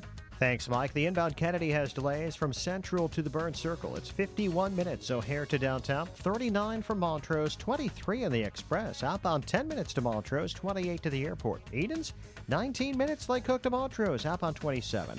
The Eisenhower is an hour and 2 minutes, Thorndale to downtown. A stall at 17th in the left lane. 42 minutes from Manheim, outbound 43 to Thorndale. Stevenson, 59 minutes, 3:55 to Lakeshore Drive, outbound 36. The Ryan is 30 minutes, 95th to downtown. Northbound Tri-State, traffic is heavy from the Stevenson to Ogden and also from the Reagan Tollway to past the Eisenhower. Southbound slow North Avenue to the Reagan Tollway. Northbound Veterans Memorial, slow 83rd to the Reagan Tollway. The other tollways are fairly light. Starting today, the Western Avenue overpass, the old Riverview overpass at Belmont, will be closing, so traffic can use the locals on Western, but there will be some major construction issues in that area for a long time. Traffic answers when you need them most. I'm Jim Talamonte. AM 560, The Answer. Chicago's Morning Answer continues next. Your official Chicagoland weather forecast from the AirComfort.com Weather Center. 80 years of quality mechanical solutions for your business. Windy and much colder. Snow at times today. High near 30. 16 overnight, where it's going to be breezy and much colder, and a high of 30 tomorrow. 31 at O'Hare. Next news at 9. Chicago's Morning Answer with Dan and Amy continues next on AM 560, The Answer. This hourly segment is brought to you by the Ayn Rand Institute and the Yaron Brook Show. Heard Saturday afternoons at 4 here on AM 560, The Answer. Hey, Joe Walsh here. It's Super Tuesday. What's going to happen? I'll tell you when Freedom returns at 5. Good morning, Dan and Amy. We were talking about Erin Andrews and her civil lawsuit. We got a text from Ann B. Davis says bowling ball because you had suggested, don't check in under your actual name. Oh. Check in under a pseudonym. Yeah, and he wrote, I always check in under the name Dan Proft. Guaranteed room next to the ice machine with a view of the HVAC units and dumpsters. That's right. Well, that's the kind of weight I pull. I mean, it's, celebrity has its privileges, so you're welcome to use them. Ann B. Davis's bowling ball. Thank you for that. So our friend Brett Baer sat down, got an interview with the United States Attorney General Loretta Lynch. That was a good get. It was, and the timing couldn't be better because the State Department released the final batch of Hillary's emails yesterday evening. This tranche contains 261 emails with information that is considered classified of the little more than 2,000 that were released. So again, just kind of your customary, yes, she was in trafficking in classified information inappropriately, illegally, some might say, on a private server, private email address. And this was the conversation that Brett Baer initiated with Loretta Lynch, trying to get to the bottom of where the investigation is. Is Hillary a target? If she's not, why did Josh Earnest, if she is, why did Josh Earnest say she isn't? If the White House hasn't been briefed, why did Josh Earnest say anything? When is this going to conclude? And is she being treated differently because she's Hillary Clinton? It's because she's a woman. She's being treated differently because she's a woman? I'm totally kidding. Sorry. I shouldn't laugh. Oh, no, it's not funny. It is actually unintentionally comical, this whole saga, and what would have happened if her name wasn't Hillary Clinton, if her name was David Petraeus, for example. Brett Baer tried to get to the bottom of that to no avail. But here's kind of the statement of principle Loretta Lynch offered about 14 times in a 7-minute interview. Well, we don't comment on specifics. What I will say, as I said to the congressman, is that this is a matter that's being handled like any other review that we do into how any agency has handled classified information. Do you believe that? Nothing to see here. The customary handling of a case by the Attorney General's office. They are blind to the subjects or targets, Hillary Clinton being treated no differently than any other person that is attendant to a particular DOJ investigation. You buy that? 312-642-5600, turnkey.pro answer line, 646-36DA, turnkey.pro text line. Loretta Lynch continued, and she addressed the perception issue straight away when Bret Baier brought it up. Does it concern you, though, that there is this perception that your Justice Department may, in the end, cut Secretary Clinton a break or do her a favor, or just because of her last name or because the Democrats want her on the top of the ticket in the fall? Is that something that you are concerned about?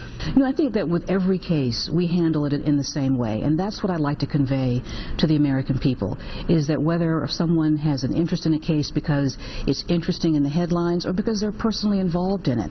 For example, if they're the victim of a crime, we take it seriously and we handle it independently, thoroughly, fairly, and efficiently. And we have to handle every case in that way.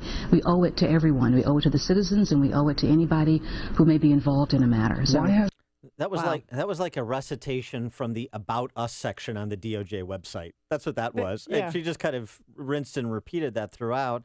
Now, but for me, the worst part, because first I'm like, she's playing by the rules. She's not disclosing any information to Bret Baier. But when he asked her about President Obama, people in the White House, are they being briefed on this situation? And she gave an answer that I wasn't buying. I can't speak for Josh, so I can't tell you. Anybody else in the White House being briefed? No one in the White House or anyone outside the department would be briefed on this or any other case. Which is a lie because... No, well, somebody's lying because Josh Earnest, and Bret Baier played the clip for her. Josh Earnest has previously said at a White House press briefing that Hillary Clinton is not a target of the DOJ investigation. You just heard Attorney General Lynch say, I'm not going to comment on who is or who is not a target, and no one at the White House has been briefed, period, much less on who is or who is not a target. So somebody is not telling the truth. Now, or both people are not telling the truth. Now, pick your poison there, the Dickensian name Josh Earnest or Obama flack Loretta Lynch. But that demands further investigation. And the next press briefing Josh Earnest has, I hope somebody asks the question. That's interesting. Loretta Lynch, she's the Attorney General, said, well, no White House briefing. So how do you know, Josh? How do you know Hillary's not a target? Loretta Lynch wouldn't confirm or deny that. How can you confirm that she's not? And I hope someone asks that question. Yeah, prevaricating little. And I hope they ask it that way, too, with my little trailing off ad hominem as well. Yeah, go get them. Now, as to the matter of the law. Can we establish a baseline? Here's what the law is and is not as pertains to the chief diplomat of the United States having a private server in which he is conducting the people's business and matters of national security. Right, in which she's using to transmit state secrets.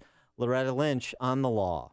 It is important, though, for people to know what's right, what violates the law.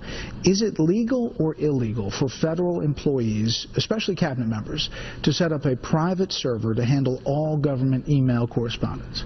I'm not going to give you a legal opinion on that, since it is a matter that may be under review. Certainly the State Department Inspector General is looking at the procedures and practices and policies of that department. So I'm not going to comment on that, except to say that our investigation is going to continue as any other case. Now, see, this is nonsense. But it's not any other case because this is not any other person. Yeah, but this is your former Secretary of State, Hillary Clinton. Forget the case for a second. She doesn't want to comment on a pending investigation. She's not going to give details. I understand that. I get it. The law, at this point, you have not made a legal determination on the law, on black letter law and what it means. You're the Attorney General of the United States. You don't know, or Maybe you're she doesn't unwilling. know. She's unwilling to say what is legal or illegal per the law because what Hillary Clinton did is illegal. That's why she's unwilling to say it. Have your chief law enforcement officer not be willing to take a position on the law is absurd and just astounding to me. But on the issue of private server, what does Loretta Lynch do? Would you ever have a private server? With regard to emails? Well, we use our DOJ servers here for emails. So you wouldn't have a private server at home? I don't comment on that. Well, You wouldn't. You use DOJ servers. I use the Department of Justice email system. Bret Baier was so good. He was He very did not good. let her escape. And the major question that I wanted to answer is, when is this going to end? Is this, during the primary season or possibly before the general election? And And we don't give you timing estimates either. Again, we don't. But I guess put there those is a constraints on timetable that is hanging over this, But shouldn't American voters know Hillary Clinton's legal status as they get prepared to head to the polls? Well, what they should know, and what I hope that they do know, is that any case that the Department of Justice looks at is going to be handled efficiently, fairly, thoroughly, without any kind of artificial deadline on it. Because what's most important is to follow the facts, follow the law, and come to an independent conclusion as to what may or may not have happened. And then he asked her a few times, too, are you going to be the one making the final decision? And she even deflected on that, too. Like, Yeah. well, I don't know, we're going to work together. It's like, no. You are in charge, woman. You are going to be making the decision. But she wouldn't even admit to that. If it's referred. If it's referred. I mean, right. it's going to be it's going to be referred one way or the other by the FBI to the Department of Justice, and then you're right, she'll make a determination. But she even denied, she danced around that, too. Well, after that interview, What did you do? I took a shower. Oh, did you? Because I had to clean off the stank. Rick in Woodstock, you're on Chicago's Morning Answer. Good morning. How are you? Hey. Hey, I noticed on the news that she seemed to be blinking a lot, and so I went and watched it on the video on the internet, and as I counted it, it was a 19-minute, 22-second video. She was on air about half of that, and in that time, she blinked 538 times that I could count. Wow. That's impressive. Yeah, it's impressive that you have that kind of time, Rick. Maybe she just Thank you. Maybe I saw maybe the she- 7-minute, 32-second interview. Maybe she had dry eyes. Maybe she just needed a little Visine. Did you ever think of that? Thanks for the call, Rick. I appreciate it. Drew in Montgomery. Hey, good morning, Dan and Amy. Just a fact. I mean, didn't Hillary admit that she manipulated the server, deleted emails, but between the time that she received the subpoena to the time that she actually delivered the server to the FBI, isn't that obstruction of justice? Well, it's a good question, Drew, and we don't really know what actually happened because we've got conflicting answers on all of these related topics from Hillary Clinton over the last almost a year now. But that's a good question. It's hopefully something that the FBI and ultimately justice will take up. Appreciate the call. Sean in Elmwood Park. Sean. Listen, I have a question for you. It's disgusting, first of all, and Hillary Clinton's going to get away with it. There's no question about it. But is it any more disgusting than Denny Hastert being the greatest land speculator that ever held the Speaker of the House position? Yes, it is, because it's state secrets. Really? Is it any more disgusting Yes. than your average guy who works for a congressman being allowed to use information to enrich himself through insider rate laws circumventing? Yes, See, this it is what is. happens. We're a tale of two laws. There are the people on the inside. There are the Mike Madigans running cover for his friends and his contributors, changing taxation of real estate. And then there are the rest of us pigeons. And I'll tell you what else is disgusting. A 2-bit developer giving Rahm Emanuel $50,000 and allowed to circumvent every rule, leave a wall up and pay taxations. We call that Trump Towers. See, it's equally disgusting to me. You either have right or you have wrong. There are not different degrees of wrong. This is wrong. So if we're going to prosecute one, let's prosecute it all. They're not different degrees of wrong. So jaywalking is prohibited, and so is murder. They're not different degrees? Well, there are different sentences. There are different ramifications of wrong, but they're both wrong. Now, I have to go jaywalk right now, but it's still the same thing. And I'll give you another, the whole thing is sickening about this Trump, and this is why I'm so vehemently against this guy. This guy has used money to prostitute the same kind of wrongdoing as having an email server. I really believe that. When you get to use leverage to buy off corruption, you're simply corrupt. Now, whether we say, I like this degree of corruption, the Denny Hastert making millions on land that he knew was going to front run and be sold to the state, versus I'm going to hide a server in my closet so no one knows that I'm sending Uma Thurman love letters, I think they're both equally scumbags. Thanks, Sean. Listen to Dan and Amy on your smartphone. Download the AM 560 mobile app today at 560theanswer.com/mobile. Clouds, a little light snow, anywhere from an 1 inch to 2 inches before it's all said and done. A high today of 30 degrees. And then tonight, it'll be clear, but a low of 16. And tomorrow morning, partly sunny, colder, a high near 30 degrees if we're lucky. Let's get the travel times. Is it calmed down, Jim Talamonte? In many places, yes, Amy. There's a problem in Wooddale. The intersection of Irving Park and Wooddale Road is expected to be shut down 4 to 5 hours. There's a water main break there. The inbound Edens is calm now. 19 minutes, Lake Cook to Montrose. Outbound 22, it's heavy 2E2 Old Orchard. Kennedy delays start at Central. 51 minutes, O'Hare to downtown. 39 from Montrose. It's 23 in the Express. Outbound 28 to O'Hare. Eisenhower, 53 minutes. Thorndale to the post office. 37 from Manheim. Outbound 43 minutes to Thorndale. Stevenson, 59 minutes. 355 to Lakeshore Drive. Outbound 36. Ryan is 30 minutes. 95th to downtown. Bishop Ford still 35 minutes. 8094 to the Rhine. Tollways are lightening it up. It is heavy on the northbound tri-state from the Stevenson to Ogden, then at 290. Jim Talamonte, ChicagoRadioDeals.com Traffic Center. Cinderella, the family-friendly classic fairy tale, comes to life like never before with dazzling costumes, magnificent stage design, and graceful dancing. The Joffrey Ballet Cinderella will be performed live at the Auditorium Theater May 11th through the 22nd. Tickets are available now at joffrey.org. That's joffrey.org. And AM 560, The Answer, is giving away a pair of tickets through our mobile app. So download or visit our app now to register for your chance to win. That's AM 560, The Answer, mobile app, and good luck. On AM 560 The Answer, we talk about the important issues that affect your world. Things like the economy, education, and foreign policy. There's always so much going on in the news that we don't always have the time to drill down and talk about the big ideas behind the big issues. That's where Upstream Ideas comes in. Upstream Ideas, online at upstream-ideas.com, in partnership with the Illinois Opportunity Project, provides the kind of information that informs the policy discussions happening here on AM 560. At Upstream Ideas, you'll broaden the debate, move beyond partisan assumptions, and challenge accepted orthodoxies. In other words, Upstream Ideas goes against the current and thinks upstream. Go online now to upstream-ideas.com. That's upstream-ideas.com. You'll be armed with new information and fresh perspectives to spur you on to make the state of Illinois and the United States of America a bit more free, a bit more just, and a bit more civilized. Upstream-ideas.com. The following is a paid political announcement. Do no harm. It's an oath every doctor takes, and Dr. Nick Stella takes that oath very seriously. Do no harm.